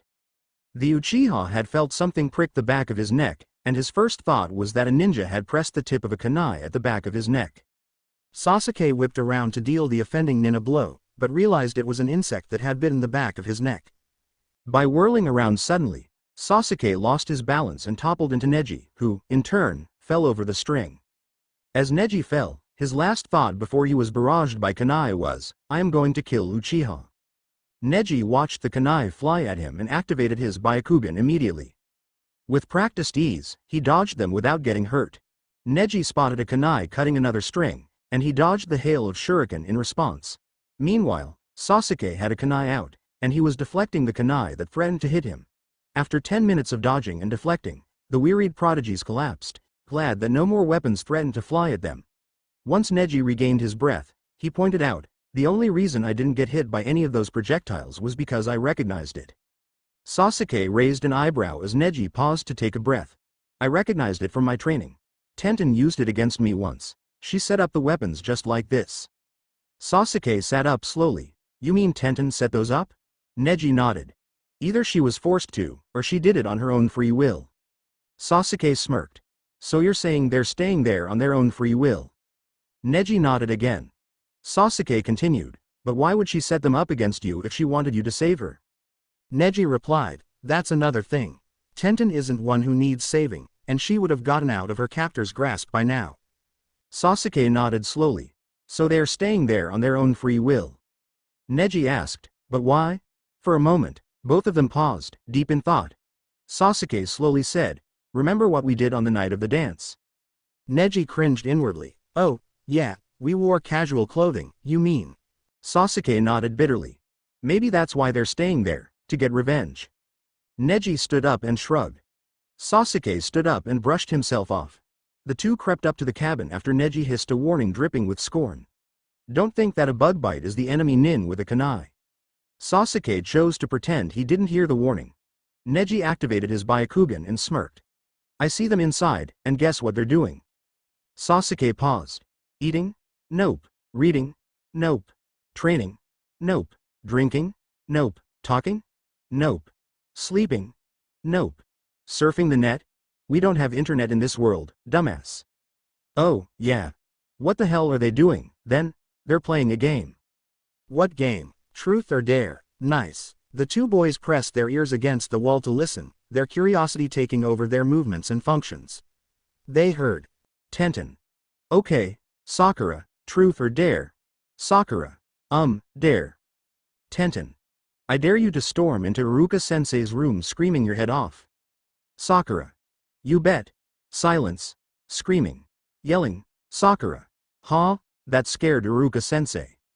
Laughing. Sakura. Shoji, truth or dare? Shoji. Truth. Here, the boys decided that they had enough of the girls' game, and they crept away slowly.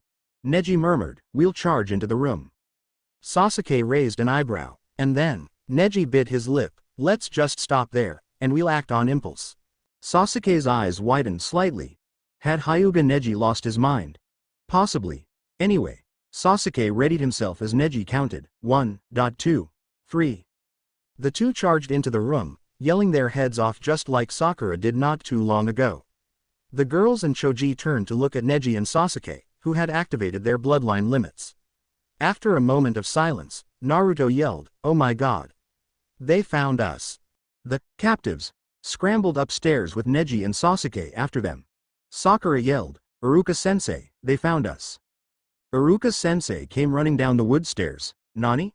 He saw Neji and Sasuke chasing the captives around the room, over the sofa, under the table, and around him in circles. The poor teacher shut his eyes and yelled, stop. Surprisingly, everyone did so, and Iruka-sensei took advantage of the silence. Okay, what are you two doing here? Sasuke scoffed, we're here to bring them back, of course. Neji replied, we know your ruse. Iruka-sensei smiled ruefully. Well, yes. It was for training. I guess they can go home now.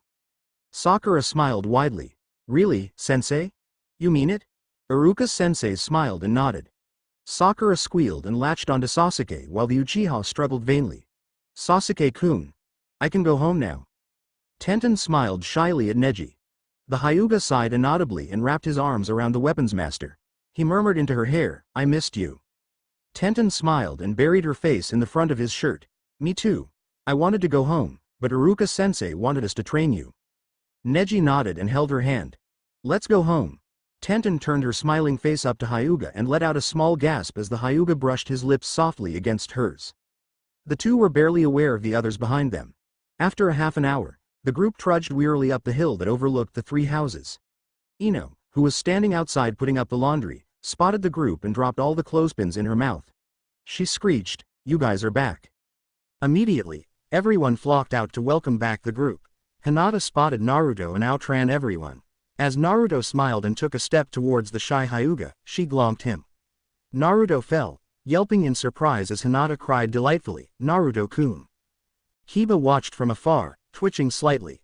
However, he couldn't help but smile at everyone's happy reaction towards the group's long-awaited return. Shikamaru embraced Choji. You had me worried, Choji. Choji smiled as he hugged Shikamaru back. I missed you too, Shikamaru. As the group dispersed, Neji took Tenten's hand and led her to the rocks on the cliff overlooking the sea. Tenten smiled softly. I really missed you, Neji. Neji smiled softly and embraced Tenten. Same here, same here. Tenten sat down on the rocks with Neji by her side. She gazed at the sea, and Neji felt a surge of content as he watched Tenten looking at the sea dreamily. I love you, Tenten. Tenten turned her bright face to Neji in time for a kiss. Tenten closed her eyes contently as all she felt was Neji's soft lips pressed against her own. Vaguely, she felt Neji's arms around her waist, but she wasn't sure. Tenten thought drowsily, I am the luckiest kunoichi alive. Neji let go of her lips after a while. Tenten blushed slightly. Neji smirked. Let's go. Tenten stood up obediently, following Neji back to the house. Neji unlocked the door and stepped in. Tenten looked around and asked, Where's Lee? Neji winked. In the village. Tenten giggled softly. Neji continued, which reminds me, I reserved a spot for us at a restaurant in the village. Tenten asked, but you weren't sure that you would have rescued me by noon, right? Neji scoffed. Well, I did, right? And I swore that nothing would stop me, anyway. Tenten smiled secretively at Neji's reply. Wow, he cares for me so much. Tenten quickly changed into some comfortable clothing and intertwined her fingers around Neji's. She smiled benignly. Let's go. Neji led her into the village. Tenten looked around curiously, wondering if she would spot Lee anywhere. When she didn't see Lee anywhere, she paid attention to the restaurant they had stopped at. Neji smiled thinly at Tenten's shocked expression. But this is a really expensive restaurant. Neji shrugged. Anything for the one most important to me. At this, Tenten blushed and allowed Neji to lead her into the restaurant. Neji ordered for the two of them, and Tenten smiled. Thank you, Neji. Neji grunted in reply. Tenten smirked inwardly. She leaned forward until her nose was almost touching Neji's. Neji noticed this and couldn't help but blush a little bit at their proximity. Tenten said slowly, I said, thank you, Neji. Neji twitched and unable to stand their nearness, he leaned back and muttered, You're welcome. Tenten sat back and smiled smugly. I thought so. They ate their lunch with friendly conversation, and as they left the restaurant, Neji asked, Did you enjoy it? Tenten smiled. Yeah. Neji sighed softly, we better get back. Tenten raised an eyebrow. Why? Neji shifted uncomfortably. You see, when you were gone, I kind of messed up the house a little bit. Tenten's expression grew dark, but Neji quickly assured, but I only messed the house up because I missed you so terribly. As they walked towards the houses, Tenten prodded Neji. Hyuga Neji, don't give me any of your crap. Now I have to clean up the house. Neji offered, I'll help you. Tenten's face blanched. No, that's okay. Remember when you were over at my apartment for lunch, and you broke the plate? Neji cringed. Yeah, but, Tenten continued, ignoring him. And then when you went to get the broom in the closet, and you opened the closet door, the broom fell out and hit you. Neji winced. Yeah, that. And then you stumbled backwards into the couch, and then you fell over it, and then you knocked your head on the table, and then you got up, howling in pain, and then you kicked the sofa, but you hurt your toe, so you were hopping around on one leg, and then you broke the table? Remember that? Neji muttered sullenly, yes. Tenten smiled sweetly. Therefore, I really prefer you not clean the house. Neji turned his eyes skyward. Okay. They reached the house and entered it. Tenten shut her eyes tightly, expecting the worst. She cracked one eye open, bracing herself. Surprisingly, it wasn't so bad, compared to the time Neji was at her house for lunch. The three sofas around the coffee table had rips made from kunai. The coffee table itself had a crack inside of it, the kitchen tables had shuriken embedded in it, and the chairs were either broken or cracked. Tenten smiled. Well, this isn't so bad. Neji, who had covered his heads with his arms unconsciously, lowered them tentatively. It's not that bad. Tenten replied grimly, compared to that time? Neji winced again. Yeah. Tenten got busy cleaning up the house. She managed to finish before dinner, and the weapons master cooked up an excellent dinner. Someone knocked on the door, and Neji opened it. Lee walked in, smiling cheerfully. Ah, I see Tenten has returned and cleaned up our abode. Oh fair Tenten, have I told you about Neji's tantrums while you were gone? Tenten's sweat dropped while Neji Death glared at Lee. Yeah. Why don't you sit down and eat, Lee? Lee smiled widely and obeyed. Dinner was eaten in silence, and the dishes were cleared away in silence as well. Neji lit the fireplace and the three settled on the sofas in front of it comfortably. Lee leaned back. So, Tenten. How was it, in the captives of an evil nin? Did Neji beat him to a bloody pulp? Tenten and Neji exchanged glances. Their gaze shifted to the book on the coffee table. Neji made a lunge for it, but Tenten snatched it up faster and promptly buried herself in it. Neji made a face. Not fair, I have to explain to Lee now. With a sigh, Neji relayed the incidents. Lee nodded and made weird comments along the way, but Neji managed to get the point across without much trouble. Lee nodded. It was wise of Iruka-sensei to train us like that. Now that the explaining was done, Tenten laid down the book. Yeah, I suppose. Lee continued, you must have missed our dear Hyuga so badly. Tenten twitched. Why, yes, I did. Her aura dared Lee to go on, but he was oblivious to the killer intent radiating from Tenten. How you must have pined for Neji. I can only say he pined for you as well. Ah, sweet love. Both Neji's and Tenten's fist crashed onto Lee's poor head. Tenten huffed, good night. Neji grabbed her and brushed his lips against hers once again. Lee didn't see since he was rubbing the bump on his head. Tenten smiled softly. Good night, Neji. He rubbed her nose with his and murmured, good night, Tenten. The Hyuga released Tenten and sat back down as Lee focused his attention on him again. Thankfully, Lee didn't see Neji's and Tenten's exchange. Neji and Lee conversed for a few more minutes before Lee decided to retire as well. Neji watched the fire die down to embers before fingering a shuriken. Engraved on one of its blades were the initials, NXT. He smiled softly and pocketed it once more before walking to his room and laying down. He fell asleep with the words Neji and Tenten echoing in his head. Tenten sat up drowsily to the clanging of pots in the morning accompanied by shouting. She muttered sleepily, what the? The kunoichi slipped out of bed and into a robe before heading into the kitchen, where she found Neji and Lee clamoring over breakfast. Neji roared, Lee, you dumbass, you burned it. Lee retorted loudly, nonsense, my misinformed comrade. I think it's supposed to be black around the edges. Neji ripped the pot from Lee's gloved hand, give me that. The Hyuga prodigy prodded the formless shape in the pan with a wooden spoon. A temple throbbed in his forehead as he shoved the mess under poor Lee's nose. Do you think Tenten will even think about eating that? Lee peered at it innocently. Maybe, it looks kinda edible. Neji dumped the black object onto a plate and handed it to Lee. Eat it. Lee looked flabbergasted. Eat it? Neji emphasized, yes, eat it. The green beast of Konoha protested, I can't eat that, it'll kill me. Neji threw the mess into the garbage.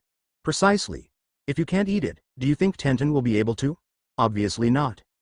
Just then, Neji spotted Tenten chuckling quietly in the hallway. He glared at her. What are you laughing at? Tenten strode into the kitchen and crossed her arms. She surveyed the mess all over the counters and asked, what might that be? Neji scooted into her view hastily, attempting to block said mess. He reassured her, nothing we can't clean up. Tenten raised an eyebrow. And what was the earlier argument about? The Hyuga mumbled, we were trying to cook stuff, and you know, idiot Lee couldn't cook to save his life. I wouldn't be calling him an idiot if I were you. I don't think you can cook either, commented Tenten. Neji scoffed, and Lee chirped. Sakura-san just dropped by. She said that everyone's heading to the village. There's supposed to be a carnival there. Tenten nodded her appreciation. Thanks, Lee. She eyed Neji, who was covered in assorted substances. You better go change. The two disappeared into their respective rooms and emerged 5 minutes later, freshened up. Right, said Tenten enthusiastically, let's meet up with everyone else. You coming, Lee? Lee hopped out energetically. Hi, anything to see my most precious person. Tenten said sympathetically, Lee, I don't think Sorai-san enjoys you calling her precious person all the time. She has a name, you know. Lee pondered the suggestion for a moment. Then he grinned at Tenten, of course, fellow teammate. Tenten took Neji's hand and led him out the door. She smiled at him. It'll be fun, won't it, Neji? Neji gave Tenten one of his rare smiles, of course. She smiled, pleased, at him and hugged him. They arrived at the top of the hill, where everyone was standing and chatting animatedly. Ino raised her hands, and the chatter died away slowly. She grinned at everyone and said loudly, now, as you all know, we're going to the village for the carnival. We don't really need to stick together, but everyone, don't get lost. Shikamaru muttered loud enough for everyone to hear, if you do get lost, it'll get troublesome, so please, don't. The group trooped towards the village. Tenten squealed, oh, Neji, it'll be so fun. Neji snorted softly as Tenten continued, I haven't been to a carnival in ages, and all the stuffed animals are absolutely adorable. Neji felt a growing dread. She's going to expect me to play games for her. Tenten smiled widely at Neji. Don't you love carnivals as well? Neji snapped back to reality. Huh? Oh, yeah, of course. Especially when someone close to me is going with me. Tenten blushed and cooed. Oh, that's so sweet. Neji mentally congratulated himself. Smooth, Neji, that was smooth. He tried not to look smug. However, a moment later, he was sprawled on the ground, face first in the dust. Neji leapt up, spitting dust and glaring murderously at the rock he tripped over. Tenten was laughing so hard, tears popped into her eyes. Oh, Neji, that was so not smooth. Neji thought wryly. Oh, the irony. Moments later, the couples and singles arrived at the village and separated. Tenten pulled Neji towards a game stall. Oh, look, Neji. It's so adorable. I absolutely need that. Neji eyed the shuriken plushie. That? Do you really? He regretted his indifferent comment when he saw the look on Tenten's face. Oh, of course not, I was just saying. Neji stepped up to counter and smirked. Too easy, throw and hit the can. Too easy. Neji laid down enough money for 3 throws. Tenten cheered. Thank you so much, Neji. The Hyuga tried to block out her voice as a blush crept up his face. He aimed the beanbag almost carelessly and threw, only to miss. Tenten fell silent and then laughed nervously. Must have been the wind. I mean, Neji? Miss? Neji picked up the second beanbag and aimed more carefully this time. He threw it and started to smirk, but stopped when the beanbag missed the can the second time as well. Neji held himself back from releasing all his anger on the nearest person and, instead, picked up the third beanbag and promptly squashed it. The vendor blinked a few times at the angry young man and protested, "EY, I can't, avenue people comin' in and destroyin' my beanbags." Neji slapped down a $20 bill and growled, "Give me another one of those shits." The burly man handed Neji another beanbag. Neji focused carefully, but at the last moment let out an angry yell and threw the beanbag with all his force. Tenten muttered, "Oh, I don't think." However, the beanbag hit the can dead on and knocked it off the table. The vendor picked up the can, which was bent in half. He stared at it for a moment more before saying meekly, "Well, you earned it by rights. Here you go, sir." Neji took the plushie murderously and gave it to Tenten. She squealed and threw her arms around Neji's neck. "Oh, thank you, thank you, thank you, I love you." Neji blushed and mumbled, "Don't mention it, seriously." He led the jubilant Tenten to yet another game, where hopefully, he wouldn't have such bad luck. Ino whined, "Oh, come on, Shikamaru. Don't be so lazy." Shikamaru muttered, "No well, not yet, not right now." Ino pouted. "Fine, don't play any games, geez." Shikamaru tried to appease his girlfriend by pointing out the Ferris wheel. "Say, look, why don't we ride on that?" Ino huffed, "If it makes you happy, oh Shika-sama." Moments later, Shikamaru and Ino were seated in one of the Ferris wheel's mini carriages. Ino was leaning moodily against the side of the carriage, elbow propped on the wall. She looked down at the rest of the carnival through half-lidded eyes. Ino sneaked a glance at Shikamaru, who was leaning against the other side of the carriage, elbow propped on the wall as well. He was looking forward lazily. Ino pointed out loudly, "Say, look, I think I see Sakura, and there's Sasuke, I think, with her." Receiving no response, Ino continued loudly, "They look like they're having fun, at least they're playing games." Shikamaru muttered, "That's nice, Ino." The blonde huffed and fell silent. As they neared the top of the wheel, she spoke up again. Sasuke-kun looks really sexy." Shikamaru remained the same. Ino grew more annoyed and said loudly, "I said, Sasuke-kun looks really sexy." Shikamaru replied monotonously, "If you're trying to make me jealous, it's not working." Ino defended herself hastily, "Who says I'm making you jealous? I'm just saying." "Sasuke's very sexy, yes, I heard," finished Shikamaru. Ino pouted. "Oh, come on, Shika-kun, this is boring." Shikamaru sighed, but he didn't say anything. Ino sighed as well and fell silent. As they reached the top of the Ferris wheel, the machine suddenly came to a grinding halt. Ino lamented loudly, "Oh wonderful. How classic, I'm stuck atop a Ferris wheel with a lazy-ass genius, woe is me." Shikamaru shut his eyes. "Ino, please be quiet." Ino continued on sorrowfully, "Does anyone have a boyfriend like me? One who's so lazy, he won't accompany a poor girl like me to play games?" Here, Ino whacked Shikamaru on the back of his head. "I think not." Shikamaru protested, "Oh, come on, here, I'll play games with you after this stupid ride." Ino brightened and laid her head on Shikamaru's shoulder. She fluttered her eyelashes and cooed, "Really, Shika-kun?" Shikamaru rolled his eyes and replied, "Yes. How troublesome." Ino sat up again and retorted, "Too bad." The couple remained silent with Shikamaru's occasional mutterings as the Ferris wheel jerked back into order. They descended, and Ino grinned wickedly. She took Shikamaru's arm and led him to a game stall. "How about that one, Shika?" Naruto grinned energetically at Hinata. "Hinata-chan, what do you want to do?" Hinata poked her fingers together shyly. Anything you want, Naruto-kun." Naruto grabbed Hinata's hand and squeezed. "All right. Here, I'll win you something as a token of my love, nay?" Hinata blushed and smiled. Naruto led her through the crowd to the first game stall he could find. Naruto brightened. "Look, Hinata-chan. The prize is really kawaii, nay? Just like you." Hinata blushed again. She admired the lavender unicorn staring up at her with huge eyes. "It's very cute." Naruto grinned at the game. The vendor roared, "Toss a ball into the hoop and win a lovely prize. You, Milad, would y'all like to play?" Naruto stepped up boldly. "Hi," he winked at Hinata, making her blush, and turned to the hoop. He aimed with careful precision and tossed. The ball soared through the air beautifully and landed in the hoop.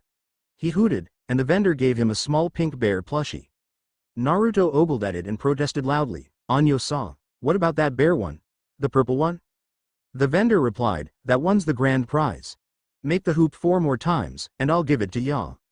Naruto squawked, "What a ripoff." Hinata offered quietly, "We don't have to play, Naruto-kun." Naruto rolled up his sleeves. "Nonsense, give me that." After 6 more throws, Naruto beamed. He had only missed 2 of them, and he won the plushie as well. Naruto took it carefully and dashed to Hinata. He gave her the plushie and beamed. Hinata smiled widely, her eyes moist. "Oh, thank you so much, Naruto-kun." Naruto grinned widely. "You didn't stutter." He hugged her and spun her around once before setting her down. Hinata buried her face in Naruto's shirt, glad that she was with the person she loved. Naruto took her hand gently and led her to a food stall. He was content to stare at Hinata the whole night. "I'm so lucky." Hinata blushed and stammered. "Naruto-kun, please, stop staring." Naruto grinned slyly. "But you're so cute." He did turn away however and order a small snack for both of them. Naruto turned his face upwards to stare at the sky. He asked seriously, "Anyo-sa, Hinata-chan, if you had one wish, what would it be?" Hinata turned her face towards Naruto. She replied serenely, "To stay with the one I love forever." Naruto looked at Hinata and grinned. "That's really nice." Hinata leaned forward and pecked Naruto on the nose. They blushed, and Naruto hastily announced, "Our food has arrived." He dug in energetically, but Hinata was content to watch. Naruto paused to ask, "Aren't you eating, Hinata-chan?" She shook her head, and he asked, "Do you want something else?" Hinata stammered, "No, I'm fine, Naruto-kun." The couple sat in the stall, each content with the other's presence. Sasuke turned his head to Sakura, who was bouncing cheerfully along with him. He asked, "What are you so happy about?" Sakura twirled around and grabbed his hand. "It's a carnival, Sasuke-kun. I love carnivals." Sasuke mused, "I haven't been to one since Itachi." Sakura's face fell. "Oh, I'm so sorry, maybe we should." Sasuke squeezed her hand and interrupted, "No, I'm fine. I'm with you. How could I not be fine? Everything feels perfect tonight." Sakura blushed and laid her head on Sasuke's shoulder. Sakura asked, "So, where do you want to go first?" Sasuke replied, "How about a ride? Or a game? Anything you want." Sakura raised an eyebrow and turned her head so she was right under Sasuke's nose. "Are you sure you're Sasuke-kun? Because the one I know is a real ice cube." Sasuke gave a "HN. If you don't believe it's me, then don't," he replied. Sakura laughed and kissed him. "Of course I believe it's you, Sasuke-kun." "Sasuke-kun," thought Sasuke. "I've grown so accustomed to that name. If she should stop calling me that." Sasuke gave Sakura one of his rare smiles. Sakura squealed, "Oh, I know, let's go walk the Sakura Grove." Sasuke asked, "They have one here?" His girlfriend replied, "Yeah, I saw it on a flyer. Let's go this way." Sasuke allowed himself to be dragged by Sakura to the outskirts of the village, where the carnival was still held. Sasuke pointed. "Say, is it that?" Sakura peered at it and nodded. She dashed off towards it with Sasuke hastily following her. Soon, they reached the entrance of the grove. Sakura whispered, "Wow, it's so beautiful." Sasuke took her hand again. Ah. They followed the path being showered by the pink petals. Sasuke eyed the flowers drifting through the air and caught one. It was undamaged and completely whole. Sasuke put it in Sakura's hair. She looked up and blushed. "Arigato, Sasuke-kun." They stopped and sat down on a log a little off the road. Sakura continued to look around, entranced by the petals. However, her companion was totally immersed in her. Sasuke reached a hand and touched Sakura's cheek. She turned towards him to find his mouth pressed against hers. Sakura's heart skipped a beat with shock, but calmed as she enjoyed his taste. Moments later, they broke the kiss with much reluctance. Sasuke muttered, looking away, "I shouldn't have done that. Sorry." Sakura took both his hands. "Of course you should have, silly." Sakura smiled coyly at Sasuke, and he smirked. Sakura hugged the Uchiha sitting next to her. For a few minutes, everything was silent. Then, Sasuke noticed that Sakura was sniffing and his lap was slightly damp. Sasuke lifted up her chin, and to his surprise, found her crying silently. Sasuke panicked. "Sakura, what's wrong?" Sakura sniffed and rubbed her eyes, turning away from him. "It's nothing, it's really silly of me to cry over, you wouldn't care." Sasuke grabbed her arms and said fiercely, "Of course I care, tell me what's wrong." Sakura smiled through her tears. "It's just that, I've always dreamt of being with you, and now I am, and this is like my dream." Sasuke relaxed. Geez, so this is what she was crying over. Sasuke hugged her carefully. "Yeah, I love you, Sakura." He felt her embrace him and reply, "I love you too, Sasuke-kun." The two sat, embracing each other in the midst of falling sakura petals, and at peace. Lee found Sorai, throwing darts at a board of balloons. He winced as the dart punctured the poor balloon, and called, "Sorai-san." Sorai turned around and smiled widely. "Lee, how good of you to come." She hopped away from the counter and gave Lee a huge hug. "How's it going, Lee-san?" Lee grinned. "Wonderful, my beautiful blossom. Now, should we play a game?" Sorai gestured towards a few plushies on the counter. "I won those." Lee raised his eyebrow and congratulated his girlfriend. "That's great, what did you play?" Sorai answered, "Mostly throwing games, like this dart one, and there was this one beanbag hit the can one, and another one where you use knives to try and pin a duck, which is on a conveyor belt." Lee's sweat dropped and held up his hands. "Wow, she's a violent one? Aren't those games too, violent for you?" Sorai scoffed. "Nonsense. I saw this one where you put someone on a spinning wheel and throw knives at their outline. I was waiting for you to come. Now let's go." Lee let out a whimper as Sorai dragged him away. He tried to reason with his excited girlfriend. "Say, Sorai-san, don't you think that's kind of dangerous?" Sorai scoffed again. "I'm a good shuriken thrower. Why are you scared? Don't you trust me?" Lee assured her, "Of course I trust you, my lovely flower, and of course I'm not scared." Sorai grinned wickedly. "Oh, good, then let's go." As Lee was being dragged to his doom, he pointed out many things and shouted, "Sorai-san, how about that plushie? The pink one? Cute, nay. No. What about that ride? It doesn't look so bad. Wah. Sorai-san, please don't throw knives at me while I'm strapped defenseless to a moving wheel." Sorai jerked Lee's arm. "Oh, stop being such a crybaby, it's fun. You can do it to me when I'm done." Lee restrained from howling out, "If there's anything left of me when you're done." As they neared the game, screams of terror could be heard. Lee glimpsed through the crowd, a spinning wheel and a person strapped on it. Why the hell do they have this kind of game anyway? Sheesh. Lee let out one last whimper before Sorai yelled, "Hey, over here. I want to try." Lee groaned and muttered, "I've died and been sent to the deepest depths of hell." The end. Thanks for watching. Also remember to subscribe and like this video. See you in the next video.